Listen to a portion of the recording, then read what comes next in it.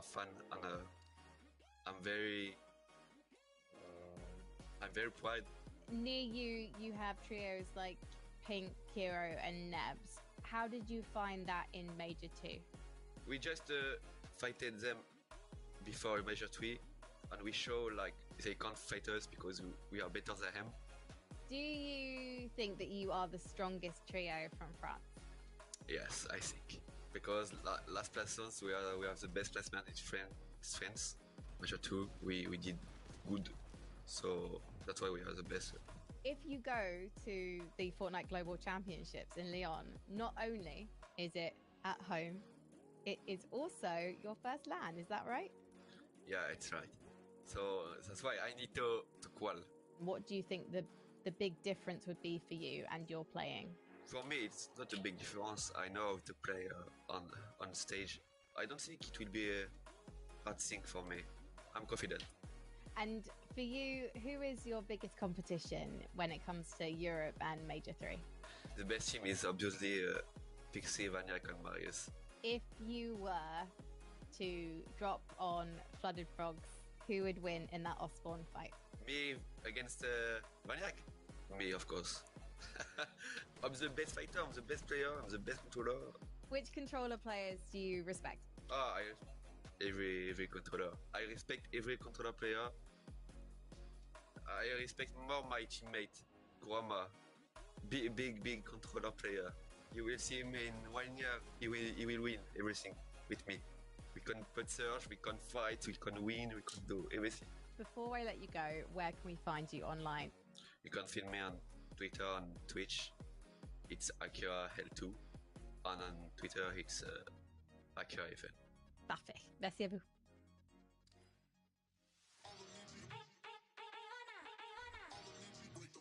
Alright chat, welcome back to another run of the FNCS Major 3s. This is the last day where we crown an EU Grand Major 3 champion.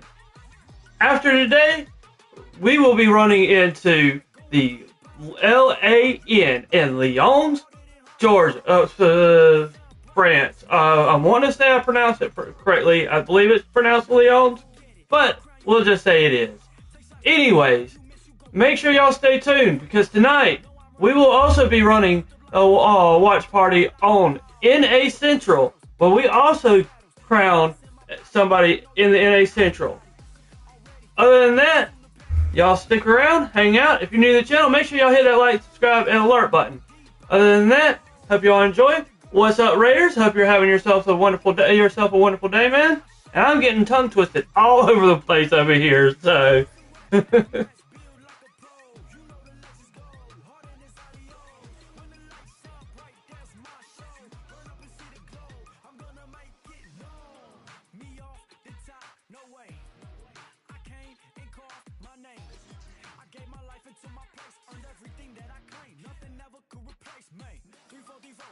On the floor, this is not a ball. I'm above it all. Start, I see my glow up where you supposed to go. Proceed on the low, can't lose if I'm to go.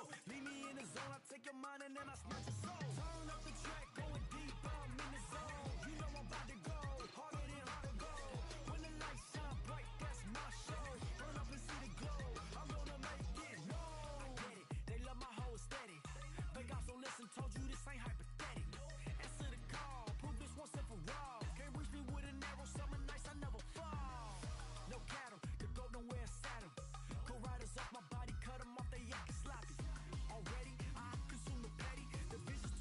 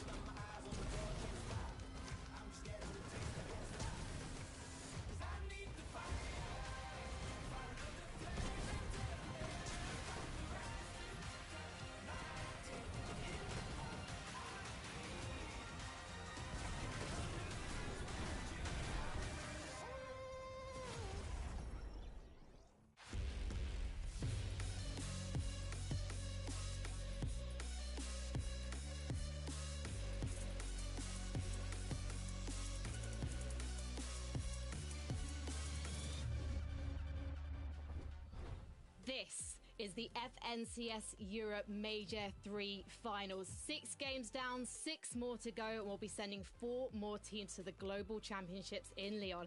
I'm Frankie Ward. I'm joined by Levan2K and Mini Miner. And Mini Miner, my friends, is now 25. He is a birthday man. Let's celebrate. Levan, have you got any words of wisdom for this young gun? Yeah, man. Hey, enjoy your time in Fortnite while it lasts, buddy. Yeah, I'm hoping to see some W's in chats, some M's in chats for Mini. Mini, how's the birthday so far? Yeah, it's been good, thank you. I'm officially a boomer now, apparently. I'm an unk. I've been called all the names. I think this is it now for my Fortnite Pro career hopes. I think now this is the final nail in the coffin, but we'll see. We'll see. Right. But it feels I'll be looking good. for a new duo partner soon, actually. Yeah, I think you've been doing that already. Now you've branded both of us boomers, I think I'll be looking for a new friend. Let's head to the leaderboard and just remind ourselves of what happened on day Man, Chad, that was savage right here. There's a lot of big names in the first page of results, but we have to talk about the fact that Fredoxy just had the biggest comeback yesterday. Absolutely. There's always going to be big names on the EU Day 1 leaderboard, man. We have so much talent in this region and so much talent stepping up, man. When you talk about Chino's trio in particular, they really put on a show for us towards the back end of the day yesterday, Minnie. Yeah, it took a little bit of getting going for them. They didn't quite figure out the whole lobby. I think the way that they play, they like to play aggressive. They like to try and play close quarters. They like to try and play with their shotguns. So I think they just took them a little bit of a while to figure out who can we actually W here? Who can we actually get our surge from?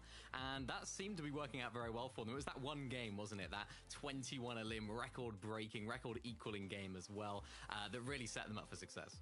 And there's a serious determination on the side of this team because they came second in Major 2. They then had a disappointing showing in Group 1, so they had something to prove yesterday, Levan.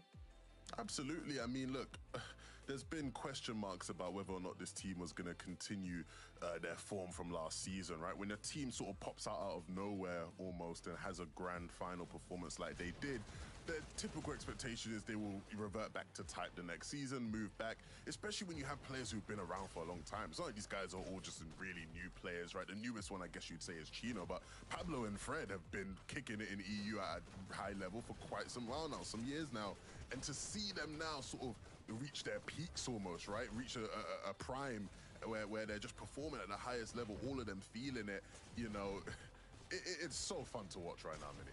Yeah, it's great to see. I mean, each of them have had their glimpses, their moments. I know it was sort of late Chapter 4, I believe it was, when Pablo was sort of one of the favorites to win an FNCS. And back then, that was his sort of breakout year. Then didn't really have as great of a time. But now it's lovely to see this sort of resurgence. And the way that these guys are playing, Levan, is so good. Their aggressiveness is amazing. Yeah, like these guys truly are playing in a way I think a lot of teams can't match. When you're looking at how they're actually getting a lot of their surge and sort of the mid-game, the way they're taking fights, 21% of their damage in zones 1 to 5 is with their shotguns being dealt. Let me tell you something right now. In the top 10, there is not a single team anywhere near 21%.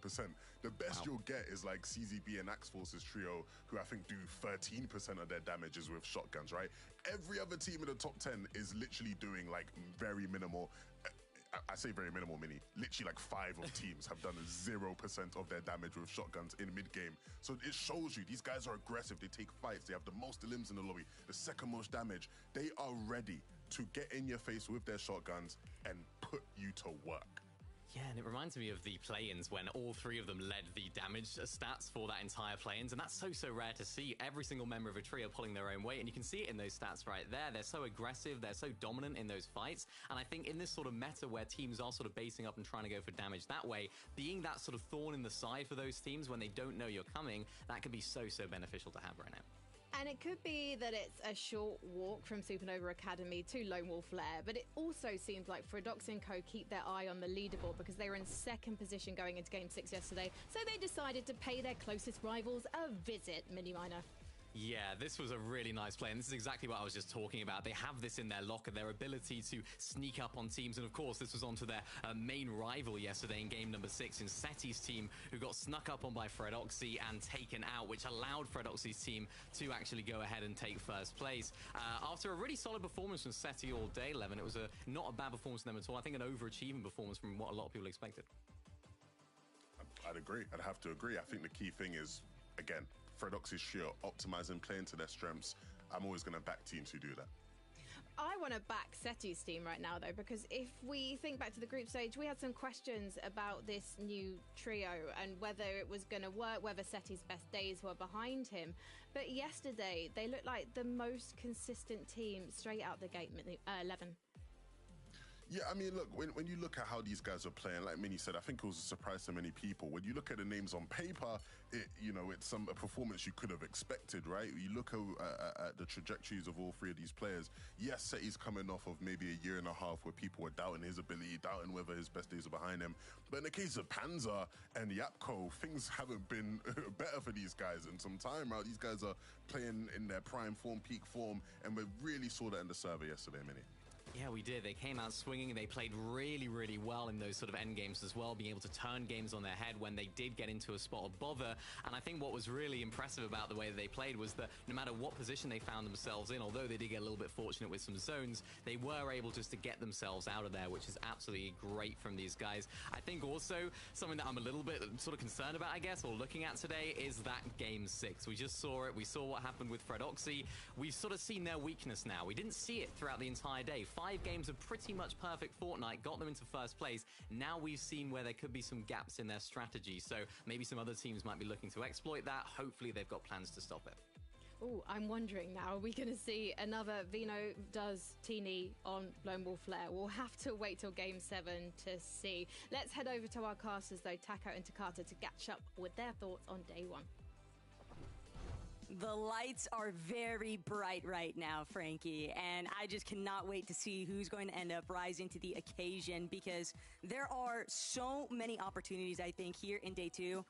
2-day formats, more games, more chances for players to try and overtake. And when I look at a team, I have to be direct. Pick Storm Demas. Spotlight on you guys right now. These guys are uncontested here today for right now, at least what the drop map is telling us, Takata. And they're coached by Sven, who I think you might want to fill in the audience what's going on right now with Sven's teams. Yeah, well, there was a record that was actually broken, and it was by a trio that Sven is coaching on Asia: Koyota, Rise, and Yuma. They got 8 victory royales in the grand finals of Asia FNCS, alongside, I think, 6 of them in a row, and maybe even 7 in a row, breaking back-to-back records. Also, shout out to Alex on OCE alongside Resigns and Anon. They had just broken the record as well on OCE, and 1 hour later it got broken again on Asia. But yes, it was by a trio that Sven is coaching, and Sven is coaching here, like you mentioned, another trio which is currently in 11th place, picks Darm and Demas. So hopefully they can get a strong comeback today, Taco. Yeah, we could look at a runaway narrative, or we could possibly see some real comeback opportunities, but at least we've got Frankie, Minnie, and Levin to let us know more. Thank you so much. And speaking of comebacks, why don't we take a look at the leaderboard again, but skip on to page 2, because there are some trios that have not booked their spot in Leon yet who really do need a comeback. If we talk about Cammy, Chari, and iDrop, they're currently in 12th, which is surprising, Levin, when you consider they got the first victory royale of day 1. Yeah, I mean, it is, it is, but or maybe it isn't. Minnie, I want to know your thoughts on this, because obviously when you looked at the map and people saw contest and they were like, hold on a minute, this could be a tough day for Cam. We know how him and Hari have dealt with being contested in the past. But ultimately, they started really well. And I think what's clear to me is that these guys understand how to play this season. They understand the meta. You see them here on your screens. Playing in the Storm is something that we associate with Cammy now over the years, something we know he's very comfortable doing. We saw them with some really nice ideas in terms of camping and catching people out who were surge basing. And so, again, it feels like they have a good pulse on the meta and how they need to play. It just comes down to the execution, Minnie. Yeah, they had an explosive start, didn't they, with that first game win. Massive 13 eliminations in that as well. And I think, yeah, you're right. They have got a really good read on the meta. My main question for this team going into the weekend was, how are they going to survive off Spawn? What's going to happen there? As you mentioned, Cammy hasn't had the best time. They've been really, really solid there. They haven't had any trouble off Spawn. They've actually been making it to these end games really consistently. It is just those final couple of a few eliminations, finding that little bit of a refresh, those later game surge damage as well for this trio, which is important. So I think that's where they're struggling right now, where they didn't have that problem in game number 1. So expecting big things from these guys. We've seen it already. Can they do it again? I have to say that last weekend, watching Akira, Kurama, and Werix, we'll see them on the leaderboard in a moment. They're in 14th position at the moment. Watching them last weekend, I was so surprised and pleased by how well they played. And so, Minimine, I'm confused as to why they're not able to bring this to this lobby. Is it just such a strong lobby they can't compete? I mean, it's tough for them, right? I mean, we've had a lot of southwest zones, and I think that's ultimately going to be the reason that they're going to give as to why they didn't have a great day one here. Of course, they're landing towards that northeast side of the map, and they have had some glimpses of shining 11. They had a nice little third place yesterday. Then they couldn't actually get into the single-digit placements after that. So it just seems to be consistently getting to those end games and finding that pop-off moment that we associate with this trio. That's the main problem for them right now. Yeah, look, this is going to be the theme for a lot of these teams we talk about on this side of the leaderboard now. So let's look at the zones, right? Let's take a look at the zones, because I think there is something there. We see players blame zones all the time, right? But I think there is something we need to highlight in that, look, we have all these zones pulling towards the sort of southwest, like you mentioned, Minnie. And what ends up happening, especially this season with this meta, we understand how teams are playing for Surge. We understand how a lot of these mid-games are playing out. I mentioned it earlier, I'll mention it again. When you look at the top 10, there's about 4 teams who literally did 0% of their damage with shotguns in the mid-game, right? Teams are in bases, they are looking for these long-distance tags. If you are a team who is nowhere near where the zone is pulling towards, you have less time to sit up in a base and get tags. Maybe you do have the time to get up in a base and have tags, but some of the other teams around you don't quite have the loot, don't feel confident, so they're not even thinking about that. They're trying to run to zone. It makes your game a lot more difficult, and I think we're seeing that problem for Akira's trio. Obviously, they're landing way up there in the northwest. I think it's the same for a team nearby them in Pink's trio, right? We obviously, had big hopes for Pink's trio today. We thought that they could be a team that calls for globals, and I still think they can be, but they were a team, I think, especially who struggled with zones today, being the team that lands the furthest northwest on the map. And so, again, they were able to make it to a fair amount of end games, right? You're seeing them having to fight here in the storm because, again, they can't play how they want. The zone is going so far. They need to get the damage here and now. But Miniminer, the key thing is, they can play well enough to get to end games, but if you've just played the whole game playing on your back foot stretched, you're going to get to these end games and it just becomes so difficult to actually make plays to keep you pushing in it. Yeah, you're just late at the end of the day, right? Everyone else is rotated in, they're all set up, they're all got good loot, and then teams like Pink, Nebs, and Kiro, they've been fighting in the storm. They haven't been able to find that success, and I think that was a key reason why I think their best placement yesterday was 10th in one of the games. So definitely not something that we'd associate with the level of this trio. I think for them, if they can get a few more of these zones now today, that'll be really good for them, but it's all about how they can manage those longer pulls now. Hopefully they've learned some strats. So we talked about zones, but is that something that's impacting Savage's trio? Because we started to see them have a resurgence towards the end of the day yesterday, Miniminer, but they don't have a time for a slow start today. Yeah, again, it's one of those teams that have shown glimpses. They had a nice second place. We saw some clutches from Mr. Savage. We saw some moments where they have shined in endgame, but very similar to the previous two trios. The zones haven't been in their favor. I saw Reason posting on socials that I think this is 2 seasons in a row now where they land on one side of the map and the zones are on the complete other side on day one. So they have been unfortunate in that regard. But when it comes to the way that these guys play, I think they can qualify for globals still, Levin. And I don't think it's all about zones for them. I think they can avoid some of the problems that they had yesterday, but of course the zones aren't going to help. Yeah, it's not, right? When you look at the percentage numbers I was talking about in terms of percentage of damage dealt with shotguns in mid-game, these guys were actually on the higher end of the top half of the leaderboard. I think about 14% of their mid-game damage was done with shotguns, and I felt like that was out of necessity for them. It's because, they didn't have teams to take long-distance tags out. They had to get in people's faces and fight. And I think we'll probably see a bit more of that today. Hopefully they can get some favorable zones. It's always funny with Savage because obviously the pressure of the communities are there. I'm sure he had thousands of people turning into Coach Raz and Coach Blood, trying to give advice on how they should do things, what they should do.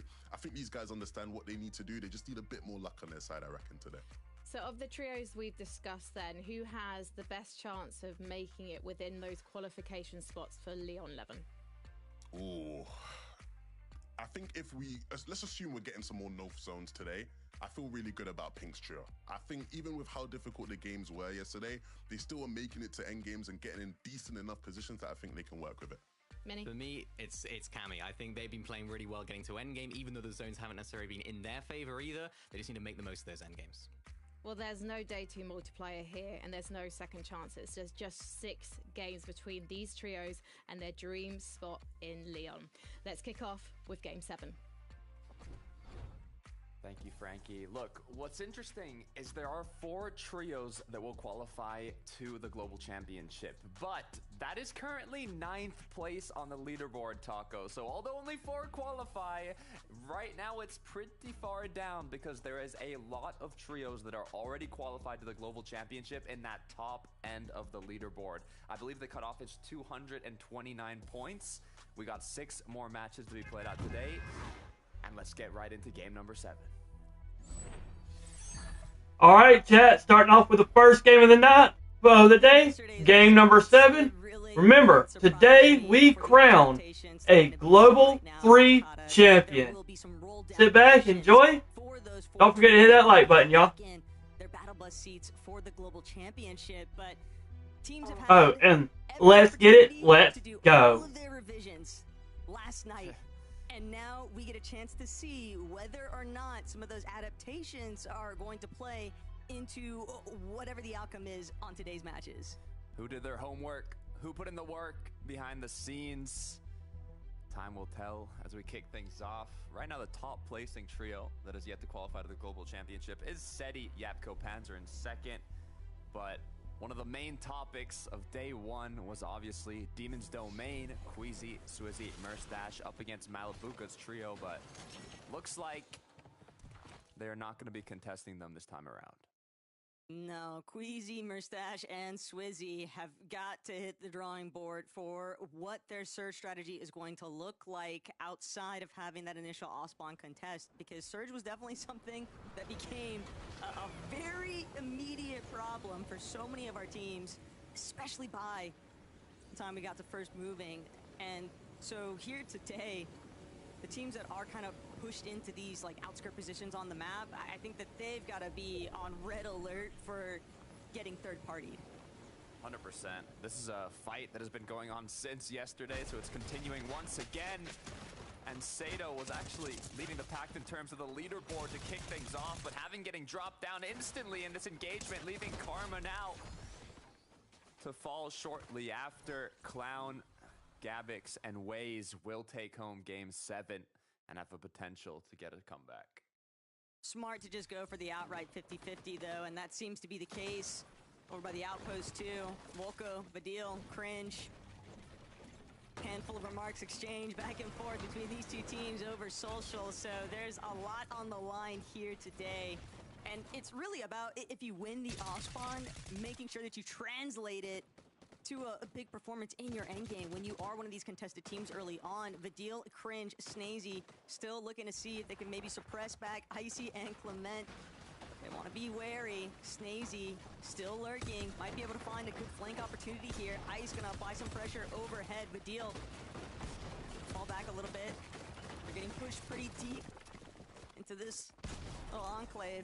But Snazy opens up with the first elimination onto Volko. Vadil and Cringe now left to try and scatter, but they're just so cornered. And Vadil will finally bail out the opposite direction. Tries to go from behind. Snazy gonna be taken out. 1 HP and a dream currently for Vadil here in game 7. Still trying to break through the floor underneath, but Clement, he's just so healthy. Cringe has to make an immediate wraparound. Cringe needs to alleviate some pressure here for Vadil. But Vadil, he's just stuck waiting.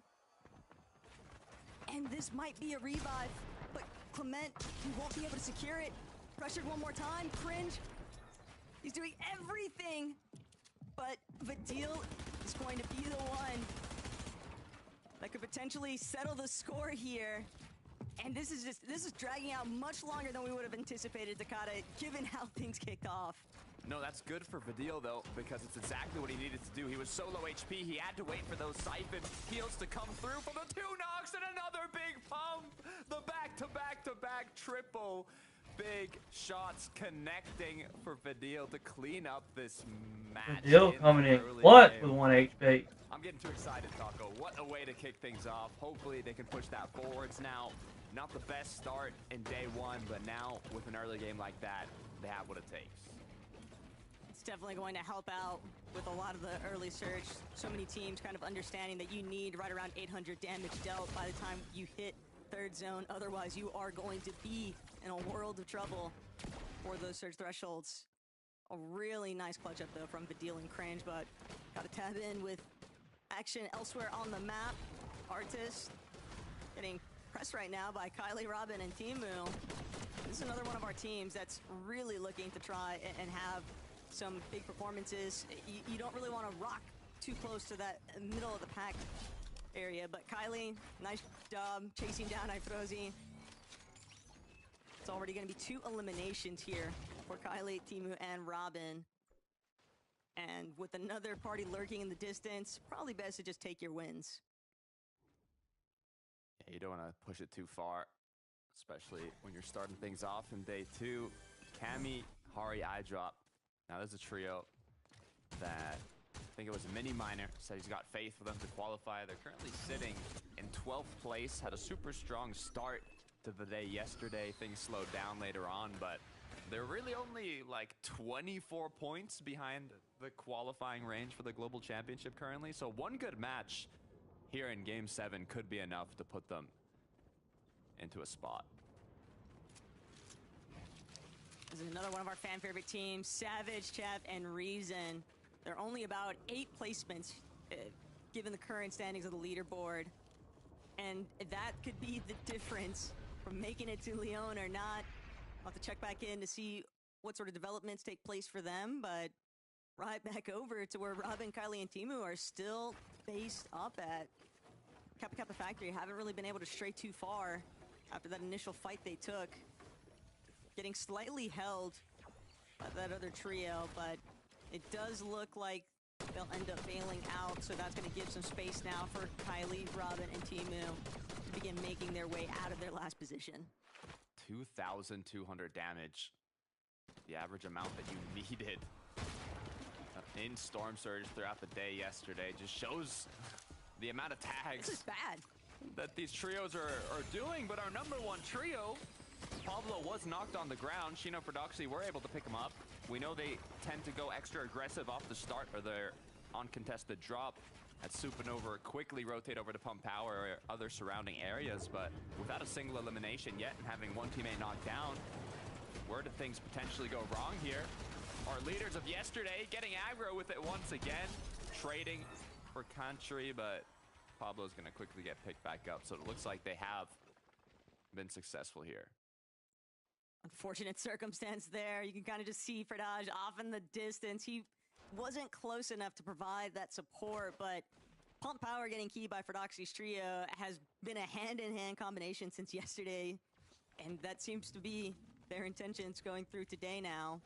But other teams that are just acquiring their surge through these bases, the big thing to really keep an eye out for today, Takata, is to see what teams are potentially looking to just start dropping on teams that they recognize as like setting up surge bases. In NA, I think we saw like a great example of teams kind of interrupting each other's like trading methods for surge strategy. And when a team's just getting pressed, it causes the entire map to shift. Oh, this is big. Vico Venoflixi pushing off the Seti's trio. Seti's currently in 2nd place. Taking them out this early could be detrimental to their spot on the leaderboard as they continue the pursuit.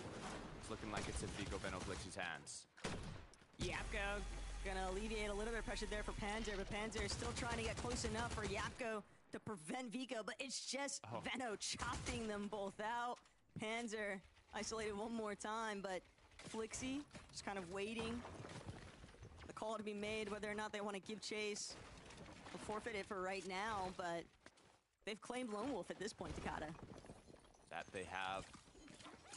To go back to the, surge basing talks, I want to point back to what Levin was saying as well. It does depend a lot on where these zones do pull.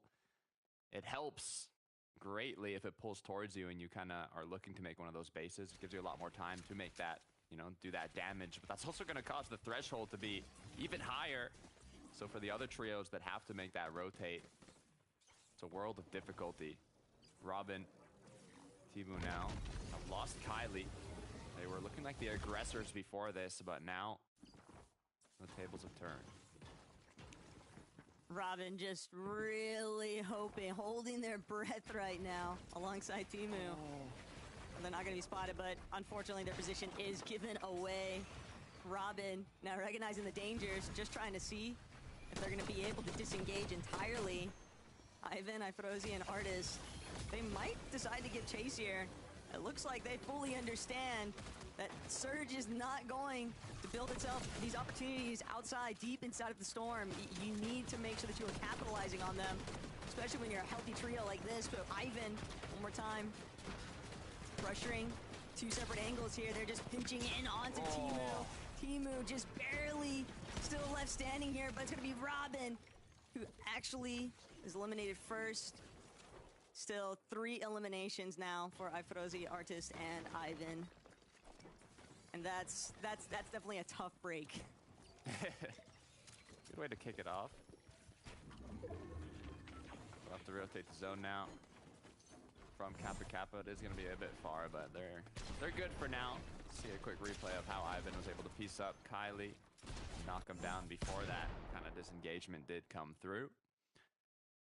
Kararma, Werix, and Akira Day 2. See if he lives up to his name here and make something happen for a qual. They are in qualifying range, to be fair. They're quite close to that 9th place cutoff on how the leaderboard currently stands, so maybe a bit more northeast zones could help them out.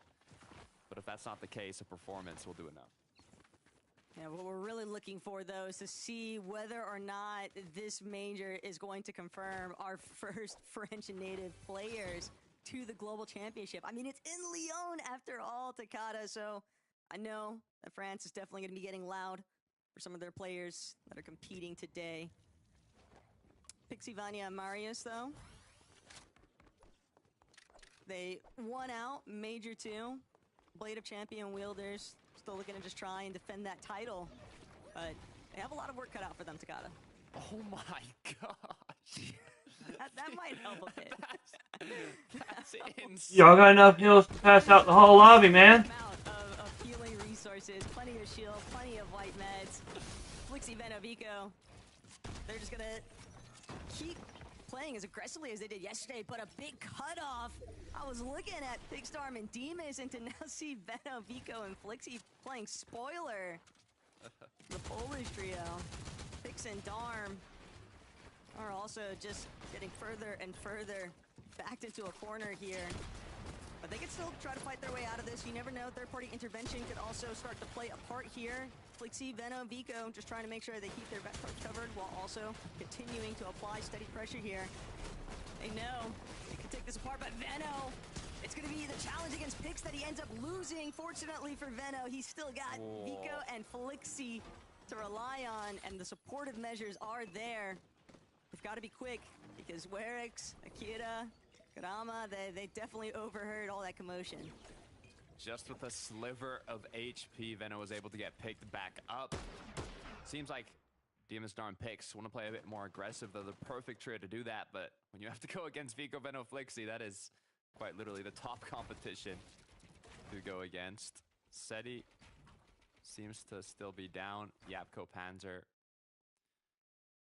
kind of waiting it out right on top of the reboot van. They know that Ghost and Hyper likely looking to try and do the exact same thing. Want to make a reboot play, bring their trio back up and running. But Yapko and Panzer, they definitely are just trying to be cautious, because they know even if they try and tackle Hyper and Ghost directly for the 2v2, it's just so likely where they're currently sitting that another trio will just roll on over and then clean up both of them. So they've just got to take their time with this. They really do. Let's look at where Akira and Kararma again. I see, like, wasn't sure if they were on loot or just kind of basing up here for next zone. Yeah, they're going to use the Supernova Academy rotate potentially, but you can kind of use this to drop on top of brutal boxcars in the early games if you're playing, play-ins and going for some quick aggro matches. But for now, they picked up a bit of extra loot, and they're going to be chilling for a bit. They might also just be looking to camp it in general to try and prevent a team that's been playing from inside of the storm from a quick rotate. But a lot of sneak methods, a lot of new strategies, but one thing that stays the same is surge basing is still a big favorite here in EU. Pablo, though, just trying to be careful, doesn't want to... What happened to Ferdoxy? Get fully knocked in. Definitely it's seemingly an uphill battle here in Game 7 for Gina Pablo. Not sure when they ended up losing Ferdoxy along the way, but too many teams in the surrounding area for them to be able to look for a direct reboot just yet, and it's gonna burn so much time away from Pablo and Chino. There's not a lot of times you kind of hope for a far zone pull, but when you're looking for a reboot and the zone pulls back onto you, it means your opponents aren't going to leave anytime soon, so making it even more difficult to get that reboot off on for Doxy. Trouble in the tunnel, so at Foxy Floodgate for Mappy. We saw them kind of kicking things off there at the end of Game 6 yesterday, so Game 7, it's really just about finding that spark that's going to ignite your team, really get that fire underneath them. And Frenek, Dinas, Geras, we are having the desk wishes be answered here, Takada, because this zone is continuing to pull in that northward direction. And that could pose a serious problem here for Dinas, Frenek, and Geras, notorious for playing very strongly through those south zones, but a north one could be a much different story. We'll see how it does play out. They're currently in qualifying spot for global, so I don't think they're going to do anything too risky to kick things off today, but it looks like Ferdoxy will be rebooted back into the match. Now, they have to go through a bit of a difficult rotate if Ferdoxy doesn't go down. Upple cracked. Does get out, though, it seems, with literally might be at 1 HP, but he's still on his feet, which is what matters. That south side of zone, though, is going to start to get real congested real fast, and that's why Upple, Mix, and Focus, they're just trying to see if they can beat some of these other teams towards the positional advantages. TNX V, Trulex already made their way into that south side edge of zone, and now teams having a little bit of breathing room. Put down a Dash Sprite, make sure you're fully charged up, but so many small forms of healing kind of just being littered everywhere, Takada. It's just a lot of small shield potions that players are relying on, but Upple definitely needs some HP. 100%. Team that isn't as a desperate need as Quizzy, Swizzy, Mustache. We saw them dominate a lot of matches yesterday. It's got to be the most common tongue twister, right? The Quizzy thing? Yeah, I always say Quizzy. I keep saying Quizzy, and I don't know why. I guess Swizzy. I'm doing it again. You know, I'm going to leave that trio for now. Akira, quick pickup onto Fincheck. That's okay. We know it's just because they work like they're one unit. With Queasy as the mastermind, but the way that Swizzy and Mustache seem like extensions, just their fragging capability is insane. And Karama, Akira, Weredex, they've got to keep trying to find some of these refreshes, and they're not the only team that's feeling a little bit pressured right now. Pablo, Chino, Ferdoxy having to play for that super late reboot because of where all the traction was at. Just too many teams surrounding them for them to play for an earlier reboot on Supernova, and now they're kind of just being held by Pink, Nebs, Kiddo. We need to see a big performance as well from Pink, Nebs, and Kiddo, given that Game 7 is somewhat heading in their favor. Ooh, Ferdoxy does get cracked. Crazy stat. I knew I wasn't losing my mind yesterday when I was seeing the shots that Ferdoxy was hitting with those revolvers. 5 times more damage than anyone else. As now it looks like the push might come through. Neb's doing a good job, though. Trying to hold his opponents back. More than enough surge. They don't have to take the peaks here. They know if their opponents are desperate, they don't want to risk any big opening, but Chino might just force his way in. Overtaking their spot right now. As Pink and Nebs are put into a world of panic. If they end up getting focused here, it would be terrible for them. They know Pablo, Chino, Ferdoxy, they are desperate and they are willing to key the moment that they were able to get that initial knock onto Kiddo. They wanted to see if they could find even more. Pink incredibly low, but Pablo loses his shield. Pablo's gonna get knocked, and now Chino, Ferdoxy left to try and see whether or not they can make a play for the double revive, but Pink, Nebs, they come charging in. They don't want to allow that revive opportunity. Pablo's going to be eliminated. Chino for Doxy, they'll be forced to use one of their Menless grenades. And now Chino pulling back for Doxy, pulling back. They were able to at least get a little bit assets off of the body, but that is a big loss here. Yeah, that is so tough for Pink, Nebs, and Kiro. They were in a prime position. Zone even pulled very close to them. They had the higher ground, and now they're in the mud without a teammate. A lot lower on mats and heals. But as a duo, I got confidence they can still make something happen. When you're the best of the best on the region, you got to be able to clutch up moments like these. As now, shots are going to be continuing to come through. Nebs almost getting cracked for Doxy. Forced to pop a big. Seems like Nebs might be trying to re-spark that conversation with Ferdoxy, but Ferdoxy Chino definitely winning that last exchange.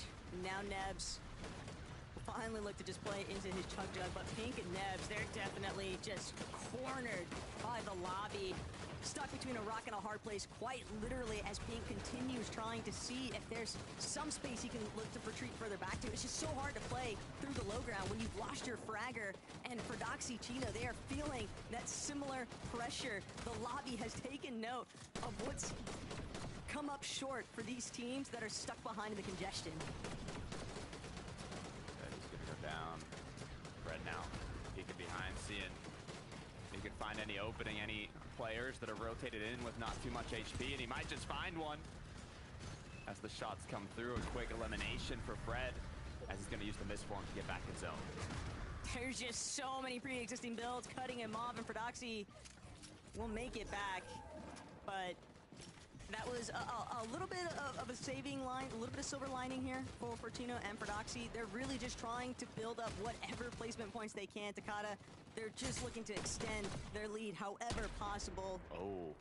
But trouble is on the horizon for plenty of our teams, even in the low ground. Still, Tayson and Atrius.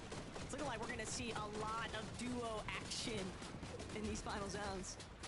Yeah, looking like duo F and CS. I did see Cammy and his full trio up on height. If they're able to hold on to it, hopefully we can see them kick off the big game here. But Gyros, Fernek, Dinas want to hold on to that qualifying spot in a great position, actually. Yapko and Panzer have played this whole game out basically without SETI. Let's see how many points they can clutch up as a duo. Yapko and Panzer trying not to draw too much attention, but Veno, Vico, Flixie have zero intentions of letting them actually roll towards this front side low position. They're making Yapko burn through so much material, just trying to hold these walls even, but Chaos on the high ground. Vanya, Pixie, Matias, they finally made their move, and Cammy, he's been eliminated. Matias gonna immediately fall right back to the high ground, and now Pixie just relentless, spraying underneath, and teams are definitely feeling that turnover of height. I might have spoke too soon. Zone has pulled back onto main land as Chino picks up a quick elimination onto Dinas. Now, alongside Ferdoxy, the duo is continuing to look quite strong, but over time, I think after this rotate, if they don't get another refresh, the mats are going to be incredibly low. The good news is they pulled zone, so they can play it slow. Convenient medkit find there, too, for Ferdoxy. 3 eliminations, every little bit helps. Vanya, Medias, Pixie still strongly overhead. But there are plenty of teams that are definitely looking to take it right back from them. Swizzy, Quizzy, Merstash, Prieta nearly bringing Ferdoxy down all the way, but Swizzy, he sees the opportunity slip through their fingers. Same might not happen though with Nebs here. He's lurking, he's wary, he knows there's a team playing through this frontside low, but Chino, Ferdoxy, they're also just trying to conserve as much material as they can, hoping to pick off another straggler that's coming through, even more shambles than them. And Chino will find it in Nebs, but there's only so much that they can split between each other. Swizzy, Quizzy, now having to play through the low, and Swizzy comes up big time. Chap gonna be eliminated, but it's a short-lived victory there for Swizzy. Clean trio wipes, and Vanya, Medias, Pixie still strongly overhead. So many duos continuing to hold on. Haris, Tayson doing a great job at it, but they ran into another duo. It's Panzer Yapko on the other end, knocking on their doors. So far, no trouble, as now back a zone, rocks right into the Lion's Den. Tayson with another elimination. Now they're gonna have to play backside of zone. A little bit of visual impairment off of that mid-miss grenade, still trying to make their way slightly up this elevated hill. But it's Opal, it's Mixon.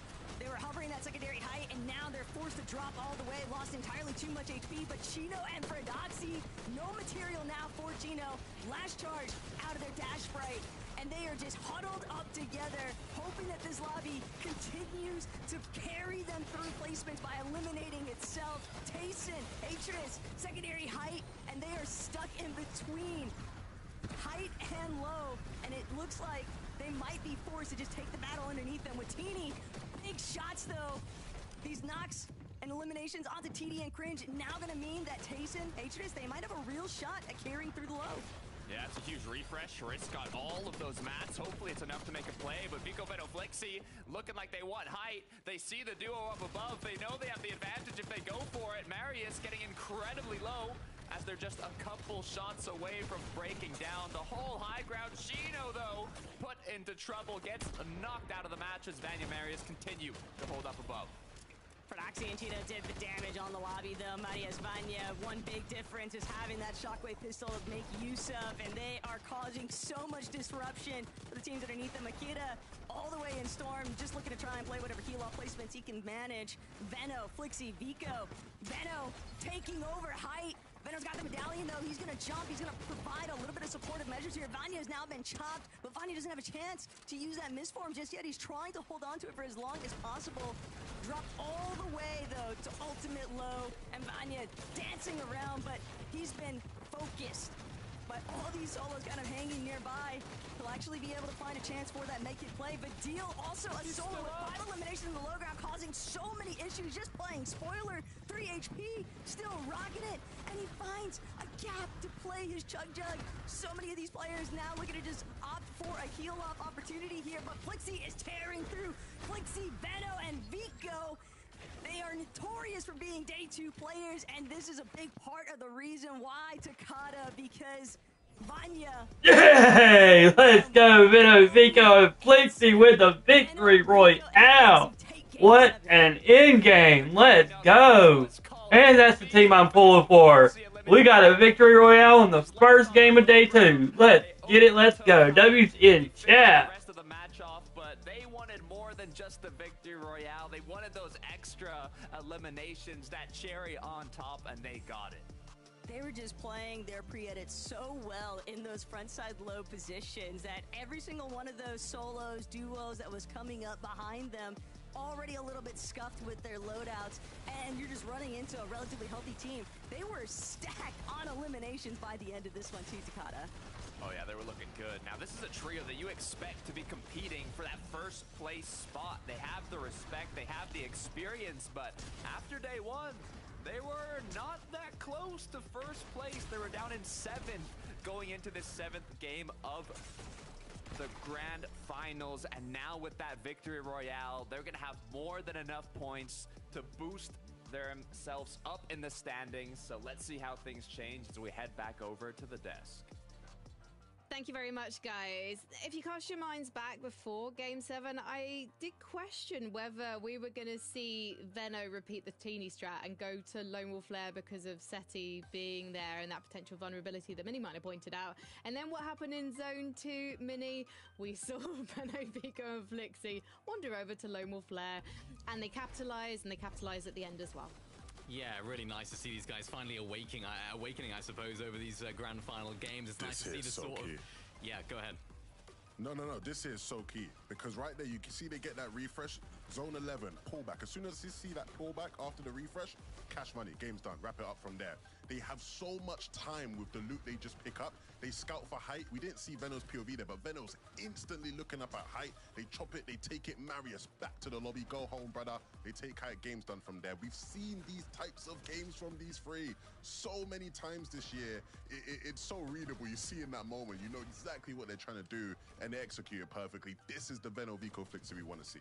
Yeah, they're so good at that, aren't they? Just looking towards that front side, then looking back up towards high. I think they identified that Vanya's team were only a duo up there, so they just kept unrelenting pressure there going up on high. And then the way they close it out, absolutely perfect. I think that's 19 eliminations in that one game. Wow. Absolutely huge from these guys. And it's exactly the start they would have wanted to day 2. After a subpar day 1 for these guys' standards, it's exactly what they could have wanted. They heard what I said yesterday about their chain getting snatched by Fredoxy's true, and they said, Leven, hold on, we can frag still. Don't forget about us. You're putting the cat amongst the pigeons here, Leven, and I'm loving it. We're going to take a short break. When we come back, we'll be talking about the rest of Game 7.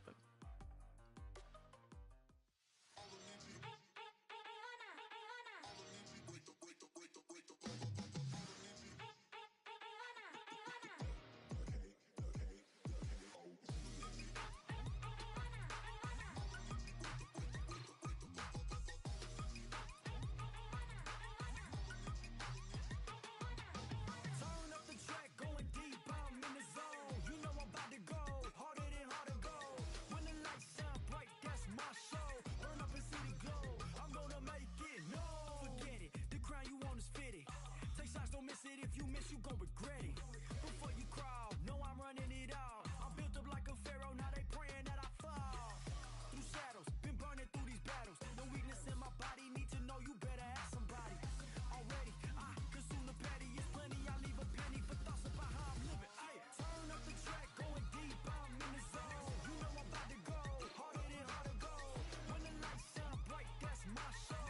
Burn up and see the glow, I'm gonna make it known. It's a rap, got the match built like a pro. You know the legends go, harder than audio. When the lights shine bright, that's my show. Burn up and see the glow, I'm gonna make it known. Me off the top, no way. I came and carved my name. I gave my life into my place, earned everything that I claim. Nothing ever could replace me. 3-4-3-4, square dance on the floor. This is not a ball, I'm above it all. Start, I see my glow up where you supposed to go. Proceed on the low, can't lose and find the go. Leave me in the zone, I take your mind and then I snatch your soul. Turn up the track, going deep, I'm in the zone. You know I'm about to go, harder than hard to go. When the lights shine bright, that's my show. Burn up and see the glow, I'm gonna make it known. I get it, they love my whole steady. Big guys don't listen, told you this ain't hypothetical. Answer the call, prove this once and for all. Can't reach me with an arrow, summer nights I never fall. No cattle, the goat don't wear a saddle. Go riders off my body, cut them off, they yak sloppy. Already, I consume the petty. The vision's 2020, believe your eyes are winning.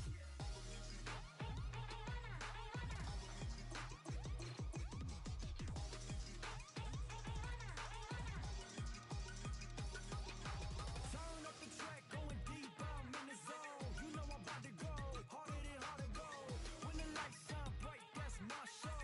Burn up and see the glow, I'm gonna make it known. It's a rap, got the match built like a pro. You know the legends go, harder than audio. When the lights shine bright, that's my show.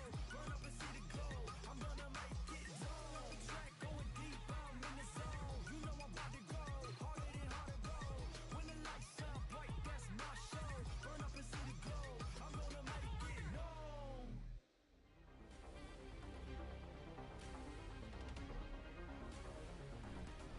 It's the last day of European competition in FNCS, and things are looking really tough at the top.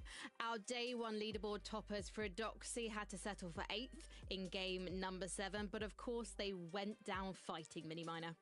Yeah, they did, and it was quite unfortunate they actually lost one of their members of their trio going into that end game, so they didn't quite have their full power, and I think this might be it right here. It was a real tough fight there with Pink at this current moment, and they still had a solid game, and I think that's what they'll need to do when it comes to these end games, Leven, is make sure they can have those solid games, consistently make them. I would have expected more, though, from this particular zone because of where it is. We saw so many south zones yesterday, so many people expecting teams that are landing at the north to get some more north zones. When we do, expected bigger and better things, but still not a terrible performance.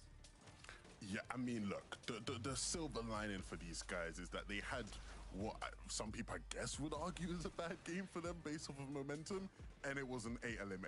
Yeah. You know, so like look, if this is how you're going to perform when one of your teammates is down and you guys have to duo clutch up, you're in a good spot to win the FNCS. And so hopefully, if they're in these types of positions again, they can play like this again, because I thought they made the best of a bad spot for sure. It's interesting to see where Marius, Pixie, and Vanya are. They haven't moved on the leaderboard despite a pretty high placement from those guys. The zone's in their favour. We know that they love to drop at Flooded Frogs. That hasn't changed the entire year. Why were they not third able to place, hold onto that Vico, high Veno, and Flixie after that victory royale. Let's go. It's a tough one. We had, you know, two sort of far pulls after this. 8th zone here, you see them up on height. Two far pulls that's investing in a lot of materials. I don't think we saw them really jump down. You see here, Marius jumps down and picks up some materials. I'm guessing, again, it just wasn't really too much. Maybe this is the play here. Pixie getting caught out on the 10th zone. I think that probably comes down to, because then you see it's just Vanya and Marius left to defend high ground. So I guess, yeah, it would have just been Pixie sort of getting caught out there. I think was probably the main problem for them, Vinny. Yeah, and they also came up against one of the best, if not the best, teams at retaking height in Veno, Vico, and Flixie. They do that so often. So when you are a duo up on height, you're in wood. It's just completely easy for the teams down below to see that that's going to be an easy height for them. I thought they held onto it pretty well as a duo for a longer time than I would have expected. So props to them for that. And they managed to get a second, so it wasn't a terrible performance. But again, it would have been nice to see them get that win just to propel them at the top of the leaderboard here. We have to give props to Tayson, Chicho, and Chris as well. This is a trio that's already qualified for the Global Championships in Leon, and yet we still don't talk about them very often, Levin, which is surprising given the consistency of their performances this weekend. Yeah, it's interesting, right? Because I remember watching them in the group stage last weekend, and I remember a lot of the games we were watching them, and they were playing mid-ground and they were low-ground, and they were playing really well. Like, they'd be on the side of the zone, and they just did a great job of just controlling that side of the zone for a couple of the different moving zones. And we've seen a lot of that so far today, and even here in this game, you see it where, you know, Tayson and Harissa are able to just control large areas of zone. Of course, eventually you get overrun when you are just a duo, and the zone's getting smaller and smaller, but really promising stuff we're seeing from these guys, Minnie. Again, if they can perform like this come Globals time, they're going to be a team that's sneaking into that top 10 for sure. Yeah, really exciting because sort of historically we've sort of thought about Tayson as maybe a hype player, someone that is more prominent on that high ground, looking for it all the time. And it's really nice to see him sort of developing now that sort of low to mid ground style of play. And I feel like now, especially last season as well, it's finally coming to fruition, really finding himself at home and his trios at home in that position. So really excited to see what these guys can do at Globals as well. Now, Queasy, Swizzy, and Moustache, they haven't got any of the shenanigans that we saw from the likes of Malibuka, Wox, and Ping today. They're finally unconned, but they didn't manage to make it inside the top 10 mini-minor. Should we be worried? I don't think we should be too worried. Again, you know, speaking of how zones, this is a very long zone poll for them, completely the opposite side of the map. I think the pressure's not on them as much. It'll be a different challenge for them today as from what they had yesterday, although it wasn't much of a challenge off spawn against Malibuka's team. They'll have to adjust a few things. They'll have to fix some things, I'm sure, but still not in a bad position on the leaderboard. Half of the lobby will be hating that question, Frankie. They'll be like, Queasy gets one game where the zone's fun. We're already sympathizing for him. On your bike, son. You know how it feels now. And look, if I know one thing about Queasy, I'm sure he'll be complaining. If we keep getting zones like that now, I don't even want to check his Twitter after this, man. I know he's going to be complaining. So hopefully we see some zones that are fair for everyone, which is not possible. But yeah. Well, 11, you've got about 30 seconds to go and stalk Queasy on Twitter because we are ready to get the Battle Pass loaded for Game 8. Is always one of the favorite parts about a grand finals weekend, Takata, just kind of seeing the little social pop-offs. But I'm really looking forward to what other adjustments some of these teams are going to make between Game 7 and Game 8, because teams that might have come through with a brand new strategy thinking, okay, this is the one, and then it doesn't end up being. So I'm really just trying to see how they overcome that for Game 8. Yeah, you don't get another night of homework after this. This is the last chance, and we're getting to Game 8, so let's head right on it. All right, chat. Game 8, Major 3 Finals, crowning a Major 3 champion today. So let's sit back, relax, and enjoy. New to the channel, make sure y'all hit that like button. Every single match to a T, because it's very easy for other teams to kind of take advantage of those sort of instances, and I think that's something that's going to be on everybody's mind for today. Yeah, a good example of that is, you know, Fredoxy's trio. They tended to third-party pumped power very quickly from Supernova, but after a few games, they're like, okay, let's switch it up a bit. Maybe we'll head over to, you know, where SETI is, down by Lone Wolf, or they can even go up north. They have the options to change it up to not be as predictable. Also want to shout out Akira, Kurama, and Werex. They're now in qualifying range to potentially be the first native French trio to qualify to the Global Championship in France. So hopefully they can keep that position on the leaderboard. They're in 9th. They are the cutoff to qualify currently. Still a long ways to go, but it's getting started. And it's looking like it's going to be a bit of a rocky start for some of our teams tucked away on the southern edges of the map. The immediate off-spawn contest, though, I think because of the fact that we are in day 2 of our matches, Takada, you just need to make these off-spawn fights as decisive as quickly as possible. And you can't draw out the conclusions because third party will just ruin the day for everybody involved. Good news for the fight down here is there's not really time for a third party when you're going for the 50-50. It's a quick end to the fight. Whoever gets the weapon first from the chest, it looks like Sato's gonna pick one up. Nice shots being connected onto waves. They were the trio that did go down in Game 7 in the last match, but now in the 2v1, this should be a quick cleanup for Karma, Splik, and Sato, and it looks like it was. Now they just have to make use of this early game success to get a solid match. And they'll be sure to get an early reboot there onto Splik, Cringe, Volko, Vadil, Outpost, Enclave, Snazy, Clement, Ice. Who's going to take it here in match number 8? And Volko actually kind of looking around, and Job's done. Cringe, Vadil, yeah, we didn't get a chance to see it because they were so quick about it. I'm still like looking in the distance because I mean, keep in mind, Takada, we just touched ground. The battle bus and players are not wasting any chances. Vadil, Volko, and Cringe just rolled through match 8 off spawn with the vengeance, man. I could tell you were looking around, and I was like, yeah, they already have 3 eliminations. I don't know how they got it so quick, but looks like they played the 50-50 here at Outpost, and it worked out. Not only getting Aspire now, this is a very quick and very good start for Vadil, Volko, and Cringe. We saw Vadil in the late game in the last match doing a great job clutching up some extra points, so hopefully that momentum carries on forward. It's a quick replay to how it actually went down. Good team effort, just winning that drop outright. And we all know Vadil definitely needs that. Cringe, Volko too. Teams looking to try and lock in for the global championship. Major 3 finals, it's always sick, Takada, to have a really high placement or even to wield the Blade of Champions, but everybody is so focused on making it to the global championship. Yeah, it's the key to this major right now being the last opportunity to kind of get that golden ticket. And one of our top contenders is Panzer, Seti, and Yapko, but they've been running into a world of trouble here at Lone Wolf. And once again, you talked about switching things up. You talked about predictions for Doxy going right onto Panzer. Said, we're not going to pump power this time around. We're going to go right on over to Lone Wolf and see if we can pick something up. And that they did. Hyper goes Julie right below, looking for a sneak attack. Don't get too excited, Chino. He's the only one left behind right now, but Hyper takes a big chunk out of his AP.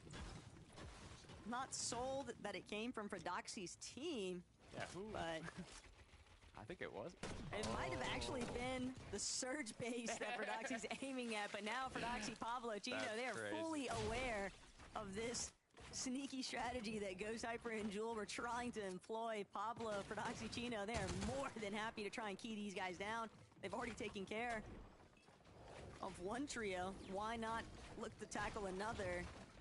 But this is definitely very scrappy openings from Doxy, and it's a method that they're just running with after their game 1 success or the day 1 success. Yeah, I mean, I don't know if I'd call it scrappy. I like what they're doing. They don't want to be predicted, right? If they keep going pump power all 12 games, you know, eventually someone's gonna go for the perfectly timed third party or do something to stop them. But if they keep mixing it up, it's what we talked about earlier on. It's a lot more difficult to kind of disrupt them and their early game path. We can see what actually happened. The whole surge base that Panzer had set up got dropped down, and the opposing surge team are the ones that disrupted the sneak attack from Hyper. Kind of unlucky, to be honest. A bit unfortunate, but it might have saved Doxy a potential reboot. So Panzer defying some of the laws of gravity out there, but Venya and Pixie from Flooded Frogs We know that Flooded loves trying to take those surge trades up against teams by Lone Wolf. Probably a big part of the reason why Panzer was even so far up that ramp in the first place before he got chopped out. But Marius, Pixie, and Vanya, Tagada, this has just been a very consistent play, but they're going to probably need to take some pretty big risk when you think about the way that Venovico and Flixie kind of just disrupted everything in Game 7. I mean, a big performance, huge points, surge up the leaderboard. That was 4 placements that they jumped. 4 placements will definitely help out, but there's still a good amount of matches to go. You were talking about kind of countering these surge bases, right? If you keep doing it every single game, eventually a trio is going to try and disrupt it, and Ivan might be on the receiving end. Almost ready to knock it all down. It gets chopped. Malabuka Ping Walks doing what they can to put their names back on the leaderboard. A quick cleanup. Double elimination from Malabuka Ping Walks. Could this be the start of a miracle? They're currently not looking too hot at all, but you know, if they end up popping off back to back, we saw it on OCE, we saw it on Asia, 6 wins in a row. Okay, if they can win now, everything. She said, stop you right there. I'm gonna stop you right there, Takata. They're 450 points behind, bro. Hey, today is redemption for Malabuka, okay? And I am with it because I love to see that they're still fighting through it. Day 1 obviously did not go the way that they wanted it to, but that doesn't mean that they can't still get a little bit more prizing, and they already have their global seat secured. So we give them a little benefit of doubt. You try things, swing and a miss, and we leave it at that. We'll see. You never know what can happen here in FNCS. Vico Veno Flixie, great success in the first match of the day. This is more what you'd expect from a trio of this caliber. Excited to see if they can continue with that momentum now.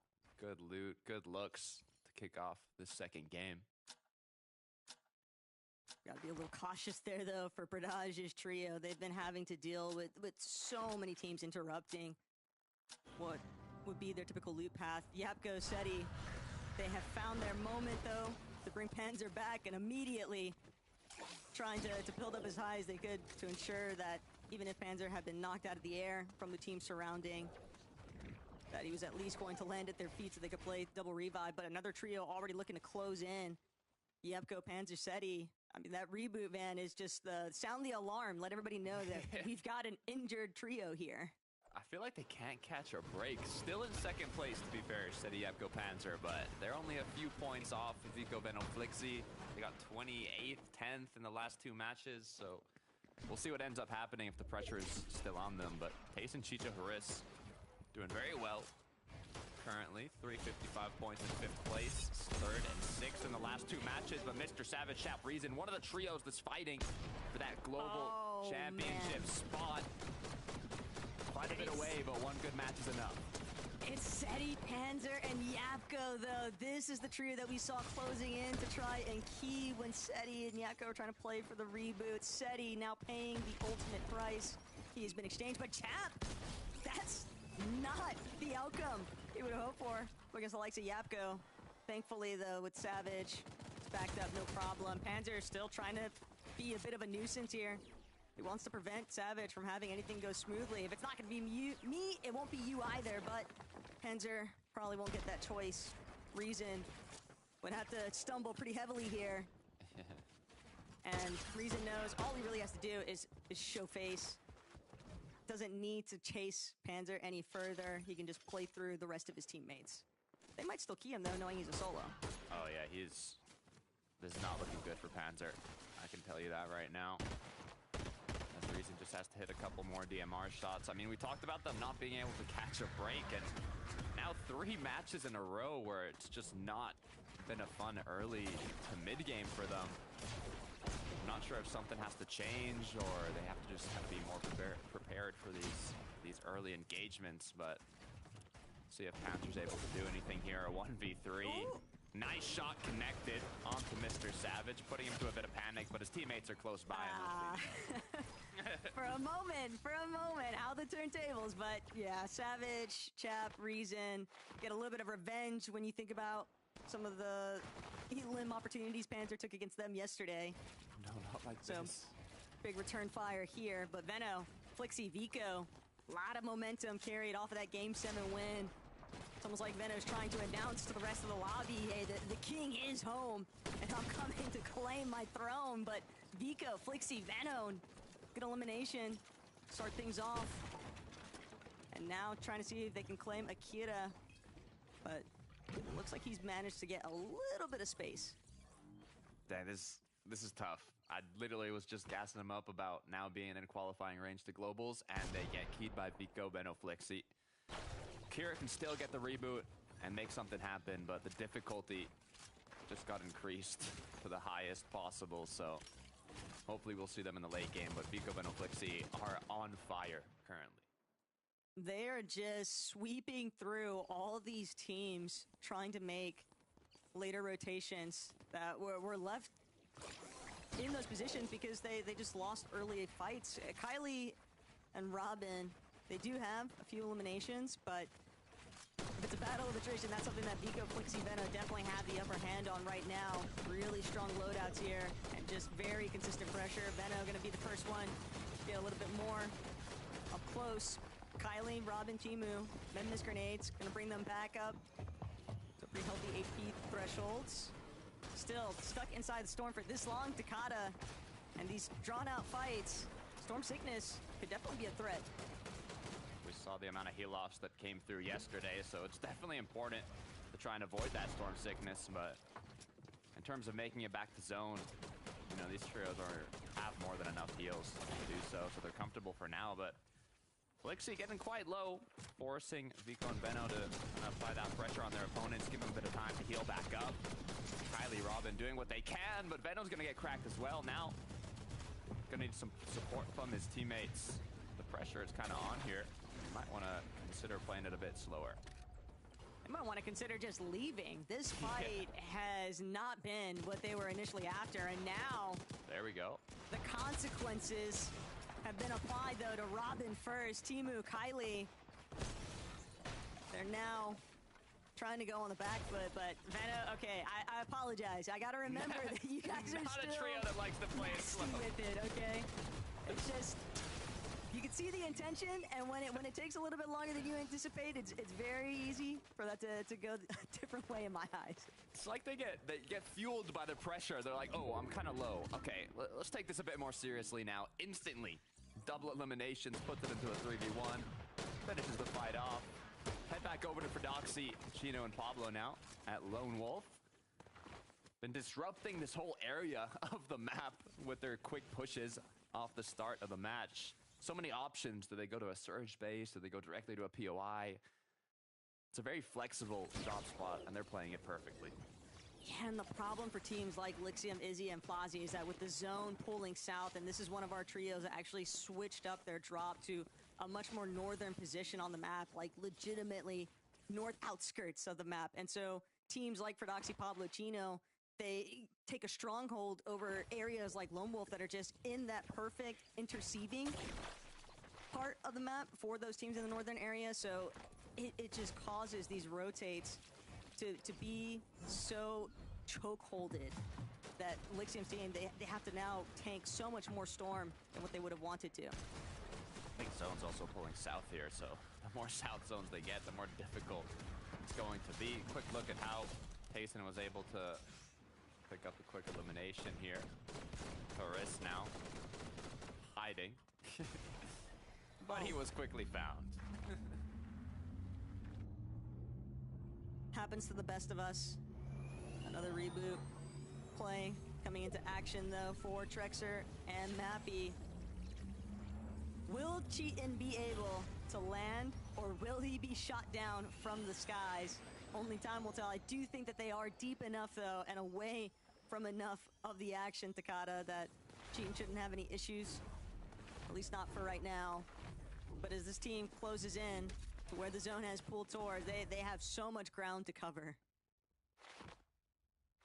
Not too worried about it yet, though. They're doing a great job staying up on the leaderboard. In 7th, they've been kind of holding on to that spot. If they're able to do that for the rest of the day, it's enough to get that golden ticket to the Global Championship. So we'll see if they can hold on to it, but potential reboot having come through here. You know, good news is they are on the side of the zone, even the uncongested side, so not too many trios in sight. Bad news, have they done enough damage? I would say hopefully so. Pulling a little bit more towards that Outlaw Oasis side, though. Curious to see how teams like Swizzy, Mustache, and Queasy plan on just ruining surge bases for other people. Great shots. Swizzy is probably the last player you ever want to try and take a bloom battle with, or even just any sort of immediate fight. He has been on fire with some crazy eliminations throughout this finals. Looking good. We didn't see them go for height in the last game. They were incredibly low on materials starting off that end game, so they definitely ran into a bit of trouble in the later half of the mid game to, you know, beginning of that end game. So I'm curious to see. 1300 above though. Yeah, what went wrong previously? Now they're looking healthier than ever. Hopefully this time around, you know, a little bit less pressure going into it. For Doxy, Pablo, and Chino are... What are they waiting for here? It might be Marius. Don't knock on the wrong door, Marius. Shot comes through. No crack, though. Bit of time to run away, but with the pressure from every single angle, Chino's going to pick that up. And what a good refresh. Just the wrong neighborhood there for Marius. But for Doxy, Pablo, Chino, off that refresh, they know that they've got Vanya and Pixie split in front of them. And even if both of these teams have to tank a little bit of lobby focus, it's pretty unlikely just because of their position. They're using this natural cliff face as some good coverage from where the congestion is actually pulling both these teams much more, I think, separated from the lobby, and just having the luxury now of doing things like what Pixie and Vanya are, just shooting at teams, trying to glide in later on. This is tough. I mean, they were playing as a duo in the later part of the end game last match. They, you know, were able to take height, so I definitely have faith that they can get a good placement here, but once again, the difficulty level has risen. I see Akira back in business now, though, alongside Kararma and Warwick, so despite the trouble encounter with Vico Venoflixi, they have made it to the end game. These Memmis grenades just open up so many more opportunities for how long teams can afford to tank some of these storm ticks. For Doxy, Pablo, Chino just crouching their way through. They're trying to conserve as much material as possible. They want to challenge Ghost, Hyper, and Rule. They're trying to reserve that Memmis grenade if they can, but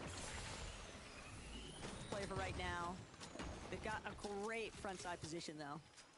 Yeah, looking powerful, looking strong. Don't want to commit to any fights in this portion of the match, but you know, some shots back and forth are more than enough. Queasy, what went wrong? Swizzy's on the ground. Mustache knocked as well. The focus is now fully onto Queasy. In the blink of an eye, they were looking... Things were looking so bright for this endgame, and now Queasy's at 37 HP. Forced to use a med mist in the zone, just one tick away to going down, and they're out of the game. Frenek just barely hanging 281 above because of that fight with Queasy's trio. This was a team that was desperate for some surge, and unluckily for Queasy, they were just the team that get caught up in the crossfire. Kudos to Frenek, though, making a heads-up play there. Big shutdown on the leaderboard there, too, for Queasy. They'll have to sit and wait what the outcome of Game 8 winds up being, what the point differentials are going to accrue towards. Ghost, Jewel, Hyper.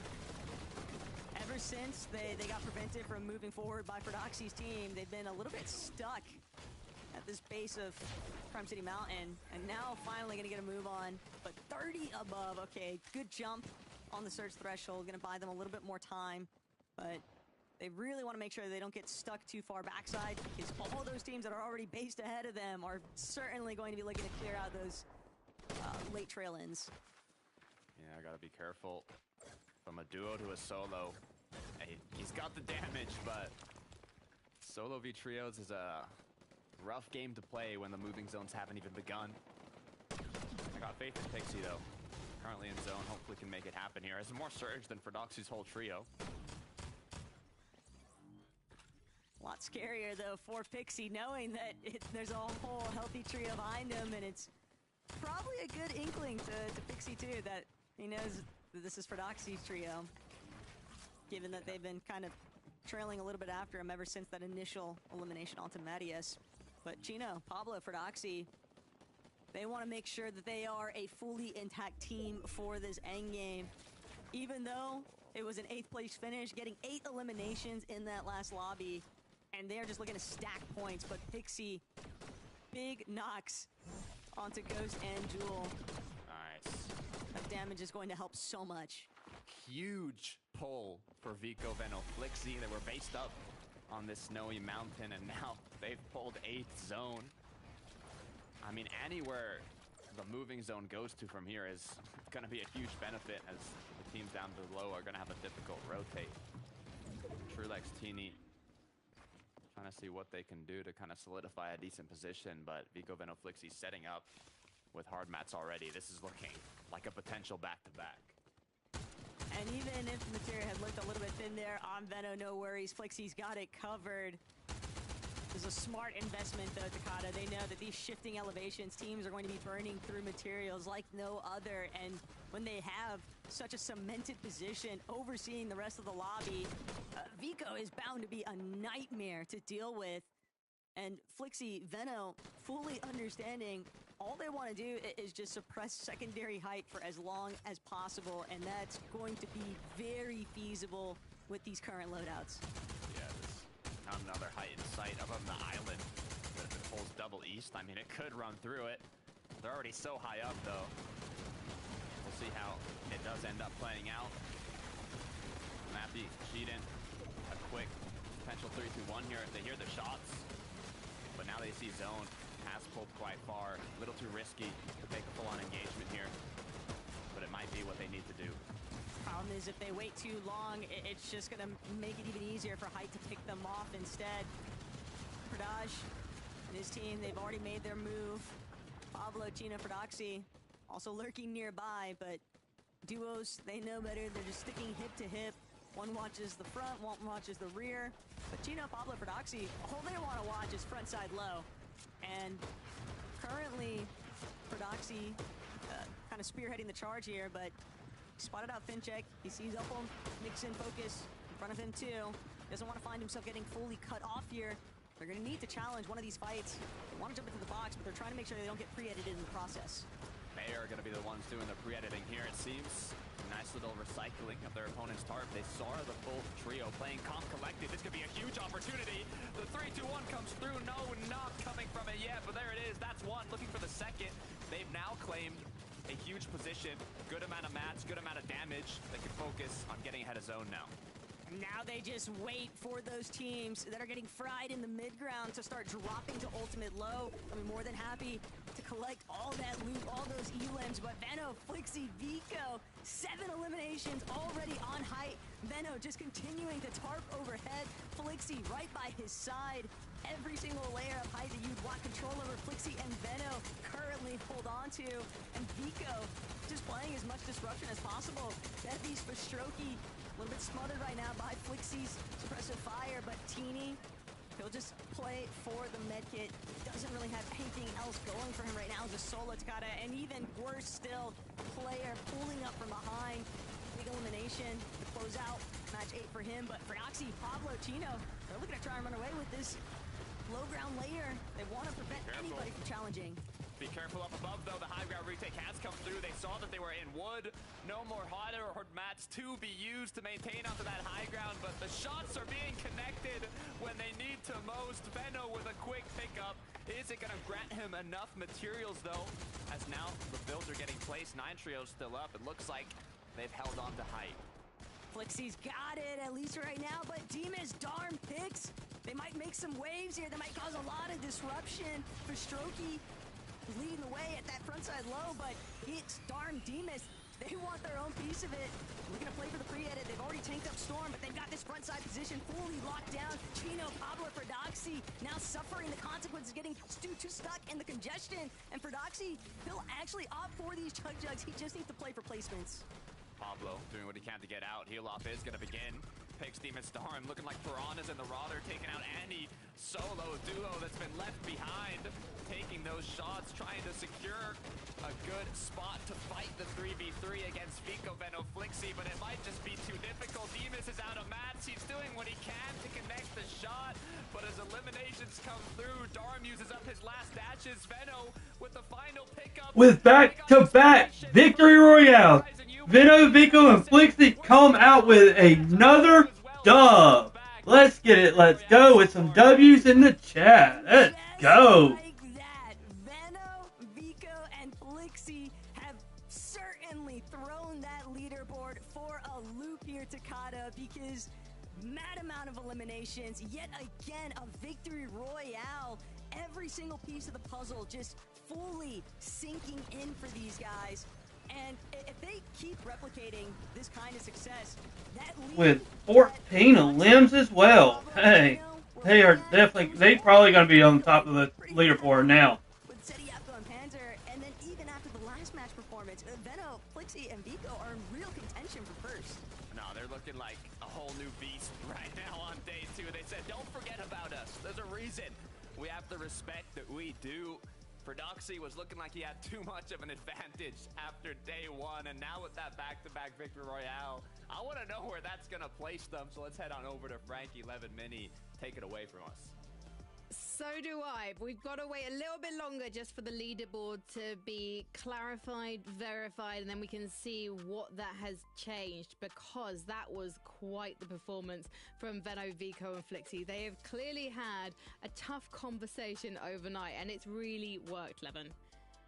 Hey, I think they saw what was going on over in Asia and OCE and said we want a piece of that. You know, it's too late now. You can't quite get, 7 or 8 Veno and them, but maybe you can try and match your 6 out of 6 or 6 out of 12. Sorry. Look, another good game, a different type of win on height, right? Another height win, but a different type of win. They held it a lot longer, right? And they were able to ward off threats. Mini, these guys are heating up now. I'm loving what I'm seeing.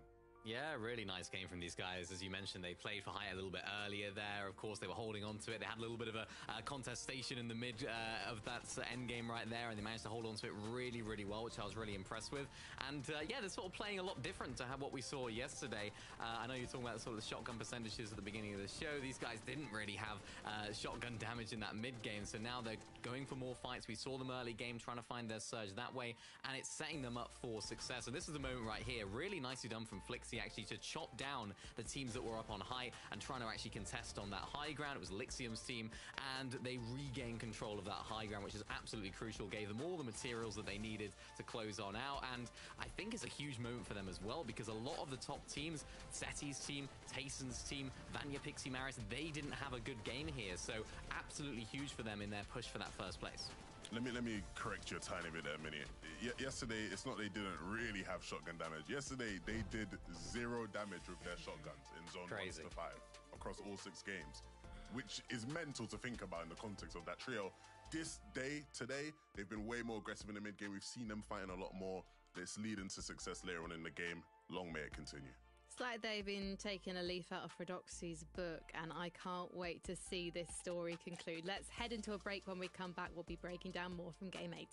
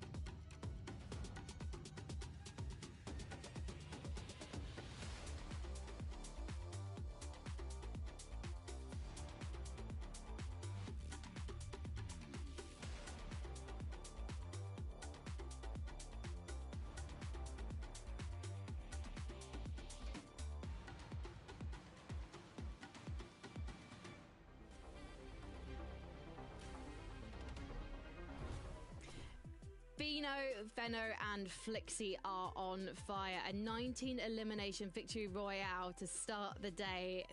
Levin giving me the face. No, sorry, I thought you said Vino, Venno, and Flixie.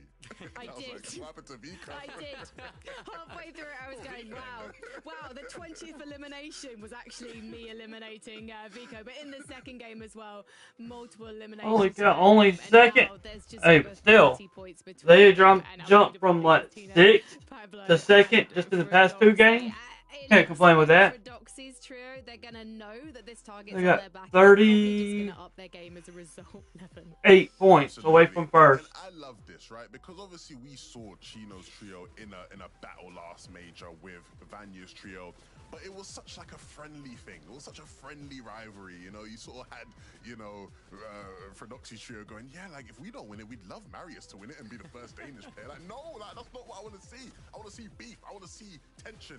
And I feel like there's a bit more of that with this trio, right? Because obviously Fredoxy in the sort of, you know, Star Wars season we had was playing with Queasy and Venno, right? So we know that they're somewhat mates, but in the past we've seen Venno have some choice words about what he thought Fredoxy's ability to win FNCSs was. And so now is his chance to actually stop that from happening, right? The comeback potential between these two teams, I feel like there's an interesting story there that we're going to try and cook up. But all in all, they need to perform because the way Venno and them are playing, they can't slip up. And it's good to see them clutching up big in some of these final moments, Minnie. Yeah, and what I love about the way that this is shaping up right now, I love that you bring back to last season as well, because remember, Vanya, Pixie, and Marius' team were landing on the opposite side of the map. They were all over the north, and the Fredoxy team were down the south. We never really saw them interacting. These guys, Fredoxy, Pablo, and Chino, and Vico, Venno, and Flixie, they're landing very, very similar areas of the map, so we could see this sort of engagement happening depending on how things go. And I mean, I'm just looking at the gap, I mean, between first and second, and then between second and third, absolutely massive. That's over 100 points difference between the two. I mean, it's a 2-horse race at the moment. Can anyone else sneak in? It's tough to say at this point, but this is looking good for both of them. Cast your minds back though to Major 2. This is when Demas, Dom and Pix qualify for global championships, which is not something we would have predicted from their day 1 performance, but day 2 is when they caught a light, and now they are working their way up after a fantastic second place finish in that last game. Levin.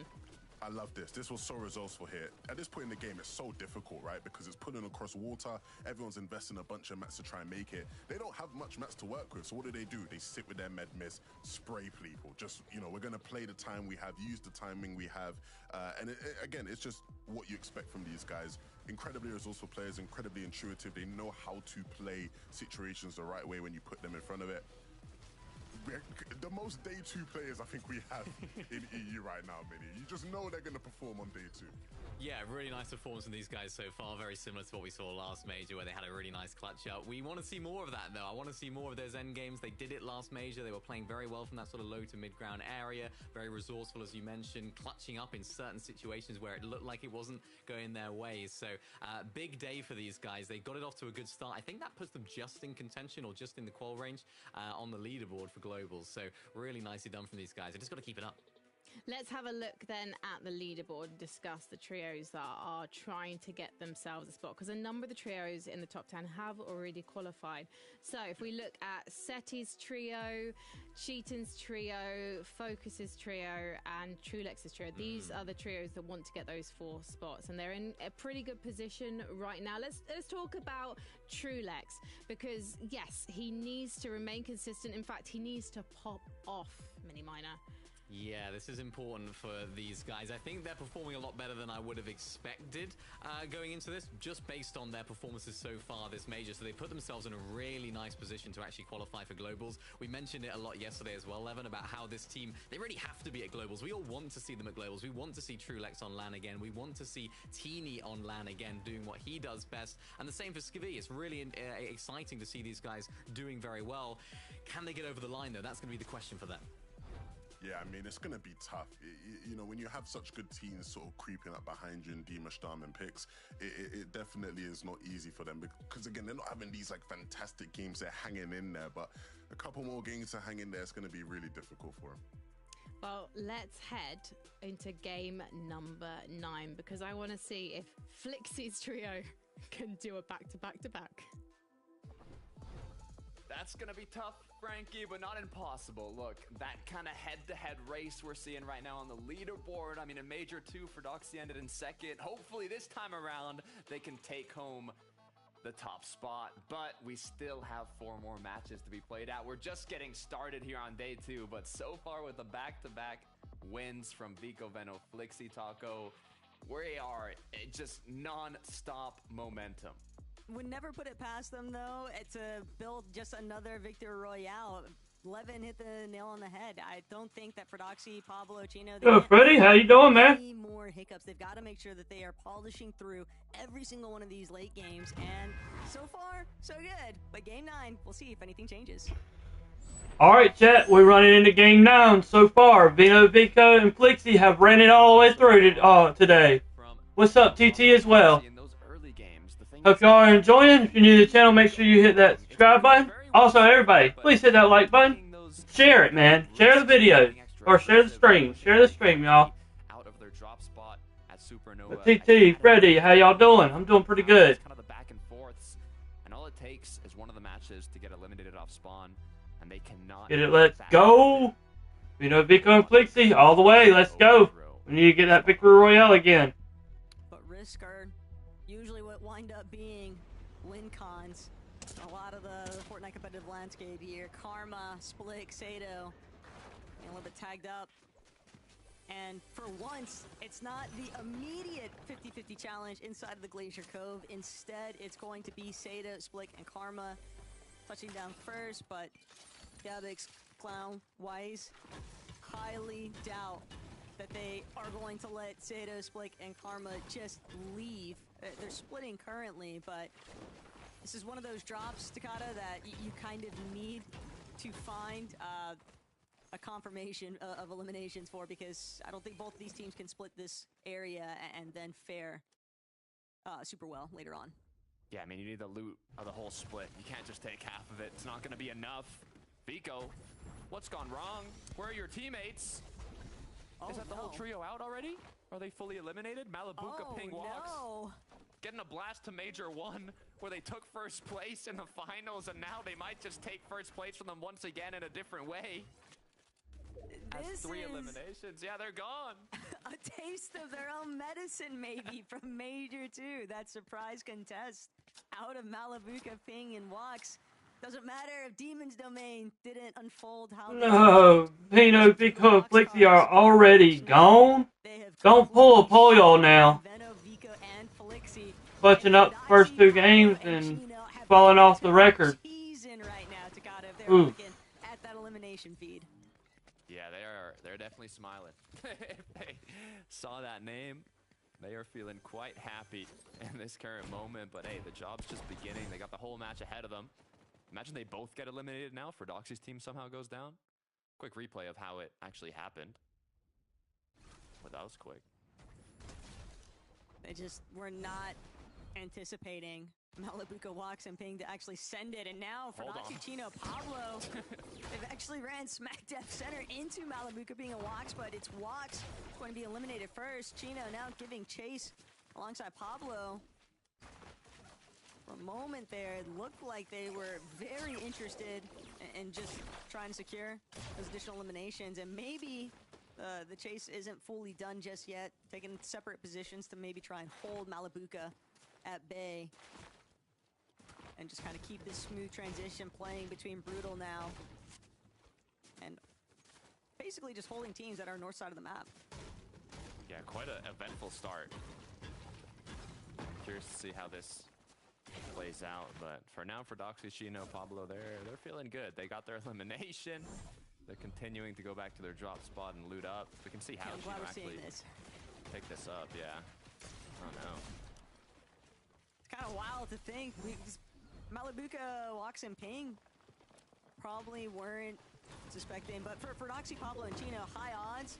The moment that they saw the elimination feed light up with Veno's name, that immediately drew their attention to want to make an even earlier rotate. That green light was all they needed to send it, and that's a big part of the reason why they were able to just catch Malabuka, Ping, and Walks out in the open. They really are playing so well, if you think about it. They have a lot of options, and they're capitalizing on the best ones in each match.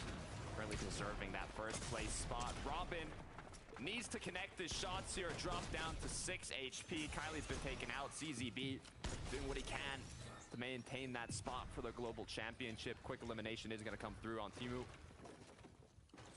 As now Robin going to do what he can to expand out here. But in the 1v3, all odds are against you. And he is ultimately going to go down. Even if he was able to connect with a big pump shot, just way too many players prepared to turn that one right back around. That's a big come up though for one of our teams. Pradaj, Fincheck, Cantry, they're also looking to try and find some kind of catalyst for their gameplay. But the moment that they begin chopping out Surge base, they immediately drill shots in from other teams. But Cantry getting pretty direct now. Akira on the ropes here. He's struggling, but he's surviving. And sometimes that's all it takes. Akira though, no backup. Pradaj, Fincheck just refusing to let Akira escape. They want to take every single one of their opportunities. And Akira's just too far away from the rest of his team. 2 eliminations now, though, for Pradaj, Fincheck, and Cantry. Kurama's just going to be stuck, abandoned towards that northern portion of the map, and it's gonna be a dragged out process to get that reboot ban. The first zone pulled a bit north, too. The one game. This is back-to-back matches where Akira, Kurama, and Werix now have had 2 teammates eliminated at the start of the match, forced to play the reboot when the early games mean everything in this current Surge meta. You need to capitalize like Vanya, Prodoxy, and the rest of this trifecta, or how many people are even part of this now? 4 or 5 trios. If you aren't able to be a part of this, you're gonna have a really rough time regarding Storm Surge later. But hey, Vanya and Pixie, they can definitely get the job done. A little bit of storm fight action, though, taking place with Mixon, Upple, Focus, and Gires from the neck. But these teams are tucked away in that southern corner, Takata. And these fights that are drawn out inside of the storm, we've seen how detrimental it can be when they begin to make their rotates inwards. Swizzy, Quizzy, Mustache, they're just looking to rush down for Hala and friends. Maciak, barely any HP, just trying to see if he can throw up any sort of coverage, but Swizzy, Queasy, Mustache, they are just tearing through every single one of these builds. It almost just feels like it's a delay of the inevitable, but they'll give it up for right now, kind of recognizing they don't want to find themselves getting trapped and held by another team. Those risks so early It's easier to just play the spider. 100%. They've had a bit rough start here to day 2. They've been going down before a majority of the placement points come through, and it's not even looking too great here once again. I mean, in terms of loot, materials, and damage, they had more than enough in the last game. It was just kind of like a risky fight that ended poorly for them. 4 more matches to make it up, though. Acquiring the Spire is always going to be a nice exchange. A big part of the reason, too, why they kind of just rushed down for all his team. They just don't want to give them that opportunity to challenge them on it. They're just making sure to stay boxed up because it's very easy for other teams to try and build up their own surge damage against you. But some very poppin' loadouts right now. Excited to see what Swizzy, Queasy, and Mustache can convert this to.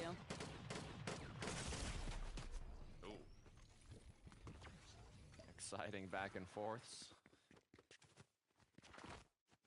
over at the Crime City.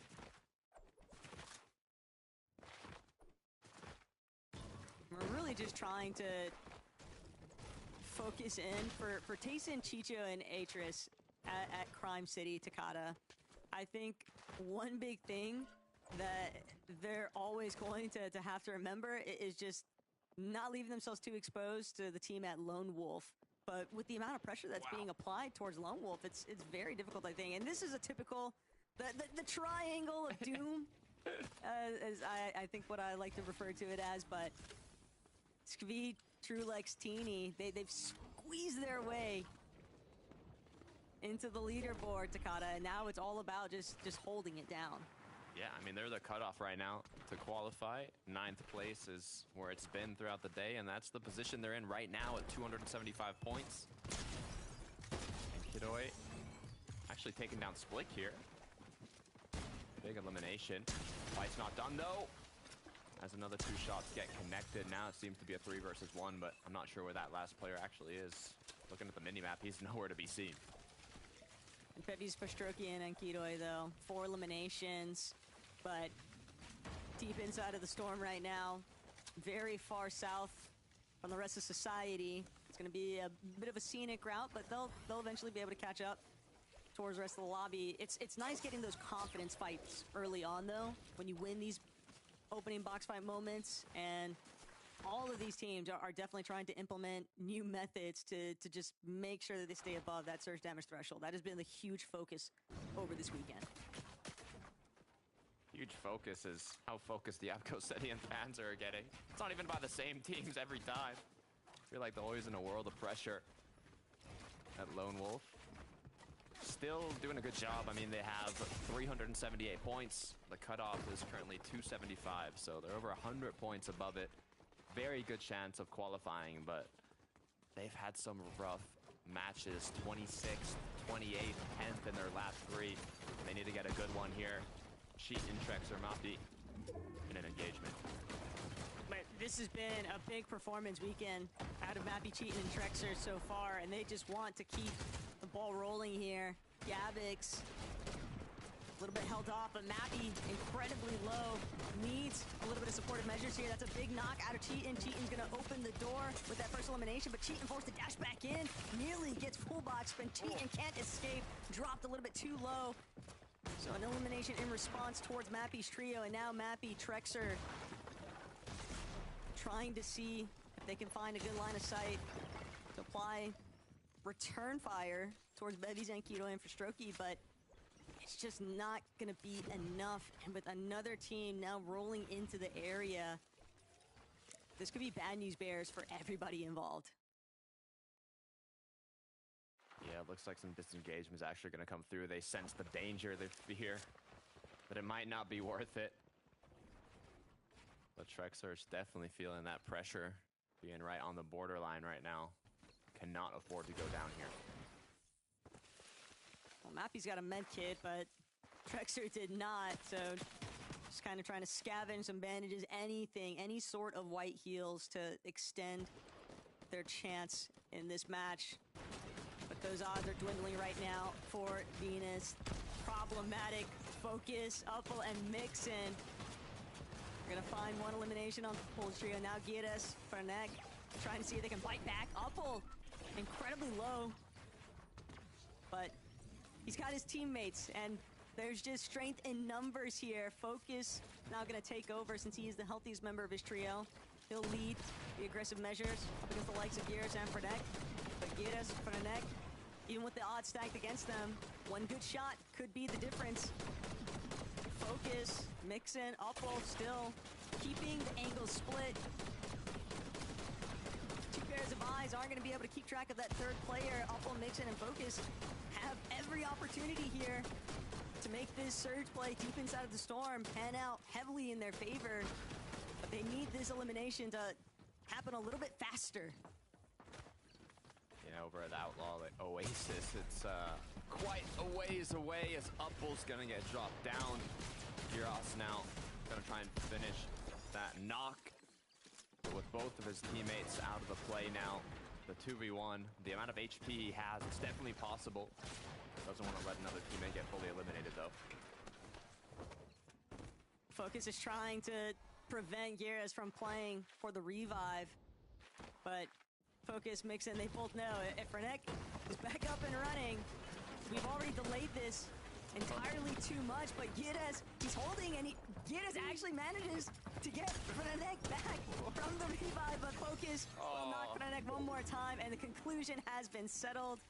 Mixon and Focus ultimately win out with this Outlaw Oasis exchange, but Takada, even with all that newly acquired surge, with how far out they are and how long they've spent inside of this storm, that endgame heal off, it's going to be rough. Hey, if they can make it that far though, that's going to be a good match. So They definitely got a shot at it. I'm just more impressed that Gyros held on to that res for that long. Actually fully committing to it. For Doxy, Chino, Pablo. Bit of a switch up this match after seeing what happened with Vico Benoflixi at the start, so not the exact same rotator we've seen before, but with the zone pulling towards Supernova, they have the kind of luxury of just building up a base on the POI and waiting for their opponents to come on through. We've seen Prodoxy, Pablo, Gino consistently choose to keep Pump Power or Lone Wolf Lair, but I think that early damage by Malibuca's team in eliminating Veno has now just made it so Prodoxy's team, they'd rather just play a much more safe and structured match. Why take an unnecessary risk is the key difference for them. So they'll bide their time at Supernova Academy. No real rush just yet. Reason Chap Savage, though, they got to get a hustle on. They need eliminations, and they need good placements. They have intentions of continuing to try and leapfrog over some of the other teams ahead of them on that leaderboard. Good news is, incredible polls were flooded. Especially if you're Vanya's trio right now, you're quite excited, I'm sure. Axe Force, CZB, and Nathan. They've been on the borderline here in these matches. Recently dropped down low, so one good match is more than enough. Like I was alluding to, Vanya, Pixie, Marius with the zone pulling right on their POI. They have not had to move much. Been sitting in their surge base all game. And it's hopefully going to work out for them. Marius, Pixie, and Vanya have I don't want to say avoided the spotlight, but it's just, we're all so focused on what's happening between Proxy and Veno's teams, but we have to remember, these are our major two champions. They are the current Blade of Champions wielders, and even though we know that they've locked in their spot for the Global Championship later on this year, third place on the leaderboard, and still within striking distance of first place. So it's not like Proxy's team can afford to let up on the gas pedal by any means. They've got to constantly be watching their back, because teams like True Legs, Teeny, Svi, always looking to try and jump and prevent other teams from, you know, overcoming them, overtaking them. And I love that for True Legs, Teeny, and Svi. But they got to be really cautious about this approach into Flooded. It is very reinforced right now by Vanya and Pixie. 1,000 above. But you can never have too much surge. We saw the average 2,200 is what you need to not take damage from yesterday. He's doing what he can to look around, but it looks like a player jumps right on into his box. No problem for Teeny, though. Upple gets knocked down once again. A quick refresh, almost like a walk-in loot llama right into his box. But the pressure might just be on him. Has to hold off for Trulex. Cannot get knocked here, or the pressure will multiply by 3. The lobby's already recognized that this is a trio under duress, but they'll be able to pull back just far enough. Double revive is a success on Trulex. Talk about a jump scare and a half there, though. Upple literally appearing out of nowhere. Impressive stuff from Teeny to keep his composure for the most part. Well enough to at least prevent himself from getting knocked or eliminated. And now this team has a real fighting chance. They were potentially looking at getting held in zone if that elimination had gone a different way. Swizzy, Queasy, Merstache. Rough start to day 2, but if any trio's able to bring it back, it's this trio right here. In a good position to have a solid match here. Looking above, seeing, okay, what are our options depending on where this 7th, 8th zone goes? But so far, I'm sure they don't want to take much more risks, because this is the exact section of the match. They don't want to repeat that. Queasy was really just looking up at height. He knows that Ferdoxy, Pablo, and Chino are currently in control of it. And since the zone has pulled towards Supernova Academy, this is practically their backyard. Pablo, Chino doing a great job at just controlling the rotates. 1.5 above now. You can tell that they know, Ferdoxy, Pablo, Chino, they know a good performance here could mean everything. Having their main competitors gone down with 0 points this match, being Vico Benoflixi in second. One big game could give them that advantage they need to close this tournament out. But if they go down here, It could be detrimental as Pablo gets quickly pushed. Chino on the support angle takes down Valerie with a quick knock. And now, from what looked like a problem, has came or turned into a bonus. Prodoxy has to be careful though, getting cracked Pablo as well. Chino doing what he can to apply that pressure. Amazing shots getting connected through. They cannot get knocked down here. That was such a clear desperation move out of Leches, Valerie. They didn't really have any other options to resort to though. They just had to challenge the first team they found. They were already getting ticked away by Surge. And unluckily enough for them, it's one of our leading contenders on the day, right? First place team on the leaderboard currently. Prodoxy, Pablo, and Chino just handle that fight very solidly. And that doesn't give any openings for Swizzy, Queasy, and Mustache to try and overtake height. For the moment, they're content to just stick to that secondary height measure and see what happens next. Yeah, I mean, if you're going to take height, you don't really want to do it against a trio that's over 220 points above you. They're going to have more than enough confidence, but I mean, Queasy's the type of team to do it. They play height better than anyone, so I wouldn't be surprised if they go for it here once again. Pace and Chicho Haris. Nice big shots getting connected onto chat, but Haris has gone fully down. Chicho's just one shot away from getting knocked. The pressure is on from Mr. Savage's trio, but all of them looking incredibly low as well. Savage's team is hurting, but Reason, Chap, and Savage still forcibly breaking through, preventing themselves from getting caught in the congestion. Queasy, Swizzy, Mustache, though, they found their opener. They've taken height away from Prodoxy, and they'll have the opportunity now to heal up a bit. Plenty of mats, though, in story here, Takada. This is going to be an uphill battle now. We are definitely going to see some clashing here for height. Swizzy, Queasy.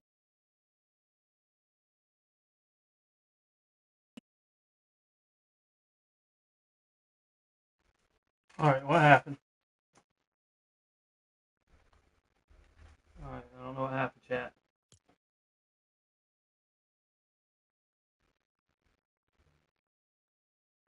I wonder if it messed up on any other platform, or if it's just my platform.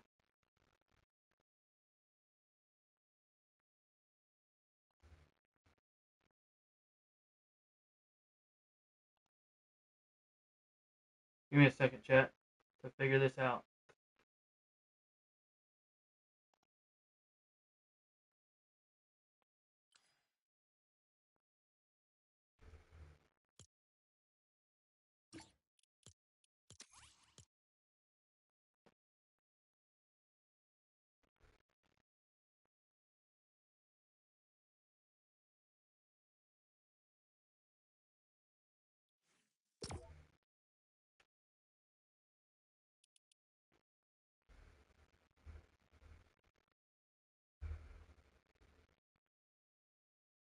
Alright, just bear with me, chat, while we get this back up and going.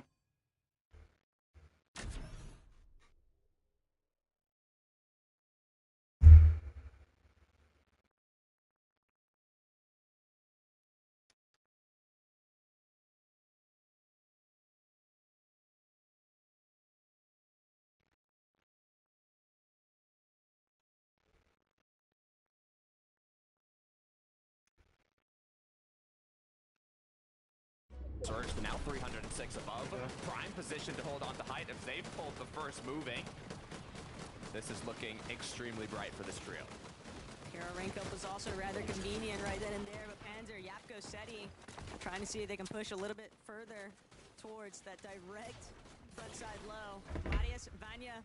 Alright, chat, sorry about that. More action than what they would have bargained for, but Panzer doing a great job. They just skip all of that action and take frontside low by force. Tace and Chicho as a duo here, looking to survive. They've avoided most of the commotion though. 181 above though, the pressure's gonna be on this rotate, 28 seconds. The numbers quickly rising as Tayson starts to rotate. A big pump shot during this could be exactly what they need. He finds his teammate grouped up now as Pablo for Doxy Chino might look for a drop.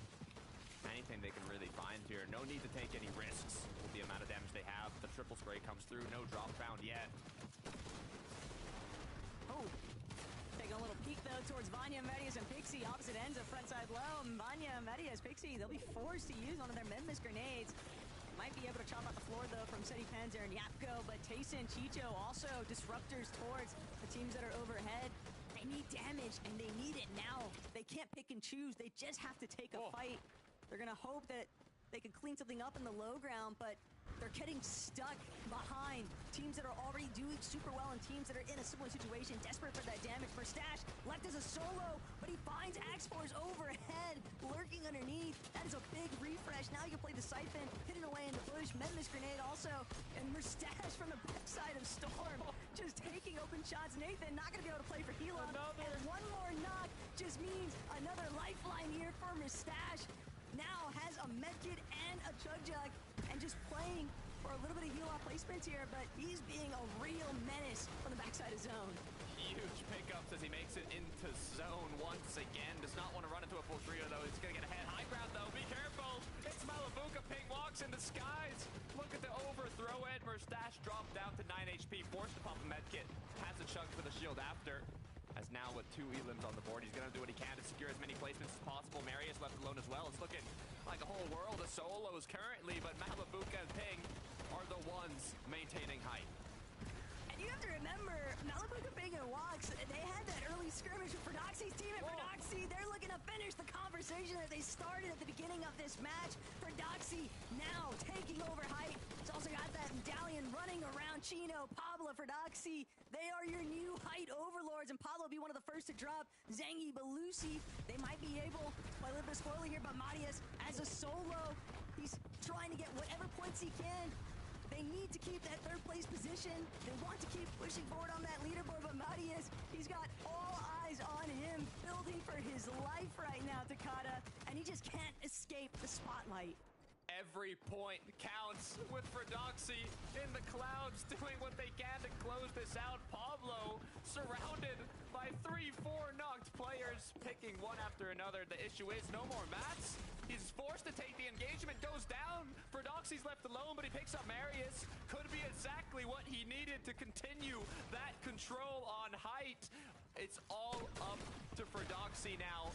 Teeny going for the high ground play, unable to get the box. Everything is on the line here. He's forced to drop down. Just 6 materials left. It doesn't matter what Ferdoxy's doing, though. Seti, Yapko, Panzer, they're a healthy trio underneath.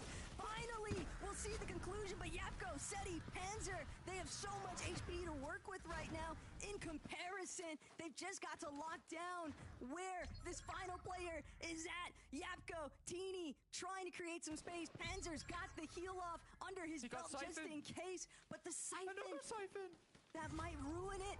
Panzer does have a medkit. He's gonna win this. Being taken out. Panzer gonna go all the way up to the top of the hill. Teeny following, but Teeny doesn't. Oh, and Yapko team comes out with a victory royale. GG's, chat. Put some dubs in the chat for sure. And hey, while y'all are at it, make sure y'all don't forget about getting them Twitch drops. There's a GUI rat right now for Blitz Boss Ninja. The way to get that is you gotta watch 15 minutes of Ninja, or of a live channel, Ninja, Courage JD, Typical Gamer, Salad Pictures, Zimmy, and more. Also, you can get a FNCS Charger Backbling for watching 1 hour of the FNCS on Twitch. So make sure y'all pick those up. You also gotta connect your Fortnite or your Twitch to Epic.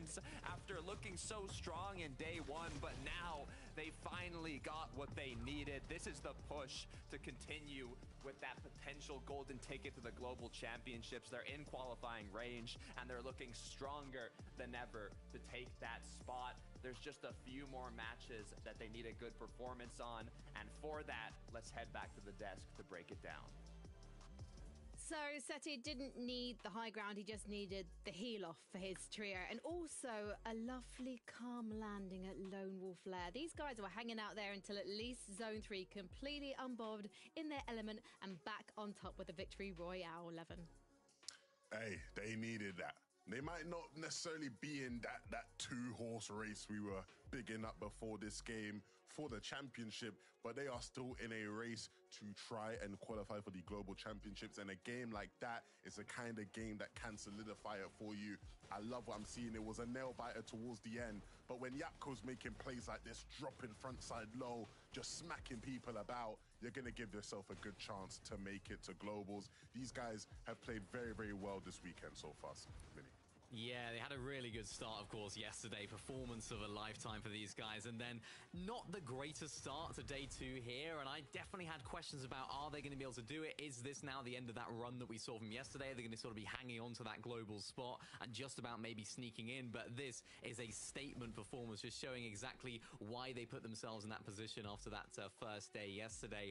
And it's nice to see them in this position. It shows that they are capable of doing it. And what they're capable of doing is so good in these end games. Really excited to see what they can do now the rest of the games. I mean, I'm already getting excited for global championships, as if I wasn't already excited enough, but we've still got a few more games to go of the Major 3 finals. So let's have a few minutes just to regroup. And then we've got to talk about what happened between Venom and Balabuka. Oh my goodness, I can't take it. I need some tea.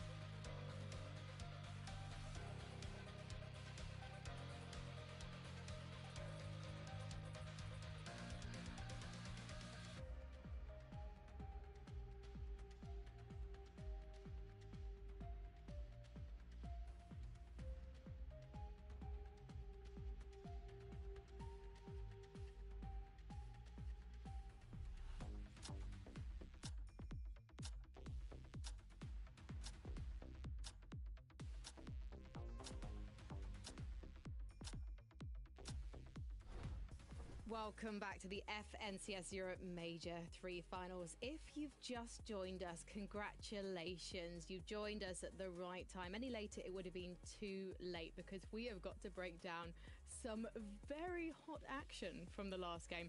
But we also got to talk about Fredoxy because his trio is now looking so firmly like the front horse race winner, I should say. The trio that might take this major. No more second place for this trio because right now they are solidifying their domination at the top mini minor.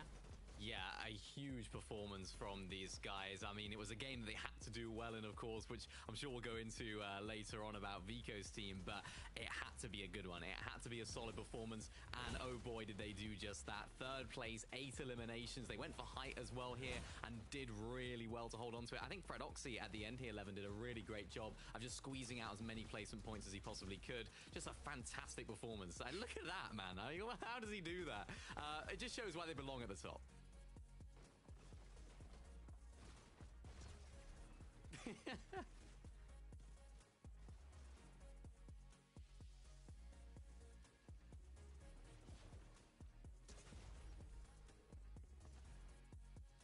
So we're looking at the standings, and oh my goodness, things have really Holy changed. moly, over Might not 100 look like they points. have, Separate but if you look first at that and point second. difference between Tino and Vico, Crazy. Instead of Japka and Panzeroid come into a close third. Merstash, Malabuka, Ping, and Wox, because Oh. they decided to change where they was dropping for the third time on day 2 of the Major 3 finals, and they decided to drop into the loot path of Vico, Venno, and Flixie and take these guys by surprise, Mini Miner.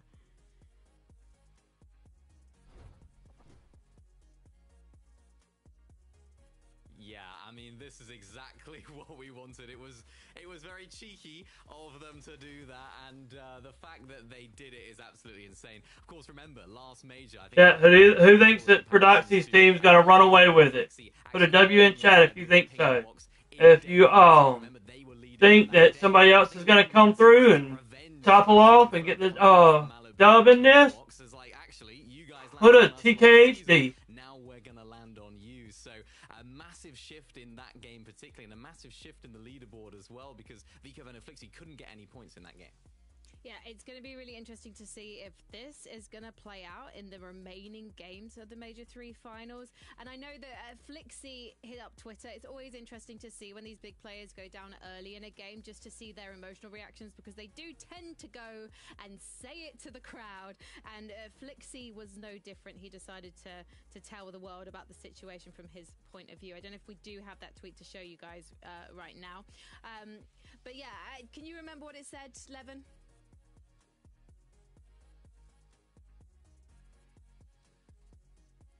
Well, yeah, we did it to win. Yes. They're doing it for us to lose, and that's the statement from Flixie right there. Clearly feeling like this is not an ideal situation for them. Of course, Malabuka doing it for not the right reasons, but ultimately, I think Malabuka's team have to do something to change up, right? They're at the lower end of the leaderboard. They need to try and find something. They had a solid game in that particular game. There were moments where they were on height as well, looking pretty strong. Yeah. So whether they're now going to continue to land there, I'm not too sure. I just think you have to sympathize with Vico, Venno, and Flixie. The fact that they're getting landed on there, so unfortunate for them. But we'll see how they respond. I just need to clarify something. Mini Miner actually made a birthday wish before the show started, and he wanted to be my favorite analyst. So what he's done is he's had a word with the guys in Denmark, and he's got them to cut Levin's audio. And that is why, even though I'm trying desperately to hear from my favorite analyst, we keep hearing from Mini Miner instead.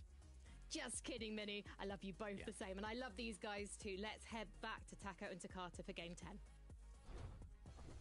One thing for sure, Takata, after that Game 9 performance and outcome, tensions are rising, and that's exactly what you want. You want to see all of this kind of messiness, because it just makes it fun, man. It's the Major 3 Grand Finals. Day 2 is upon us, and we are about to find out in a couple of matches here now whether or not 4 new trios for the Global Championship and where they might be dropping, all that good stuff. But first, we have to make it through today's games, so let's go. All right, chat, the halfway mark of day 2. We are heading into game number 10. Who will pull through and win the Major 3 Finals Championship? Sit back, relax, and we will find out within the next 3 games. If you're new to the channel, make sure y'all hit that like, subscribe, and alert button. Everybody else, still hit that like button. I appreciate y'all. Y'all are awesome. God bless y'all. In the final major of the year. So let's see here if it's going to happen once again. But it looks like things might potentially be safe Much more wary, though. Vico, Venom, Flixie, it's obvious nobody is safe. Any and every loop path could be compromised, depending on whether or not teams want to look to see if they can make a big play for themselves. To play a little bit of devil's advocate here, though, Takada, I know a lot of people usually say, hey, yeah, you just never contest a team that's already qualified to the Global Championship. Well, what happens when it's two teams that are already qualified to the Global Championship, right? It's just, we know that there's prize pool money on the line, but at the same time, sometimes you just got to get a little bit of revenge in for some fun. No, that's a good point. And hey, you never know what's going to happen at the Global Championship, right? You don't want to, continue fueling the fire on these battles when the biggest event of the year is coming soon. Malabuka Pink Walks, though, looks like Kappa Kappa Factory is where they have decided to land. They're kind of forcing Frozi's team to also be a little bit more held on that outskirt portion, the eastern side of the map. But Ping, Malabuka walks. Last match, yeah, it's obviously not gonna, there's nothing they can do to throw themselves into, top 3 storylines by any means for Major 3 Grand Finals, Takada. But they could definitely still jump up placements. And Fadil, Volko, Cringe, not being contested at the Outpost Enclave, which tells me that they are going to be looking for a big match here because they need to lock in their spot for the Global Championship. Yeah, I mean, currently not in qualifying range. 13th place is where they're sitting at. But to be fair, they're only about 18 points-ish outside of that qualifying threshold, so not too far at all. Doesn't even need to be a win. It could just be a decent match in the end game where you do better than your opponents above you. So it's definitely going to be quite possible here with how it's looking. Vico, Beno, Flixie could be in a world of trouble, though, with Ferdoxy close by. Pablo already knocking on Flixie's box. Gotta be careful, as Chino's been cracked. Ferdoxy looking quite low. Veno connecting nice shots. Will this play out as a full engagement, or are they going to be happy with the damage that has been done? Pablo, though, getting right into it. Vico just getting pressured, sandwiched between 2 members out of Ferdoxy's trio. Be forced to fall back entirely, but Pablo still looking to apply a little bit more of a threatening presence here. Vico finally misform out. And he is just clearing as much space as he can. Regather with Veno, but Flixie still stuck a little bit overhead. Brutal boxcars, Chino, Ferdoxy, Pablo lurking. It seems like Veno's team is the one who decided to take matters into their own hands in Game 10 here, Takada. This has got to be Pablo, Ferdoxy, and Chino looking to get the jump on them one more time, but Veno, Vico, and Flixie, they were ready. They were ready to defend this kind of early contest challenge. Yeah, they're not going to make it easy for them. This could be a game, well, tournament-winning fight for Chino, Pablo, and Ferdoxy. If they're able to clean up their second-place trio again in an early game. As the shot comes through from Flixie. No cracks, though, nothing big, as Pablo's going to play a bit defensive here. The longer they take, the riskier it gets. The mats are running low. Chino has no more builds. Going to take the safe option to misform out, but Ferdoxy has been eliminated. Leaving Vico, Veno, Flixie with the upper hand. But that's all that Veno, Vico, Flixie needed. That one elimination onto Ferdoxy. They can afford to camp his reboot card for as long as they want, because they'll have ample amounts of heals too to tank up early storm. And with the control of the Spire, Vico, Veno, Flixie, I mean, the world is their oyster right now. They're just trying to, keep ears to the ground. Want to make sure that Pablo can't escape too freely, but Pablo, he might just be out of here. The surf cue. Good for mobility and nobody looking back. He picked his moment, and that might help out. If they can reboot Ferdoxy, there's always a chance for recovery. 100%. I don't know if that was I'm trying to think.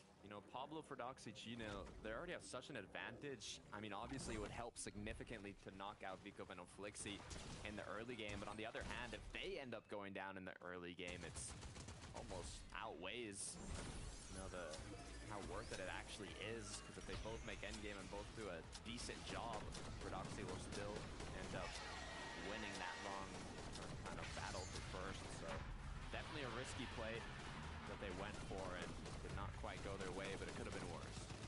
It's also kind of tough scenes there for Doxy. Vico winning that exchange between fire shotgun. It's just tough. Happens to the best of us, though. Vanya, Pixie, Marius, Flooded Frogs. A little bit of a bloom battle.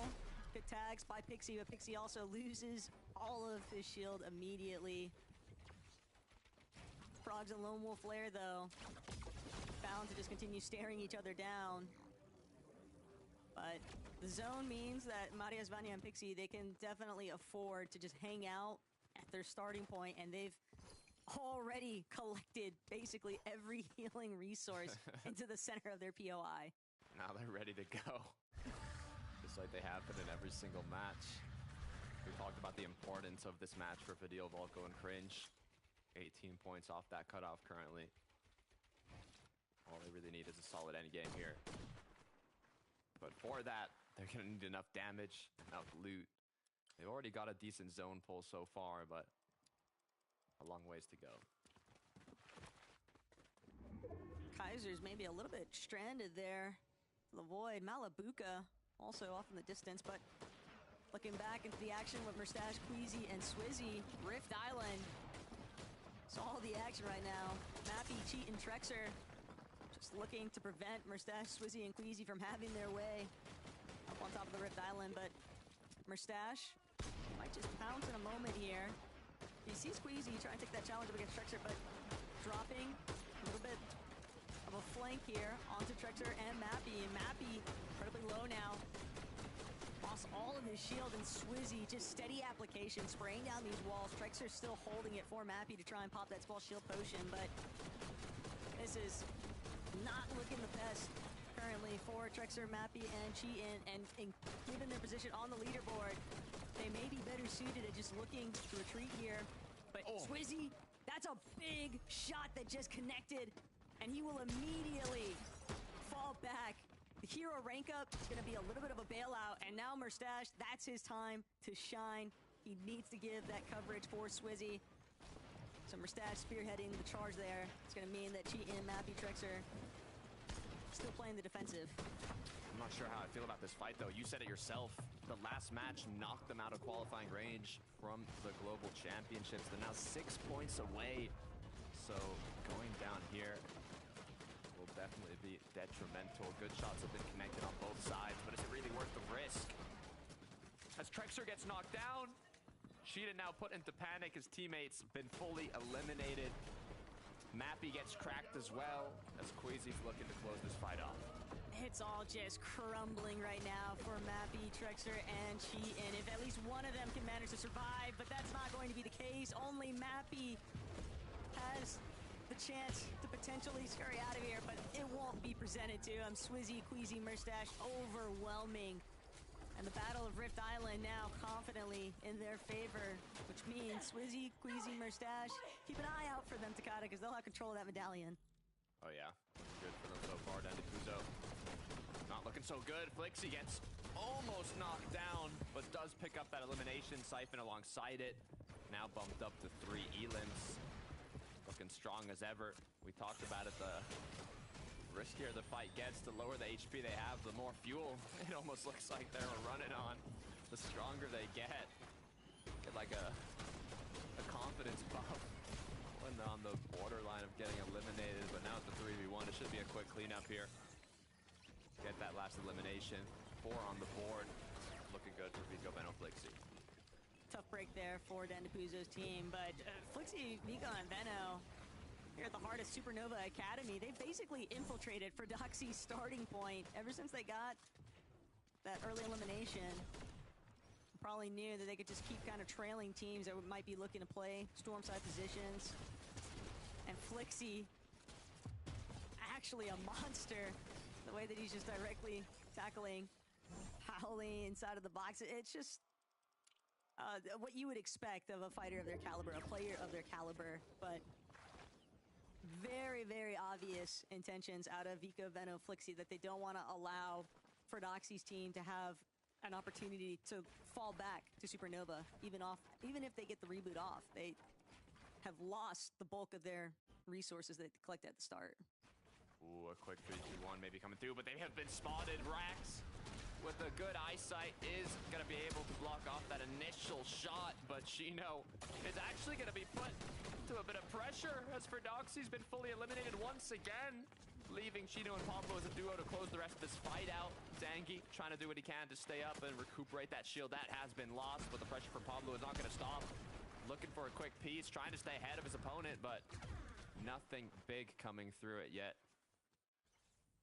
But even with the numbers advantage, Rax, Zangi, and Belusi are still giving so much respect towards Chino and Pablo Wingo, allowing them to kind of sit at the base of this gas station and heal up a little bit here. Fully in control of that vending machine too. And now Rax, Belusi, Zangi, they might continue to try and hold Pablo and Chino in Storm, but the damage has been done here, Takada. This fight has now forced Pablo, Chino, and Ferdoxy to basically be sidelined in this lobby. They are at the mercy of teams that have had the luxury of being able to rotate before them, have had the luxury of being able to reboot before them, and just constantly playing a man down is going to make it so hard for them to recover for a solid late game push. I mean, yeah, especially considering that Vico Venom Flix here having a stellar performance right now.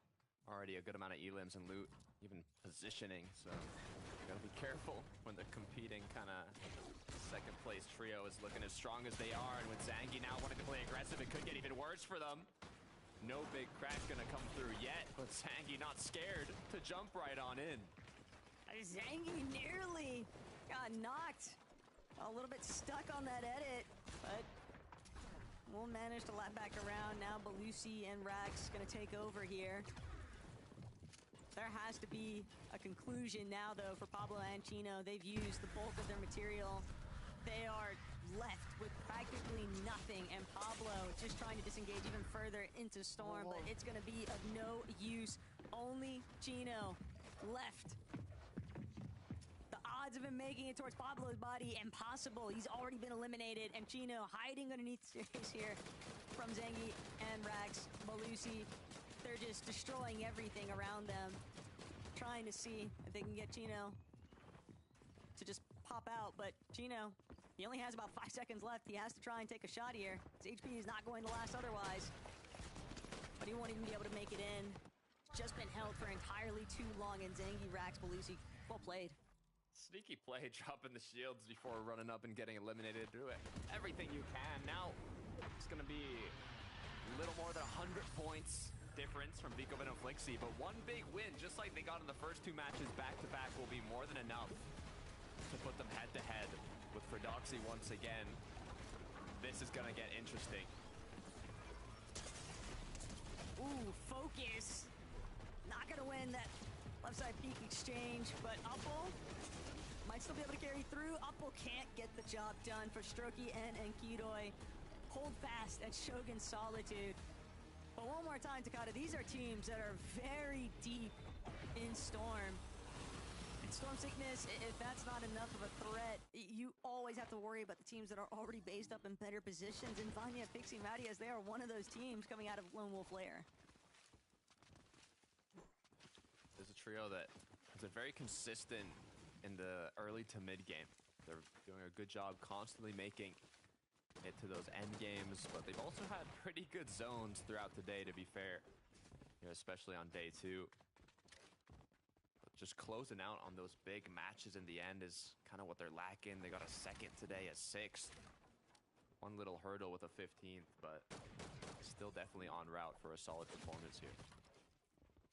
All I'm saying is after that quick flash of the leaderboard, it is fair game right now for jumping into the top 5 here, Takada. There is ample opportunity to strike, and so many of these teams really trying to elevate their position as much as possible. We still have game 11 and 12 to work with, but if Venom, Vico, and Flixie come up massive here, it would just be so painful for Roxy, Pablo, and Chino chasing their first FNCS Blade of Champions title. I'm kind of hoping it happens. I'm not going to lie. I'm kind of hoping it's going to make things very interesting for the final matches. We'll see, though. We're still so early on. 5th zone, closing around Foxy Floodgates. Island in the zone currently. Could have quite a difficult end game coming here shortly.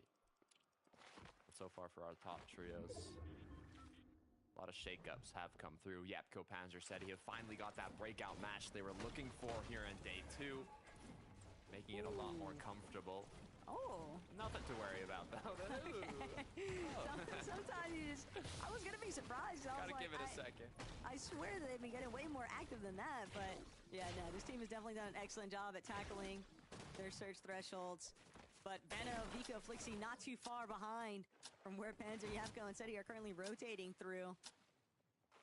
And this is going to be tough with the way the zone is pulling, Takada, because anytime you get these natural elevation shifts, anytime it starts to pull a little bit more over that dam too, it gets very, very scary with teams trying to make it over the water as well as over some of those structures.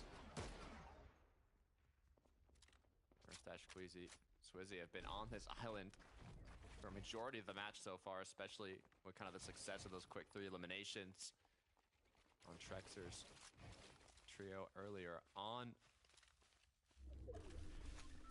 But unfortunately for them, the zone is going to pull away, and they no longer have the luxury of the island zone.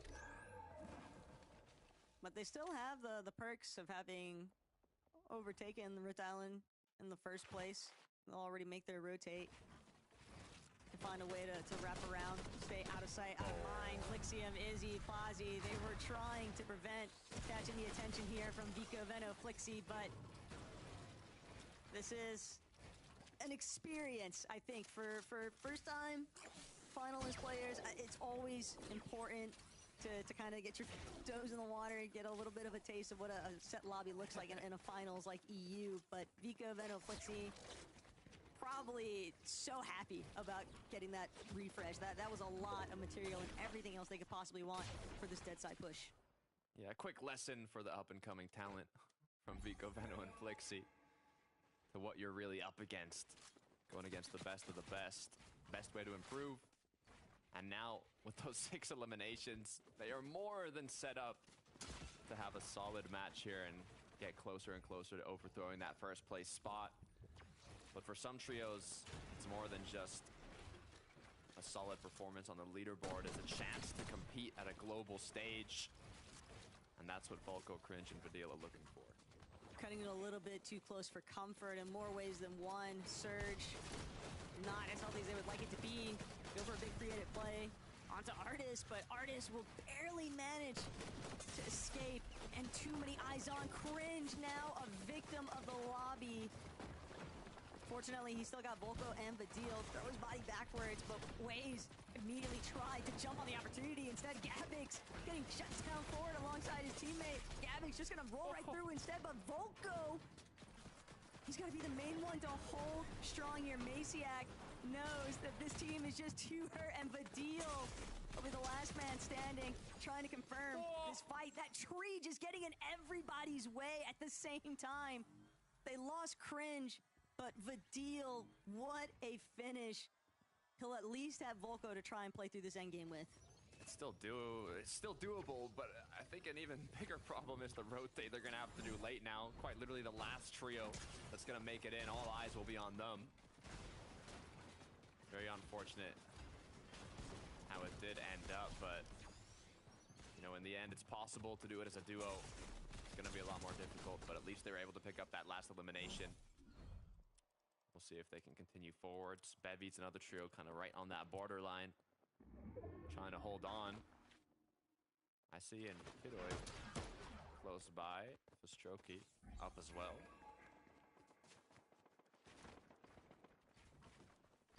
And these teams, they're just looking to try and find a little bit of uncontested space towards that front side low. We've seen plenty of interchangeable moments towards the high ground in these final zone appearances that Fastroki, Bevies, and Kidoi, all they're looking to do is just create as much space as possible and then pull the teams behind them.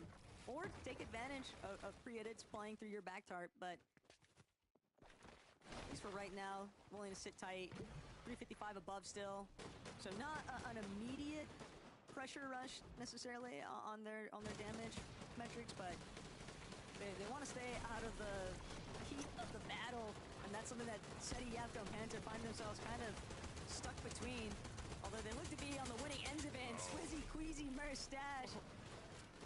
Two different teams looking at them. They'll try to fall back, but I fear they're just getting lobbied at this point, Takada. Threw Swizzy like a sacrifice there for a moment. Said, take out him, not me. Queasy, Merstash now left as a duo. This is a common occurrence for this trio. They are going down right before the moving zones. Right before it, when it matters most in terms of placement points, but they've got a high position. They've got a good amount of damage, and despite being a duo, they definitely will have what it takes. One shot is all it took for Volko to go down as well. What a clean connect.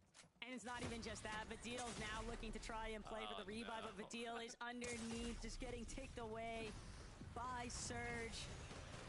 The last small shield potion, the last med miss grenade. He does still have a med kit, and he's been bailed out at these final moments, but he's just too much on the cusp. He's trying to get ahead now. Surge is about to start ticking away at his life. But if you can find a little bit of breathing room, he might be able to pull something crazy together. With the 6 metal boxes that he built, I think it's going to be enough to protect him for at least a few more seconds. Vico, Benno, Flixie now looking to get the performance they need to take that first place spot. The deal needs some tags for above. Only a few minis and a med kit left. Fake it till you make it, Vadil. He's playing as if he's not a solo. He doesn't really have any other options. He's trying to get ahead to see if he can find a big pump connection. A refresh would be everything right now from his current standing. Anything to get those additional placement points. But Vanya, Marius, Pixie, they're going to make that journey all the more difficult. They've got control of height right now, Takada, and they have max material, basically. Rags to riches kind of component here as Vadil ticked away once more by the Surge. He needs to find a shot. And he connects, but it's just not enough. He's just not healthy. And he goes down. Merstash, Queasy. Could be a different outcome entirely. Midground. A little bit of a hold here. Kurama, Kiddo X underneath. Gotta watch him make sure that those floors don't suddenly disappear. Great job holding it out as a duo, though. No longer playing for height, but Kiddo is gonna go down. Bevy's left alone. 10 builds, and it's all wood.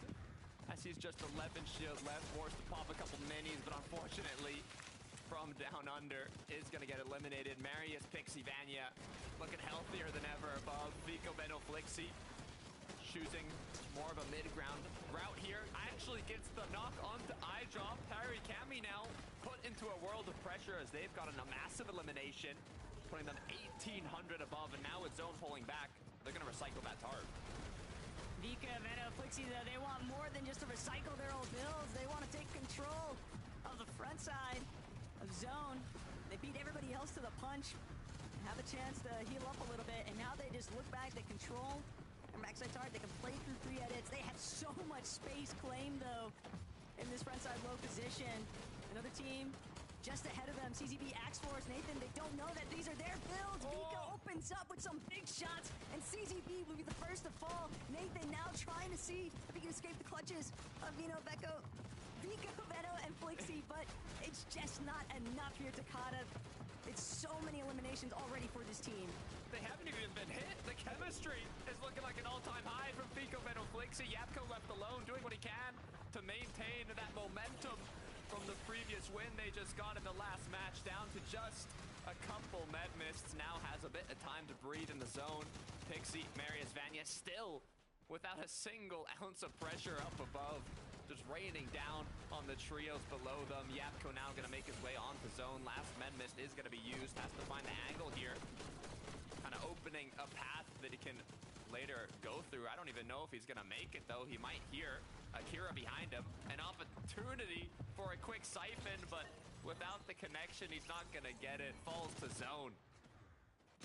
Just doesn't make it in time. The lobby is so stifling right now for Queasy, who's just barely managed to go undetected from the team on high. Marius, Vanya, Pixie, this is going to be a battle of high versus low. Veno, Vico, Flixie, one of the few teams that could be in a realistic chance of overtaking the high ground, but with the way that Marius, Veno are currently in control, Pixie will get chopped though, and Vico, he's gonna barge right in with that knock. The elimination, siphon the materials, but more importantly, Vanya and Marius are now a duo in comparison to this trio. 9 elimination, make it 11. Flixie just waiting to see whether it'll be Vanya or Marius who drops first. Marius loses all of his shields. Flixie doesn't have any either. Cammy now wanting to join the party though, and it's Vico, Veno. They're gonna pay the ultimate price with their lives. Marius and Vanya somehow, some way have managed to hold on to height. Cammy and Adi though, talk about a menace situation. They just ruined it for Veno, Vico, and Flixie. And now Cammy gonna try and ruin it for Marius on height, but he can't make it up. The misform doesn't take him high enough. Chicho, Aegis, and Tayson all the while. They might not have materials, but they have each other. And that could be the deciding outcome here. Vanya falling back, has a little bit of HP still left in the Chug Jug. Chicho, similar mentality. But Vanya, he's got nothing else left. He has to actually chase after Chicho, but they're just too far away. Chicho still has his misform too. Chicho's still getting tagged up from behind. Vanya might just be able to close the gap. Vanya makes it happen. And Vanya and Marius with the victory royale. What an in-game chat. 2 more matches before we crown a Major 3 champion. Who will win it? Dude, that was epic right there. Let's get it. Let's go. W's in chat for that. Close throughout the day. They got a second, they got a sixth, and now finally they've gotten the victory royale. Sometimes it's just crazy enough until it works, and Vanya completely out of options. The only choice to be made in that instance, Takata, was to try and chase down that final elimination, at least keep them in the line of sight to apply that pressure. But the high ground hold here was so impressive. Maybe a slight bailout though from Cammy and Hadi, because they did kind of sandwich Veno, Vico, and Flixie in the process, but still, Marius had to keep his cool collected. And that is exactly what he did, counting on Vanya in those last moments to chase Chicho down for the final pump shot. 24 HP is what he had left when he connected the shot, and that is definitely gonna boost them into the top 3. I'm excited to see how it's looking, but I'm more excited to see Frankie, Levin, and Minnie take it away.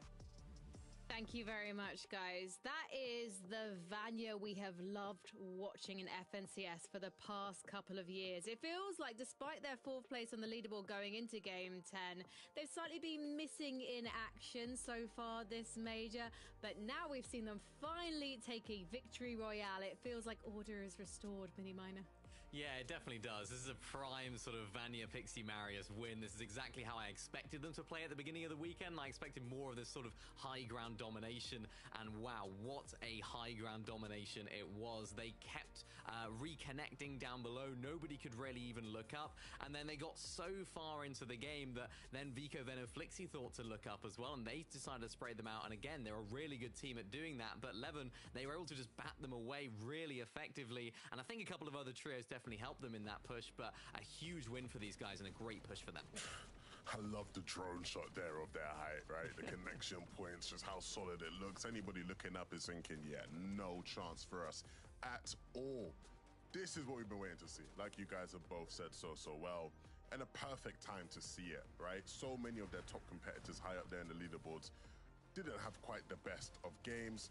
First place in particular, Fredoxy's trio had gone down, and so if there was ever going to be a time to push for a comeback, it was now. But even with that being said, I didn't think they were going to win this game. Like, no. At the final moments, I'm looking down, and I sort of was getting ready to come in here and be like, hey man, Tayson with a win. Hey, big win for Tayson. But I guess these guys said, nah, don't count us out too early. Marius with some huge shots there. Vanya catching it with the perfect timing. I mean, you know, I know a lot of us in that situation might have missed that shot. You know, I would have missed that shot. So, you know, the best of the best, they don't miss in those situations, and that's exactly what Vanya is. This is the key thing about this trio. Not only are they at their most comfortable in the high ground, they are also fighters, but can they fight for the top spot? We will see if they can continue with a back-to-back major win after the next couple of games. So let's go to a break and we'll go onwards with the tournament.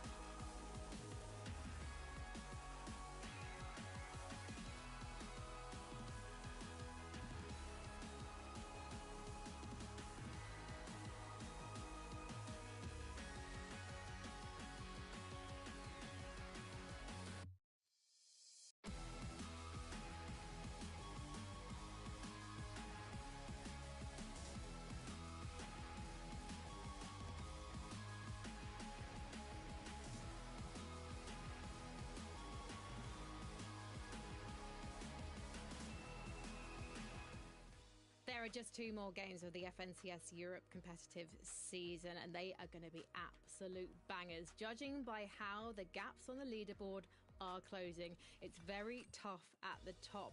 But it was a good showing for one of those contenders in the last game. Vico, Venno and Flixie, they managed 11 eliminations and a 5th place. And when they are making it to these end games 11, they do tend to be picking up a lot. Venno, Vico and Flixie closed the gap to 34 from over 100 in that matchup.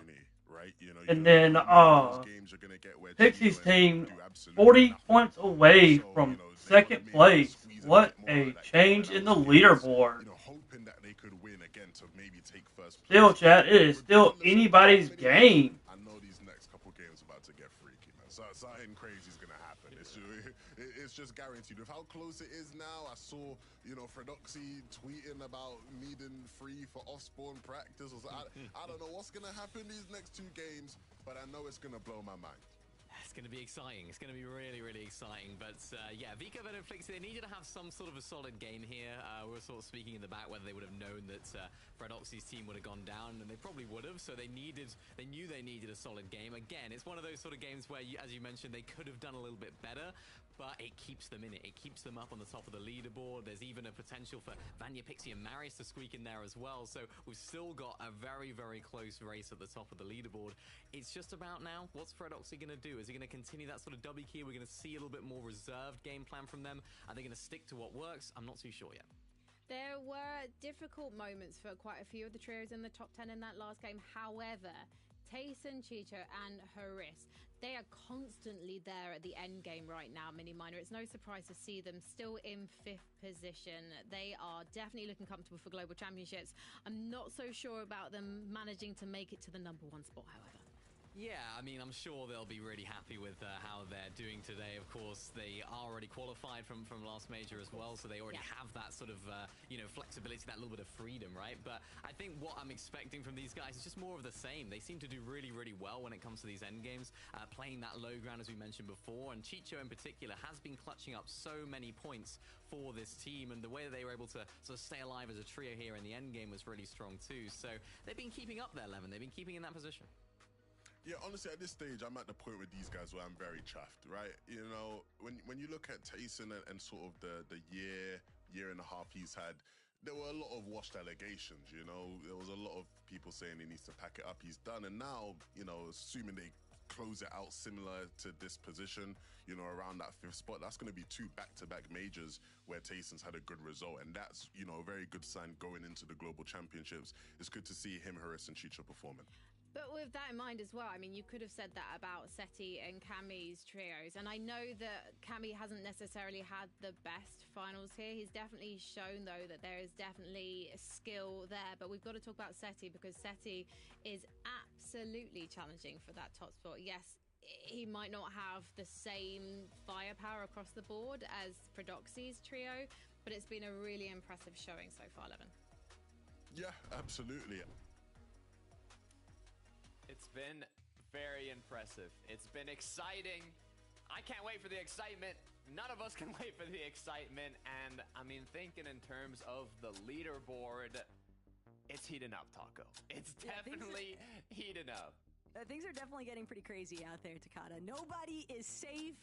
Levin already mentioned it, but you got Prodoxy looking to get a little bit wicked on socials. And if this is how it's going to turn into an ultimate brawl fest between some of our top-end teams in EU, I am all for it, Takada, because what looked like it was going to be a 2-horse race has now opened up for a few other teams. So let's see what Game 11 has in store. All right, chat. Game 11. That means 2 more games left for the Major 3 finals. Who will take it away? That last matchup, we thought that one team was going to take it away. Prodoxy's team was up by over 100. Now they're only up by a little over 30. So it is still anybody's game. So let's sit back, let's enjoy this match, and see who shall take over the crown of the Major 3 champion. 580, a lot closer now to that first place spot. But one point of pressure that's definitely been a little bit alleviated is Outpost, Enclave, Vadil, Cringe, Volko no longer being immediately 50-50 contested at this drop, and right now sitting just on the outskirts of the leaderboard. Takada heading into this lobby, they are in that 12th place position. So they're definitely not out of this fight just yet for globals. But some teams might be out of the lobby pretty early on here at Supernova Academy, because Pablo, Prodoxy, Chino, they've got company. And it's kind of odd to think that a team would want to take their chances, but sometimes you never know the way the cookie's gonna crumble. I feel like they knew they were getting dropped on too, with, you know, Prodoxy posted on socials 3 for 3 off spawn. Wanted to get a, you know, quick bit of practice in before it started. Looks like it was Robin, Kylie, and Co. Chino's not convinced. He knows someone is lurking, and he's trying to outlurk them. Prodoxy and Pablo can take care of the other affairs, but Chino's sick of the wait. He's ready to get a move on, get a little bit more involved. But Robin, silent as a mouse, just tucked away inside of the buildings at Supernova Academy, and Chino isn't careful. Could find himself getting knocked, and that would leave them in a pretty awkward position. But Robin as a solo, even if he gets one, he still has to deal with the other two. Yeah, that's what I'm thinking. It's a battle from, opposite ends of the leaderboard. It's almost been a blessing for Pablo, Fordoxy, and Chino. Some quick eliminations off the start. But the issue is, you can get the good elims, but the whole point, the whole play style from Fordoxy, Chino, and Pablo is to be very quick in the early game and get out of there as fast as possible and start disrupting the players around you. So it's going to be tough that they can't do that anymore. Looks like for Cammy, Drop and Hari, though, huge start, especially considering the place they are right now in the standings. This is exactly what they wanted.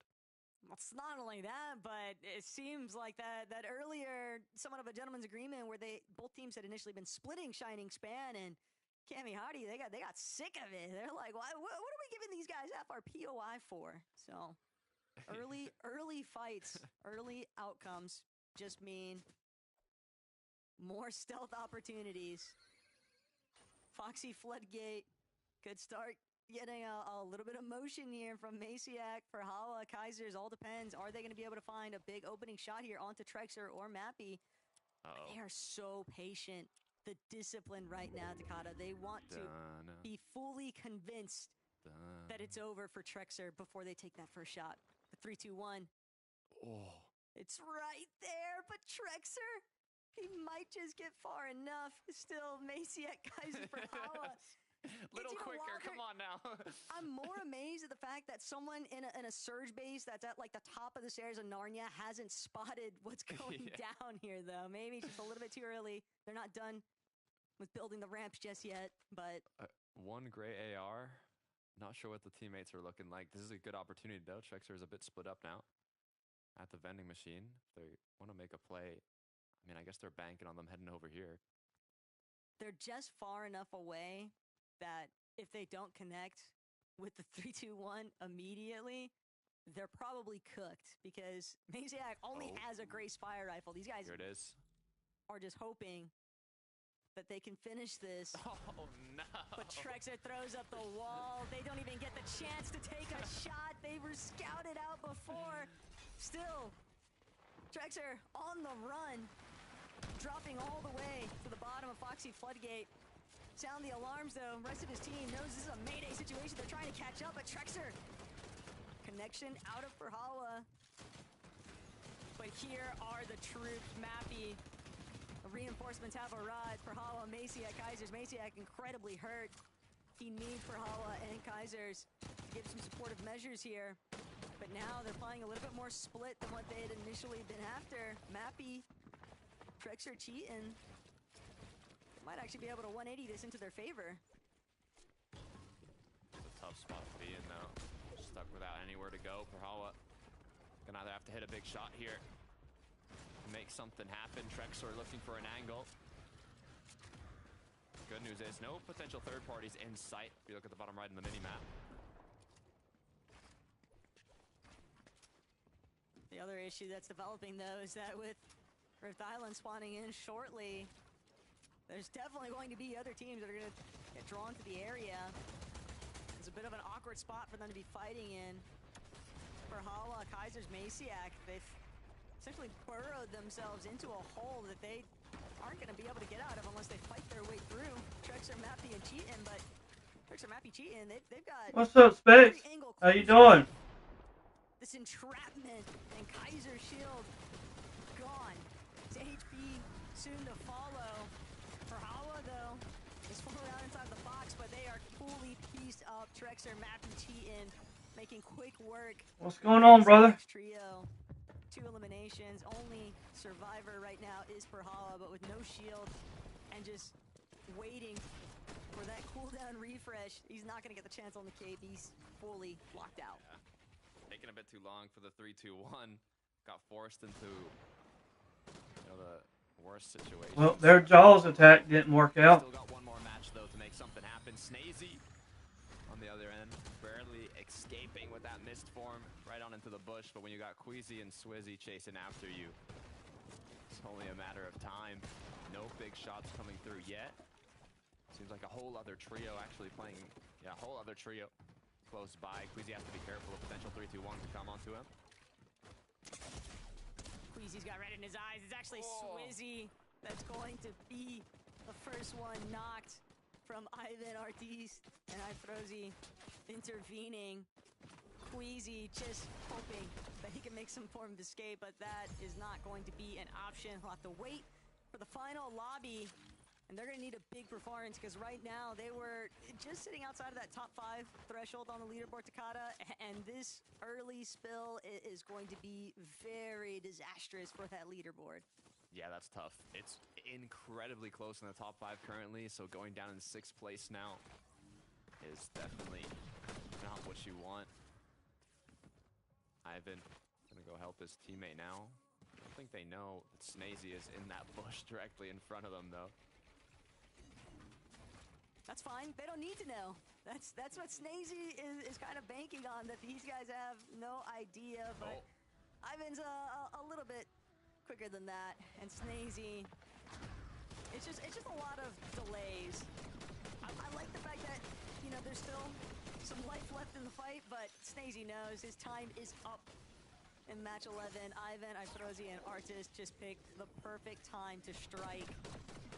And that's a big part of the problem spread across the map here, Takada, is that teams that weren't anticipating these early fights, you just don't know what's going to happen at your drop because so many different elements are just shifting at once. Trulex left as a solo.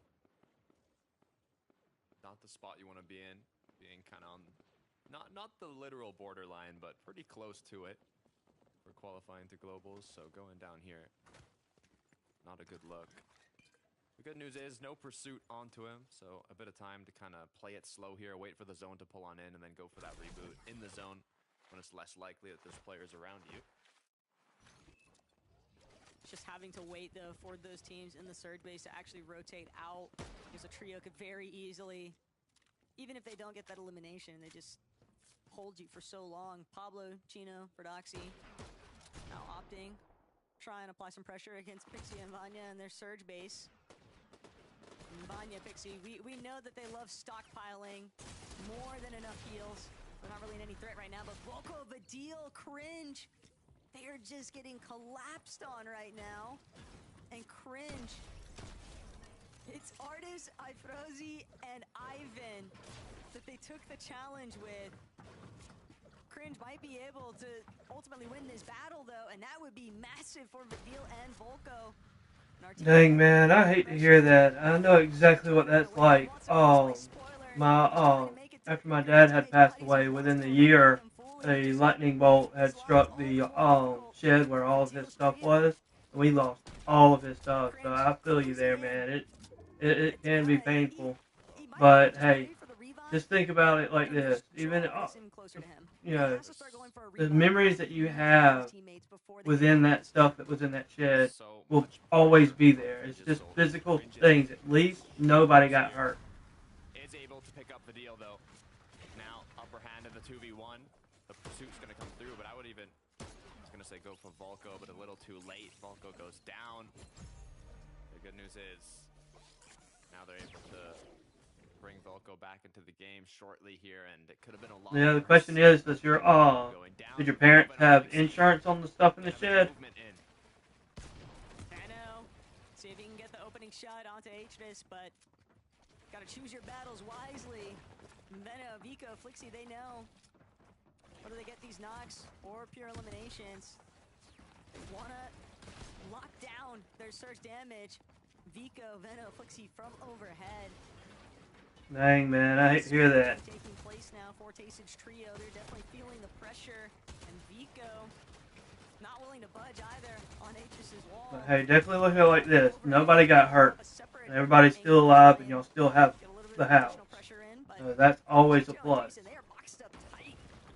They do not want to allow for any small openings, any cracks to slip through.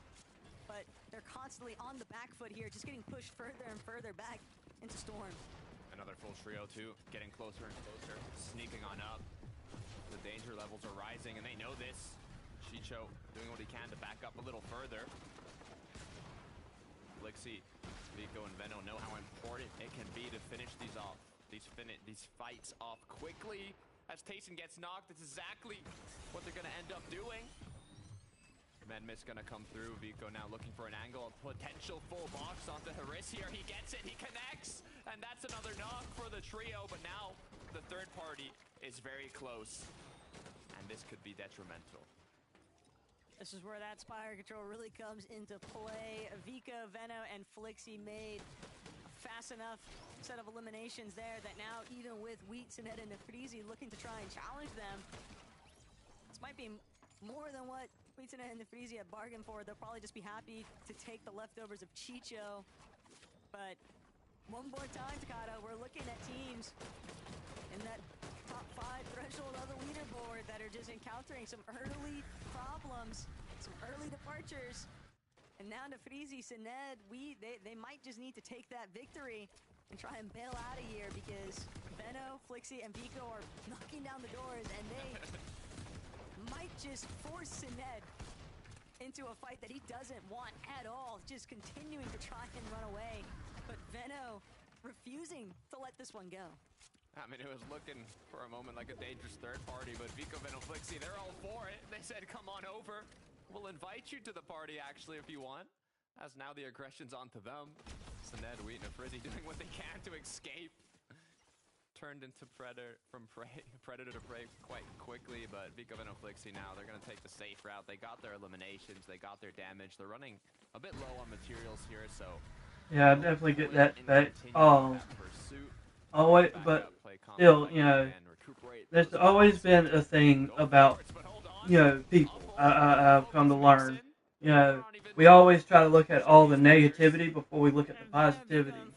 And I want to urge you and hope that you can try to look at the positive in this. You know, your family's safe, you're safe, and y'all still have a home. Look at it like that. You know, yeah, it is tough losing stuff. I definitely get it. I've literally had to go from a lot of stuff to nothing, to a lot of stuff to nothing, to a lot of stuff to nothing multiple times. I definitely get it. And it's tough to lose everything. You know, but at least in this situation, y'all didn't lose everything. You know, it was only the stuff in a building. You know, it's only physical things, but y'all are still alive. So I thank God for that much. Results there, though, for Veno's team, and that is going to completely put their plans to a halt in Game 11. Were they feeling too confident? Just gifted up, will mix it and focus. Some of the best loot in the game. I'm pretty sure Chino, Pablo, and Ferdoxy are looking quite strong in this game. They're kind of just doing the safer Surge Tower, Surge ramping strategy early on, and now Flixie forced to play it alone. It's going to be late to the end game. Not as good loot. I mean, if any trio is going to be... Yes, sir. Always put him first. Always put him first in everything that you do. And trust me, he will provide. That's for sure. You can see a little bit of how it went down. Quick shot onto Veno. Just the perfect split approach. And the moment that Veno was compromised, Vico wanted to... Right there is a tough move for second place. At least they still got one of them still up. Hopefully he can get the revive, because they don't need to have a early game out. They definitely need to hold themselves together, because if they can't hold themselves together for in-game for the next 2 games, I don't see them making it. Hopefully they can at least get a victory royale out of one of these 2 games. That's my team I'm pulling for. It's getting nerve-wracking. The pressure is definitely on here. Just like a match and a half left. One match after this. We can take a look now at how Ferdoxy, Pablo, and Chino are looking. 3 elims on the board. Spare shields now just waiting for a bit of extra damage on the trios rotating. Definitely a lot healthier than Vico, Veno, Flixie at the moment. Right when the gap was closed, it could potentially get put further once again. But the reboot's gonna come through, and the comeback begins. They still have to recover all of that lost surge. They still have to try and make the rotate in. And they still have to try and deal with Pablo, Ferdoxy, and Chino, where the ball's basically in their court, Takata. All they have to do is play consistent. And if there's one thing that this team has been throughout the course of this weekend, it is consistent at making it both into those end games and absolutely fragging out in the process. Yeah, I don't think you can be more dead center in a zone. You saw them marking the section of the zone that's in Storm as well, that they'll quickly be the first to rotate to. They are honestly primed up in terms of positioning and ready to make it happen, but... And Kidoi, Pastrokey, Bevies.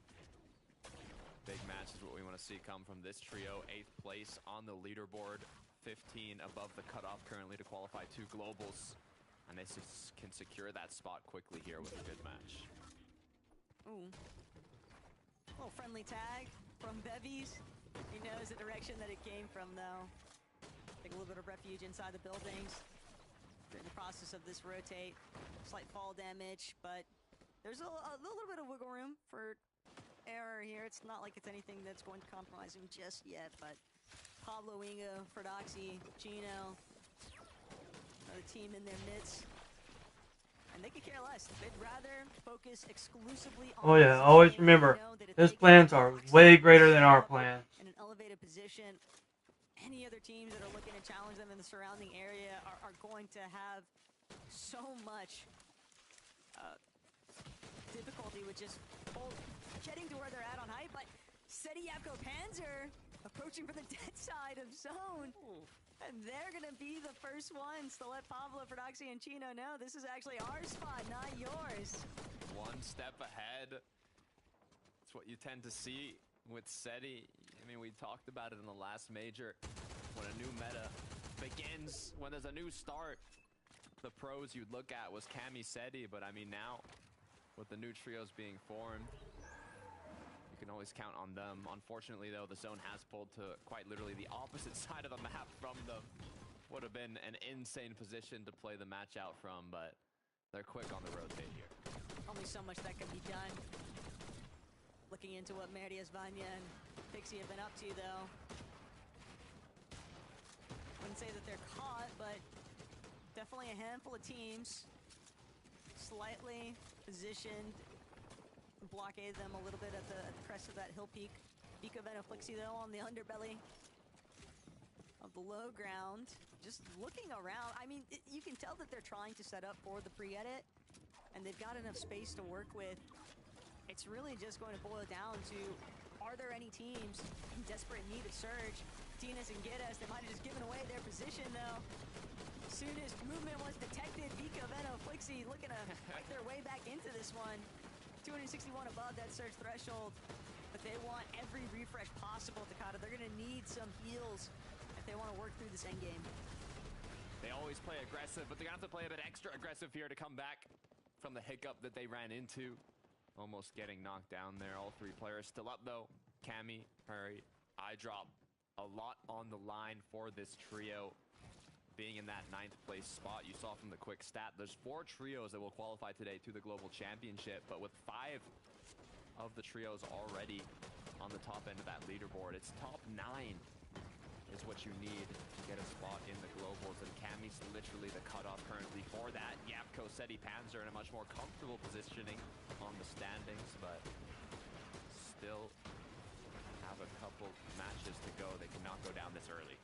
But on the other end of that spectrum, Seti versus Cammy, that narrative, it isn't just going to disappear overnight. And Yapko with a big shot onto Hizix. That is a huge body tag to find.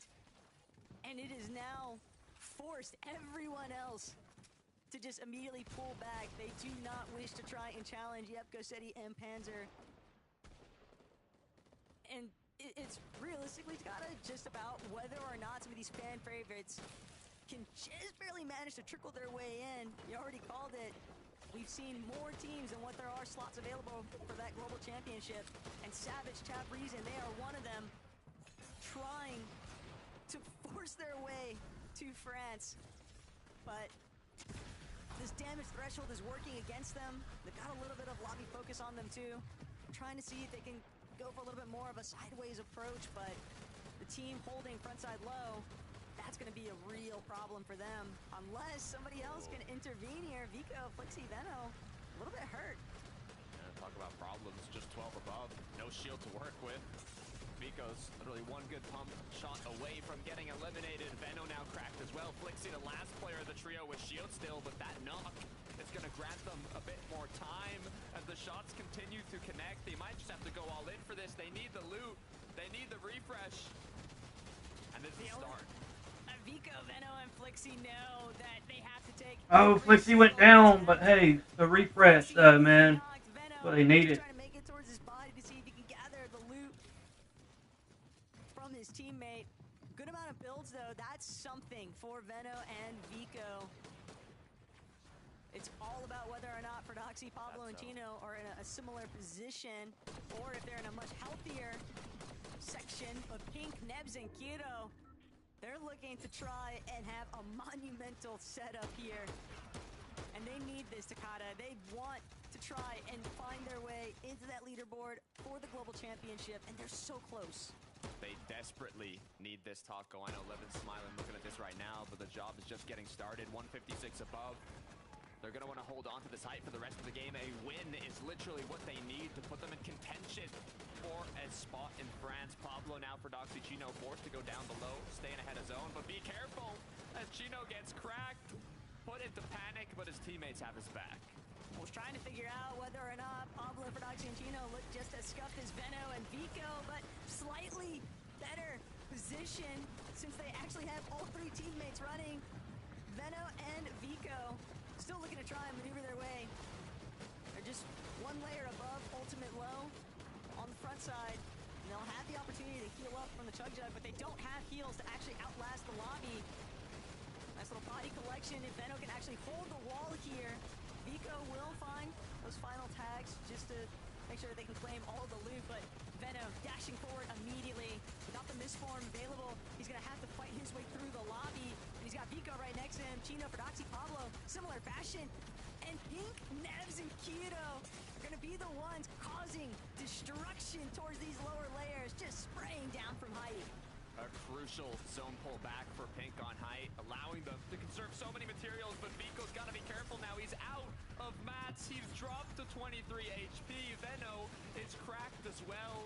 It's looking much brighter for Pablo, Fordoxy, and Chino in this match as Vico, Veno, Flixie go. Oh no!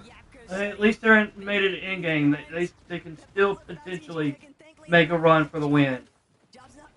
Just gotta hope that Fordoxy and them does not get the victory royale. They get the victory royale, pretty much a whole butt can call it, depending on game 12. On the other fold of it, might look to try and sandwich them along the way. Pink, Nebs, Kiro still posing so much of a threat. They see the Menmis grenades. They're just trying to apply pressure onto teams that are looking to heal up. Heavies now has fallen. Pixie might be able to take advantage of stealing the loot away, and that's perfect for Vanya. But now Pixie, Vanya right behind them. Pablo comes charging in next to Chino. They're just trying to get as fraggy as possible right now. Hopefully they pick up a few more. Vanya's fully cracked though. Pixie's potentially going to be left as a solo. Great job grouping up though. They have a bit of time to heal. Chino going right on in with a huge pump onto Vanya though. You can't get too comfortable. Pixie will get the knock. Full Elin now, but he's left alone. Pixie will be forced to play it as a solo, and with the rest of the lobby already looking to close in. And Chug Jug. Yo, FD, what's going on, brother? How you doing? Focus mixing toward high. Pink has been knocked. Pink has been eliminated. Kiro trying to hold it down. They needed such a strong performance, Takada, to surge their way up the leaderboard. And for Doxy, he's just looking to hold on to first as long as he possibly can. Mappy not gonna be able to make it through, and for Doxy closes in the perfect two-play shots. Those double eliminations. That might be the answer that Fordoxy needed. Hey, I'm doing pretty good, man. Doing pretty good. Dude, it has been a crazy, and I mean crazy, FNCS week, man. Hey, I appreciate that, Spec. I appreciate that, man.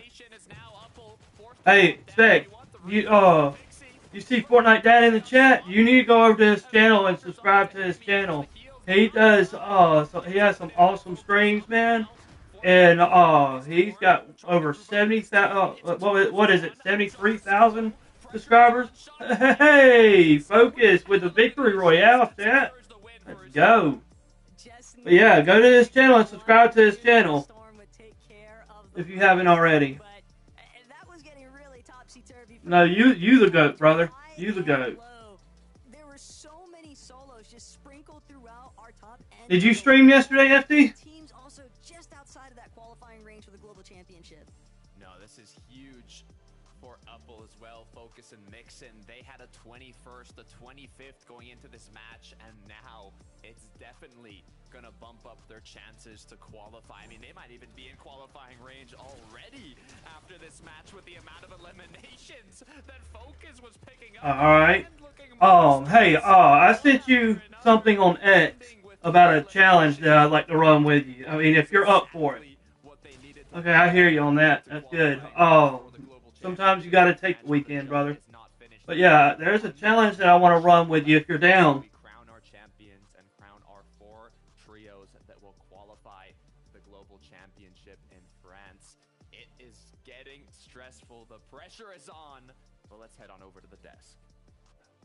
Thank you so much. Yes, the pressure is on a lot of these trios right now. Even the ones inside the top 10 who have already qualified for Leon are feeling the heat. And there are several trios we've got to talk about. But first of all, let's talk about the victory royale for Mixon's trio, because they managed to capitalize on the height that Pink's trio sadly left behind in their wake. But obviously, it was a good thing for these guys, Mini Miner. Yeah, great performance from these guys. Haven't seen too much of them in terms of the end game. They've been in and around that position, but no massive pop-off performances. And what better time, Levin, than to pop off right now when they're trying to make that last minute push for the global championship spots. Absolutely huge for these guys to make it to this point. And now this is all about them. Can they clutch up in this final game? I mean, if they can keep hitting shots like this, if Focus can keep playing at this level. In the previous game, right, he was the one that obviously took down Vico and Veno in that fight, and I was like, hold on a minute, Focus is hitting some shots here, man. All right, he's feeling it. To come through in this game and pop off like that, I mean, that is a player who is hungry and determined to make it to the Global Championships. Don't forget, Upall missed out on a spot in Global Championships by 1 place in Major 2. But he looks to be getting even further up the leaderboard in Major 3. So maybe we'll see him in Lyon. But there is just one more game to go. Let's take a break, and then we'll be taking a look at the leaderboard, because everything is on the line.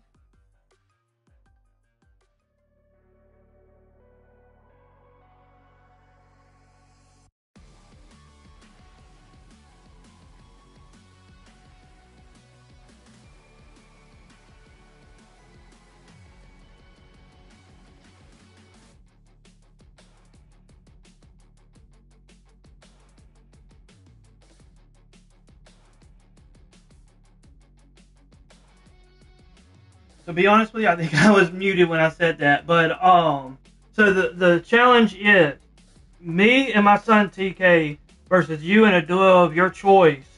We load it into reload, and we gotta find 5 mythics or exotics. In the first team to find that wins.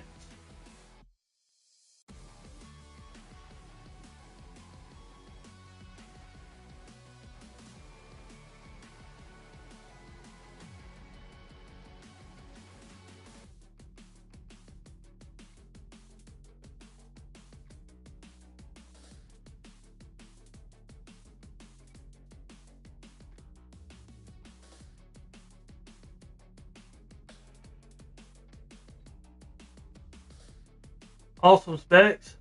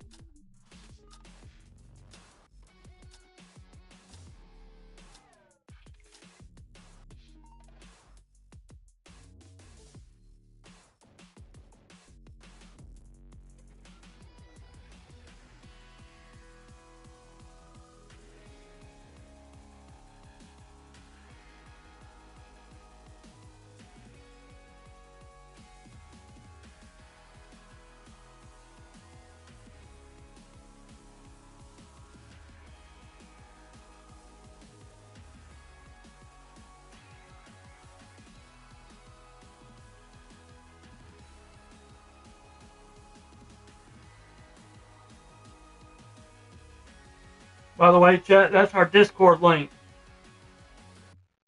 Specs, let me take a look into your your channel first, and we'll definitely go from there.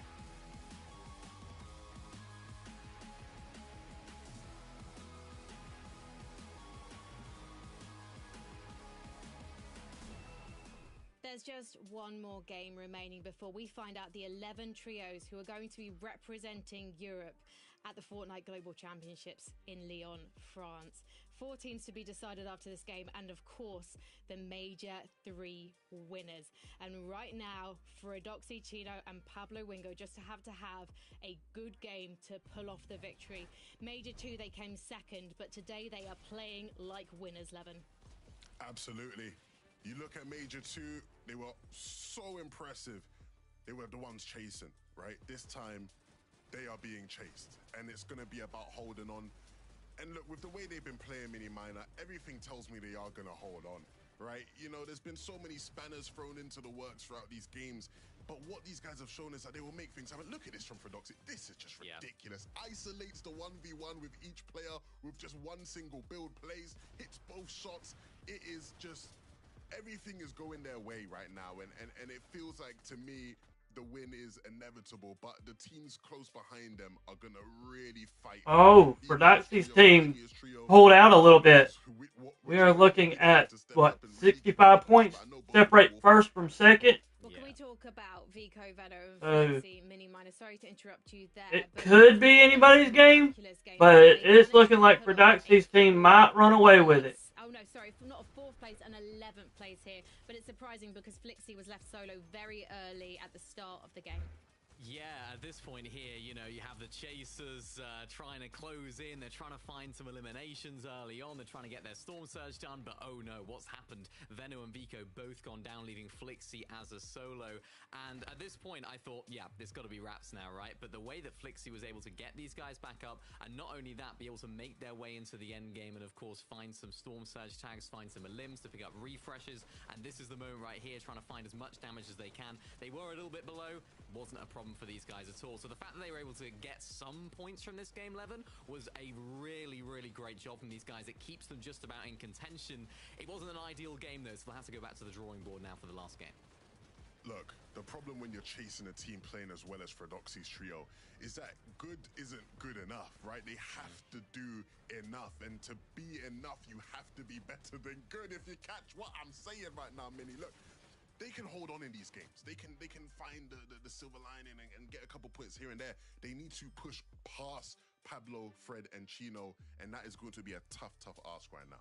Well, let's look at that top 9 at the moment, because as we have a number of trios have already qualified for global championships, we do know the amount of positions we have, right? 4 left, and as we already have, I'm just doing the maths here, so we already have 5 trios that are qualified in the top 10. We can see those positions and who's currently sitting in a spot to go to France. So obviously we can see Bevies, Festroki and but I really want to talk about 2 trios here, and they are Seti's trio and Cammy's trio. Who would have thought it at the start of this tournament that we'd see both of them now in a spot? And Seti's trio, they pretty much already guaranteed it, Levin. Yeah, Seti's trio sitting very comfortably right now. They won't be stressing. They just need to make sure... All right, chat, we are getting ready to start up the last match to crown the Major 3 Global Champ, or Major 3 Global Champion. Major 3 Champions, if I don't get tongue-tied on it. For EU. Take your picks right now. Who y'all think is going to win this? Yeah, this is the fan-favorite team, right? This is the team that I'm sure everyone at home will be egging on to get into the Global Championships. Everyone wants to see Mr. Savage. Everyone wants to see Reason on LAN in France, EU home LAN. It's got to happen for them. And it all comes down to this. They're not that far behind. What are they, 20 points or so behind? So that can definitely be turned around in this last game. Of course, they need the teams above them to not do so well. But what we've seen from these guys all weekend is their ability to clutch up an endgame, their ability to make these games happen. So if there's any chance for them to do it right now, I think they're in a really good state to do it. They have to do everything. There is no barking up the wrong tree for these guys. Do what it takes to make it happen. But when you look at the names on that team, when you look at the potential of Chap, when you look at the experience of Reason and of Savage, you know that these are three names that could be very much booking a spot in the Global Championships. We're going to head now into Game 12, and after this, we'll find out who will be representing us in Lyon. The final hour is finally upon us, Takada. One last ride on the Battle Bus for the Major 3 Grand Finals, and we will soon have our Bladed Champion wielders. Game 12, let's get it. All right, chat. What a ride we have been on. We are officially in Game 12, the last and final match of the Major 3 Finals in EU. Who will pull out the victory in the end? Let's get it. Let's go. Let's hop in here. Let's enjoy this last match and crown a champ. Making it to the Global Championship, but not as teammates. This time as competitors. Each player looking to go 4 for 4 for these in-person events. They played together Invitational. They qualified the last 2 Global Championships, and all that's left now for them in the path ahead is to qualify to this upcoming one. Can both of them do it? As we kick things off. Can't have one without the other. So we'll have to wait and see whether Cammy gets the job done. Seti Panzer likely did more than enough homework to lock in, but Chino, Pablo, Fordoxy clearly uncontested this time at Supernova Academy. And it's the same story for Veno, Flixie, and Avico. No surprises waiting for them at their drop here at Brutal Boxcars. So, despite some of the tensions that have kind of been driven up throughout the course of today's games, Takada, we are seeing everybody kind of get their fair shot at that top 3 for our current top 3 on the leaderboard. Also talking about, qualifying range for the Global Championship, there's a 56-point difference between 9th and 14th. Any of those trios, even outside of that 14th spot with a good enough match, can qualify to the Global Championship. As a reminder, there's 4 trios that will qualify. However, due to previous trios already having qualified, that spot is 9th on the leaderboard. So a top 9 currently will put you in the Global Championship. But for Fordoxy, Chino, and Pablo, Fordoxy said it last major, I want to do something special. And that starts with bringing in Chino and Pablo. A lot of sacrifices made. Pablo split from a longtime teammate. Chino split with Pink and Nebs. And obviously, it worked out for them last major, Takada. But it's about one step further every single time. And to win this Major 3 Finals heading into the Global Championship would just be surreal momentum, I would expect, for Fordoxy's team especially. But Chap, Savage, and Reason, the world is on their shoulders. And pressure is on for this last match. Savage played 22-23 lands. Missed 2024, where Chap got 6. Reason has played all 3. And now the trio looking to make it happen once again here. But what we can tell from Fordoxy, Pablo, and Chino is they are... God tier, Lou. Yeah, they are kitted out. They are definitely kitted out for this last match. Sometimes it almost comes across in the world of Fortnite where it just really feels like a team might have plot armor. Fordoxy, Chino, and Pablo, by any means necessary, they're looking to maintain this first place position on the leaderboard. They want those Blades of Champions in their locker. And it might be a little bit of an issue maybe in terms of hesitancy, but with the way that they played, the confidence that they've had throughout all 12 games to this point, I don't think that I would ever anticipate them to play scared. And that's why I think so many people have had a lot of kind of confidence in the type of performance that Fordoxy's team might be able to pull off this LAN or this event.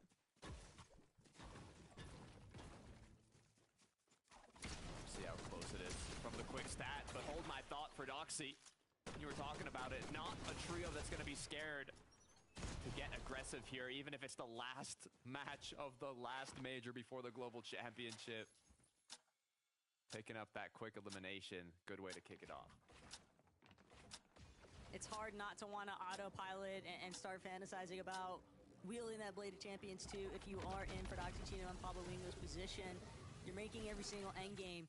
Even if you're not a fully intact trio during those endgames, you're still converting eliminations into winning opportunities. And now Prodoxy chasing out. Not even sold that he realizes Howley is still on this beachfront with him, but Prodoxy thinks that he might have gone further up the hill. As soon as he wraps around this rock, he'll realize Howley nowhere left to run. Misform's gonna come out, but Chino, Pablo, Prodoxy, they're all just simultaneously thinking, please just go down already. Prodoxy will find himself being knocked too, but Pablo and Chino, they can play for the double revive. And that's a nice set of eliminations to grab there, though. Yeah, no stress for them. As Vico Venoflexi, does Seti know? Does Seti know there's a full trio in the same building as him as he continues farming? Matting up. This would be catastrophic for Panzer, Yapko, and Seti. Panzer's on track to qualify for his first ever FNCS LAN. And like I mentioned earlier, Seti looking to go 4 for 4, but it looks like the shots have come through. Veno's gonna try and knock out Panzer from the sky. Unable to connect, the Seti's done what he can to escape from the building. The trap, as not a single player has been knocked yet, but it might just be a matter of time. Another player even further away, but this has been settled down to the low ground. Seti is going to be knocked. Seti eliminated here. Vico, Veno, Flixie closing in now onto Panzer and Yapko. They're just too hurt after getting chopped out. A little bit of panic now ensuing, but Yapko trying to keep his wits about him. He watches as Panzer gets eliminated right next to him. Veno, Vico, Flixie standing tall here at Lone Wolf Lair, but a third party could ruin the fun here as Vico, Veno, Flixie trying to be wary. Wheat, Nefrizi, and Sined have now jumped into the dog pile. But for Vico, Veno, Flixie, they're just content to take their wins here. Levin said don't get silly, and Seti, Yapko, Panzer, they weren't being silly. They just were casualties of not keeping enough of a lookout. Veno, Vico, Flixie, they just wanted it more.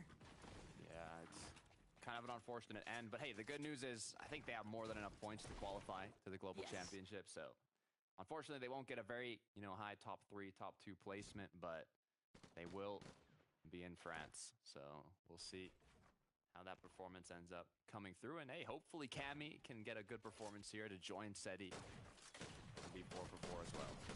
It's all about seeing who are going to be those 4 fresh trios headed towards the Global Championship. Mixin, Upple, Focus.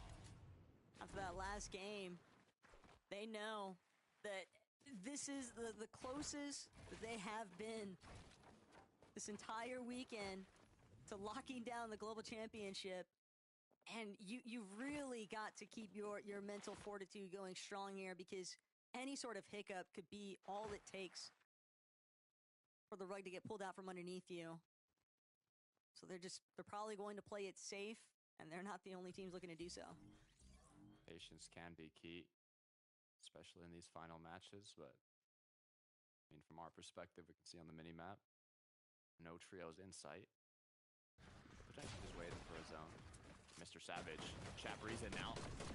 This could be it. This is going to be the fight that determines whether or not Chap, Savage, and Reason are going to be able to set up for the end game. Teeny eliminated. Chap, Savage, Reason still trying to see if they can find any more. A little bit of a halt here, though. Tayson, Trulex, Chicho, all these other teams are going to be an issue, but the starting point is that Chap, Savage, Reason, the way that they just collapsed so quickly onto Teeny, Trulegs is lucky to still be alive right now. Had it not been for Tayson, Acertus, and Chicho showing face, this could have gone a completely different way for him, but even still, stuck.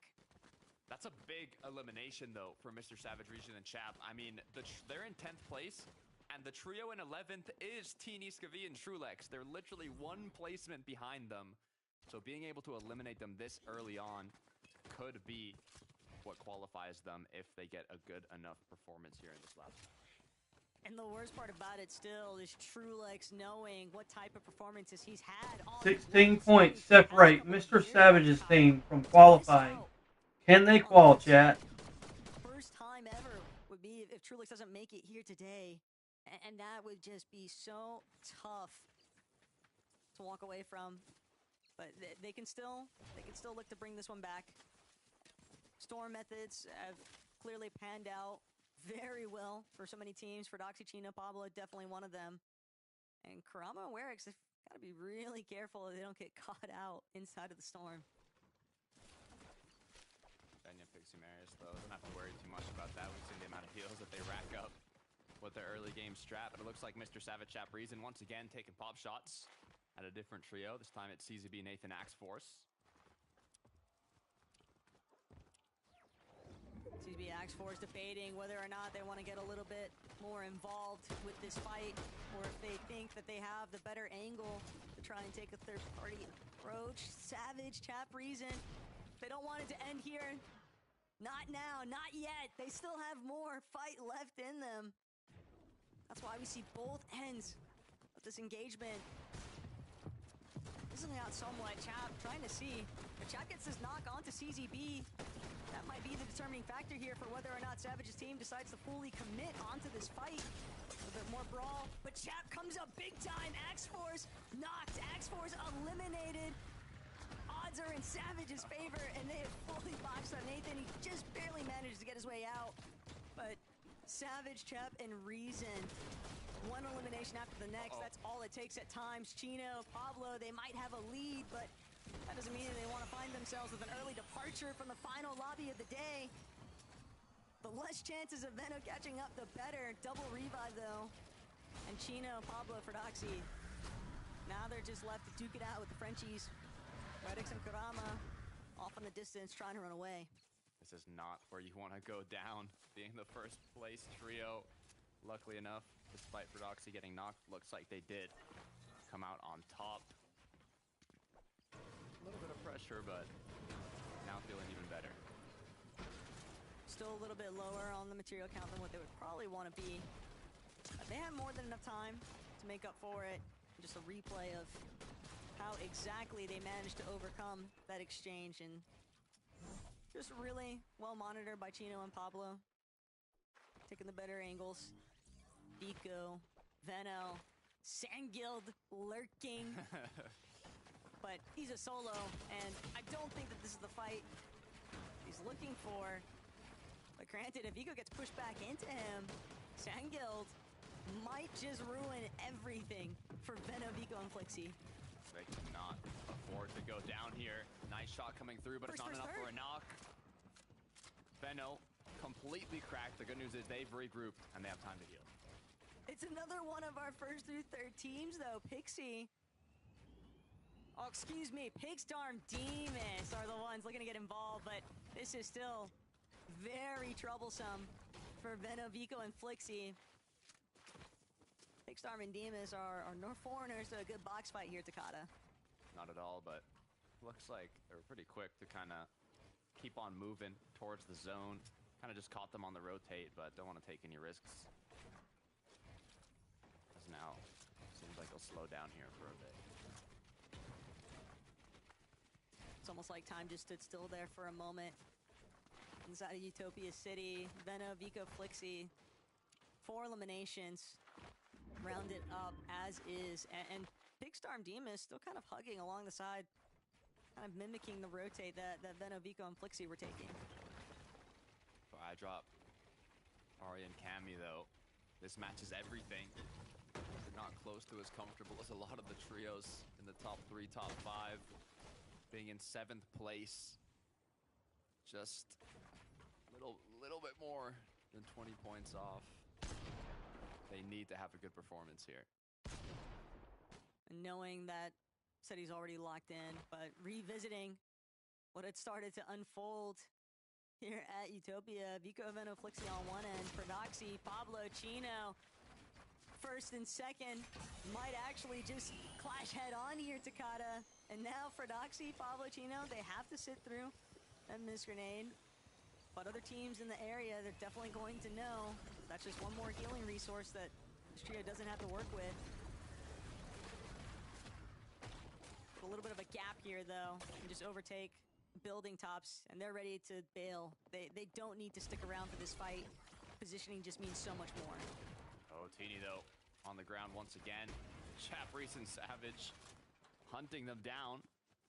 Already 4 eliminations on the board. This is how you want to start off the last match of the day if you're in qualifying range, but it's the opposite for Trulex. Trying to do anything he can to stay up here. Trulex is just going to have to wait. Everything that lies ahead of them right now, and that's only if Savage, Chap, and Reason even let Trulex escape Crime City. He's trying to keep a low profile. But the problem right now, Takata, is that even if he does bring back Svi and Teeny with the reboot, even if Reason, Chap, and Savage decide not to turn around and key him for it, there's so much surge that they're going to need to compile, and they're just going to be so much further, like, they're going to be 10 steps behind the rest of the lobby. Yeah, it's playing on expert mode. XD Storm, quick replay to what they've been doing. Nice elimination. Bevies. Where's your team, Bevies? Eliminated, sadly. Lone Bevies. A couple of players that you can recognize in the distance, but Bevies is a little bit... Everybody's just been looking kind of stuck in these solo and duo spots, Takata. Yeah, I mean, it could be the first LAN for Enkido, but having now all the pressure onto Bevies playing it alone, being the cutoff to qualify, just puts that much more pressure on your shoulders. Focus upward mix-in. Stellar performance in the last match, especially from Focus. Hopefully they can keep it up here. And they're also another one of those teams that's got players. Focus and Uppel are both looking to qual for their first LAN event in FNCS. It would be a crazy kind of accomplishment for these guys, and they're definitely looking forward to it. They've just got to play to the standard that is this set lobby.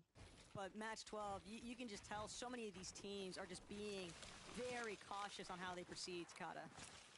That they are. Vanya, Pixie, and Marius, they pushed themselves into the top 3.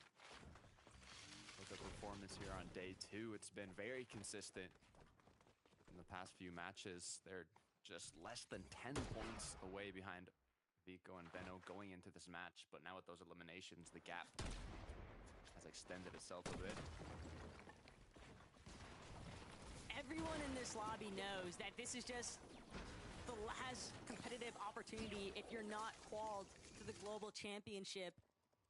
And with that in the back of their minds, it's likely a huge reason as to why these teams are looking to just try and slow play through this. But eventually, once we get to the moving zones, Takata, these teams are going to be forced to tango with each other just because of the fact that Surge is very likely. Holy moly, they got 1,600 over storm damage threshold. Honestly, I don't think I've ever seen that much, chat. That is wow. On the leaderboard. I'm even feeling it. Last game of the last major before Globals, and getting closer and closer now to the end game, where it's all going to unfold. But you don't want it to end before that. Cammy's little tower gets taken down, being 6 zone. A potential for a massive pull here. They did not have the odds in their favor in the last match, but hopefully this time... What's up, Robbie? Long time no see, brother. Is he back in business now? Making it into the zone. Gonna be looking for that surge desperately, most likely, and Cammy might be on the receiving end. Cammy, Hadi, eye drop. They're trying to be cautious, but Trulex, he is severely hurt. He needs Teeny and Skv to buy him a little bit of time. And Teeny, I'm just staring down. Mason's team now spots out Venno. but you can never peek for too long. They're in a slightly isolated position right now, Takada, but only 22 above that surge damage threshold. They know that they're going to need damage, but also they just need refreshes. They need material, and they need to just upgrade some of these heals. What a zone pull, though. 7th, right beside them. Also very good for Cammy. I drop on Hari here. If you want a good zone, it's on the last match. You got to capitalize on it, though. It's always great to finish strong in a grand final setting, but Hadi, Cammy, iDrop, it's right in their grasp. Their qualifying position towards that global championship. They don't want to let it slip through their fingers. Chino, Pablo, Prodoxy, just cutting straight through the center of the lobby. They don't care what kind of attention it might bring. They know that they moved early enough, but the focus has shifted elsewhere. Teeny, Trulex, V, still continue to stare down. Upple, Mixin, and Focus, but Teeny, more pressure. And that's a very rapid usage of the misform, but they know this might be their fight. It's the only option they really have left over, but Mixin was too ready for it. Trulex is gonna take the next stumble here and fully eliminated. A heartbreaking outcome for Trulex, Teeny, and Spee. But their downfall might be the come up for some of these other teams here. Mixin, Upple, they've still got a little bit more left in the tank, Takada. It doesn't take much, but they've got to just barely get over that hill. Only wood from Mixin. No brick, no metal. Could that be a little refresh? Not looking incredible for them, but definitely possible. As Cammy's gone and gotten ahead of zone here. Mr. Savage now looking back. More than enough damage as Robin is on the receiving end. Medmit, or Misform being used. Savage is going to need to summon all of the willpower from the Bear Army. Owners Watch Party better be going crazy right now. Germans also got to be getting wild for reason. And Chap too. Chap looking to make waves. They're so close to Kata to making it towards the global championship. It would be an absolutely Cinderella story there for Savage too. But iDrop, Hadi, Cammy, very similar circumstance. They want that globals qual. And iDrop, Hadi, Cammy, decent amount of surge above. And with the way that the elevation is going to potentially draw everybody's material count to be so incredibly low, they might not be that pressed on their builds. They have to be careful, though. A lot of high ground retakes could come through here. Marius, Vanya, Pixie, eyes are on them. Cammy, Hari, and iDrop cannot go down here. Steady's already made it to the global championship. Cammy looking to go 4 for 4. If they get eliminated now, they might not make it. Cammy's been knocked. It's up to Harry to protect them or choose to play it out as a duo with iDrop, and that's the only option they're gonna have. iDrop looking to beat the odds, to beat the allegations. He's wanting to overcome and find himself at that global championship. Fortunately for them, they're still managing to just stay holed up and wait for the lobby focus to kind of dissipate off of them. Pacino, Pablo, Prodoxy, 4 eliminations. They pinpointed Bevy's location. Hyper, Ghost, Jewel. They just decide, okay, let's not go right into the center of all this crossfire. We're gonna try and take a different position. Chap, Reason, Savage pulling up though onto Prodoxy, Pablo, and Chino, and they've knocked Pablo. This is catastrophic right now for Prodoxy's team. In that first place position on the leaderboard, they're gonna have to leave Pablo behind. Wingo went down, chat. Wingo went down. That means there's 2 more left standing on the top team right now. Onto iDrop, he has to be careful. Hari's been fully cracked now. Forced to heal on up. 2 minis is all that he's got left, but no builds to get cover. Hari as well, 0 materials. A potentially tragic ending as now Hari's forced to play it out as a solo. He's gonna have to ride the storm here. A pullback would be ideal. A med kit has been found, but high ground gets chopped. Marius gets cracked, knocked down, quick enough. Pixie, Vanya left as a duo. But Pixie still able to apply a little bit of pressure onto the teams underneath. They're going to wind up dropping as a duo. It's going to be hard to try and hold height, and they want to look for that double revive, but the lobby just chopping out the force from underneath them. Vanya is going to have to leave the rest of his team behind. Whether or not Pixie catches up to him, he's looking to play his own life, and sure enough, Pixie trying to hold down the back top, but Pixie gets chopped out. Pixie is eliminated. Vanya, hardly any HP. And It's just Vico standing first thing. on the leaderboard right now. Takata, Vico also a solo from Venom's trio. Vico versus Vanya now to see who can try and really lock it out for that top 3 in the leaderboard. Watch Malabuka ping, finally telling everyone that this is their chance to step up, but they are pushing down all these teams from the hill, trying to see if they can find any sort of escape from the pressure. And he gets a refresh. That's good. Got him a refresh, Vico.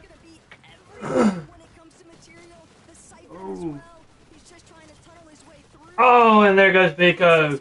Well, it looks like Prodoxy's team has won it, chat. And Prodoxy, we are looking at our Major 3 Blade of Champion wielders, Takata. Yep. They just need to close this out. One final end game to finish it, and they're just a second away from wielding that Blade of Champions. For Doxy's gonna use that miss for him. He wants to close it out strong, but you can see the excitement. He saw the feed. The dance comes through. He knows what has been done. As Chino looking to finish with a couple eliminations. Hyper gonna get pickaxed as now just 4 eliminations built up, but for Doxy's left alone. 2 more builds on the board, and Tayson on the other end of the build. It's close enough for a victory lap. Prodoxy already knew that they had confirmed this Major 3 Grand Finals Blade of Champions position. He is just having fun with it at this point, trying to see who he can disrupt, just running around. Doesn't even matter what he does, inevitably get eliminated. Prodoxy still looking to ruin the fun for others. Tayson will be dropped. That's going to put Chicho and Prodoxy goes down, chat. Oh, Chris got knocked. Chico's still standing.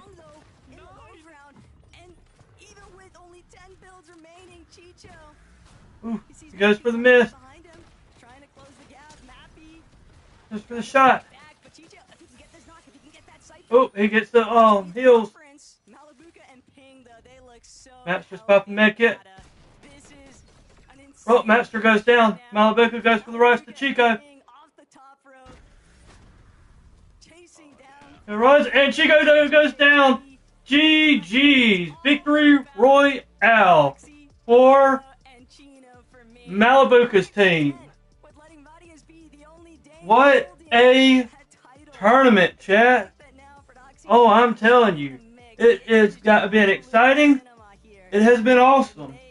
But now, to find out who officially is our EU Grand Champs. They were in second place after the finals. They wanted that first place finish, that Blade of Champions more than ever. And with the performance we've seen from them today, they rightfully deserve not only that first place, but now the momentum going. Now, honestly, I'm really curious at who all qualified too. Did Mr. Savage get enough points with his team to come up to 9th place to qual? Championship. Let's head over shortly, but it has been an amazing 12 matches, Taco. It has been incredibly exciting to close out this last major of the year. That is going to be it for Taco and myself here in the casting booth. We're going to have to head over to the desk to crown our champions and see how that leaderboard is looking. So Frankie Levin Mini, take it away. Thank you so much to Taco and Takata for their fantastic commentating all season. And it is official. Your FNCS Europe Major 3 champions are Prodoxy, Pablo Wingo and Chino. A much-deserved win, fiercely fought for, making good on their promise to go one better than Major 2 and take that Blade of Champions, Levin. A well-deserved winner here on the weekend, the best team. They showed it on day one when they gave us a record-breaking performance here in EU, dropping high eliminations. They flew high all throughout the weekend, Mini. They did not come down at any single moment. And I can't wait to see what this guy does on the global stage. We've been searching for a team to really be, you know, our EU champion, the team that will do something for us on land, finally give us a chance against the NA Titans that have been winning it year in, year on. And these guys, if they can play like this on that stage in Lyon, they're going to have a good chance at it. Unbelievable. Yeah, the new age of EU domination is upon us, and these guys performed incredibly well last major. Just about missing out on their title. Now they've managed to clutch. Well, there you have it. Gino, Pablo, and Fredoxy are your EU Grand Champs. Now we will see who makes it to the Grand or the Global Championships in Lyon, France. Record-breaking game. The way that they kept that momentum going across days, having to have a few troubles off spawn as well with teams contesting them fighting early on. They had all the elements of an FNCS winning team. I don't think anyone else could have deserved it more. It's been such an impressive performance from these guys, as you guys have just put it so well. And it makes me so excited for Global Championships, because I know that there is a lot of discussion about North American region because they have some of the best players in the world. Obviously, we're going to be looking at Peterbot come September. However, when you look at the leaderboard, the names that we have here, not just Fredoxy, Pablo and Chino, the names we have here are world class, and they're going to be putting up an epic fight when we come to that international competition. Wow. And you can see that. Look at that 1 to 9 positions. We're going to be Mr. Savage made it in, chat. Mr. Savage. Oh wow, that's crazy. They came back through and got into the top 9 by 2 points, chat. Top 9. Everybody in the top 9 is going to globals, chat. What a weekend, man. What a weekend it has been. Oh my God, I'm so happy, Minnie. My weekend has been made. Look, we try not to be too biased over here, but we all wanted to see Mr. Savage back on land, getting a chance to perform. We wanted to see Chap back on land after the year he had last year. Reason representing Germany. I couldn't ask for anything more, man. The script. Wow. I just know the chat's going wild right now. The Fortnite community in EU, we all love Mr. Savage, we all love Reason, so lots of fans are going to be super excited now after that. And even Cami versus Seti on land, not in the same team. Super excited about that as well when we get to the FNCS Global Championships. I think lots of comparisons were made between these guys. Who's going to outplace who's going to do better than who when it comes to them splitting. Cami definitely took the hard route. He took the long road towards this spot, but that team in particular, super proud of them for making it through. And of course, Seti all weekend just deserved to be in that Global Championship squad. And unbelievable. Yeah. Cast your eyes, guys, to Focus, Mixon and Uppal as well. Focus and Uppal, this will be their first LAN, their first Global Championships in Lyon. The pressure is going to be on, but they have an experienced voice in Mixon on the team, Mini Miner. Yeah, this is going to be really good for these guys. I mean, this is a trio that we didn't necessarily talk about at the beginning of the weekend as maybe a team that might be able to qualify for the Global Championships, but the way that they closed out today, that beautiful first place game going into this last game as well, that game 11 first place was fantastic. Just set them up, and to be able to carry that momentum, to be able to carry that confidence level was so crucial and shows why they deserve to be at the Global Championships. Yeah, and I'm really happy for these boys, right? Especially when you look at Uppal and you look at Panja on Seti's trio, because they obviously were one spot away from qualifying for globals in Major 2, and it was looking, really rough at times, but they finally are able to make it in. And again, with some great games towards the back end of the day, it really goes to show sometimes you might not have the best of starts, but if you keep pushing, you keep fighting, your opportunity will come. And can we actually talk about something we were discussing off camera as well, 11, about the fact that we're going to see some names at Global Championships who aren't necessarily the most experienced, the most tenured players. This is a really exciting time for Europe, and actually you can take a look at who they're going to be up against, because we can see our qualified trios from each of the majors now. I mean, the competition from North America, we're going to find out who will be joining the already qualified trios in just a few hours time, but I think that this is going to be a very closely thought thing, Levin.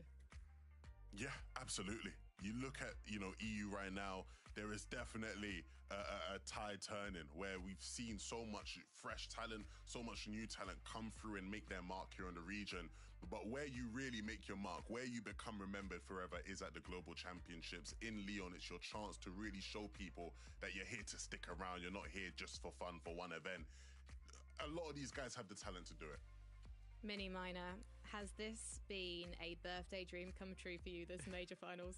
Yeah, I mean, it had it all, didn't it, this weekend overall? We had some ups, we had some downs, we had some close horse races. You know, 2 or 3 potential teams could have taken it at the end. And we also had some really close battles for those global championship spot as well, with some fan favorites making it in. Honestly, I don't think there could have been anything that could have gone better here as a neutral viewer of the FNCS. We had it all.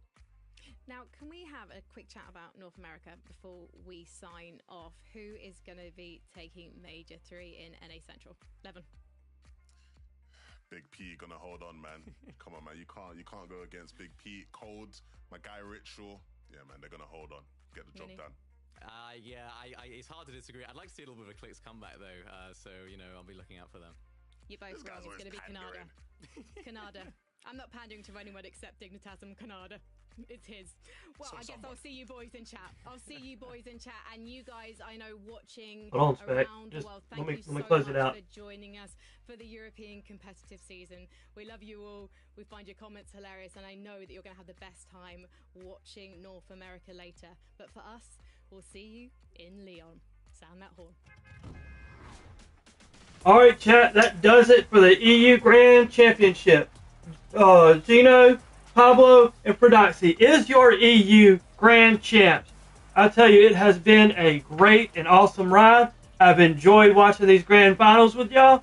But don't forget, today, here in less than 2 hours, we'll be running the NA Grand Finals for the last 6 games of Major 3s. And that will be at 4:45 Eastern Standard Time. So y'all, come back, join us there, and we'll catch y'all in it. Other than that, y'all take care, God bless, and we'll see y'all in the next one. God bless each and every single one of y'all.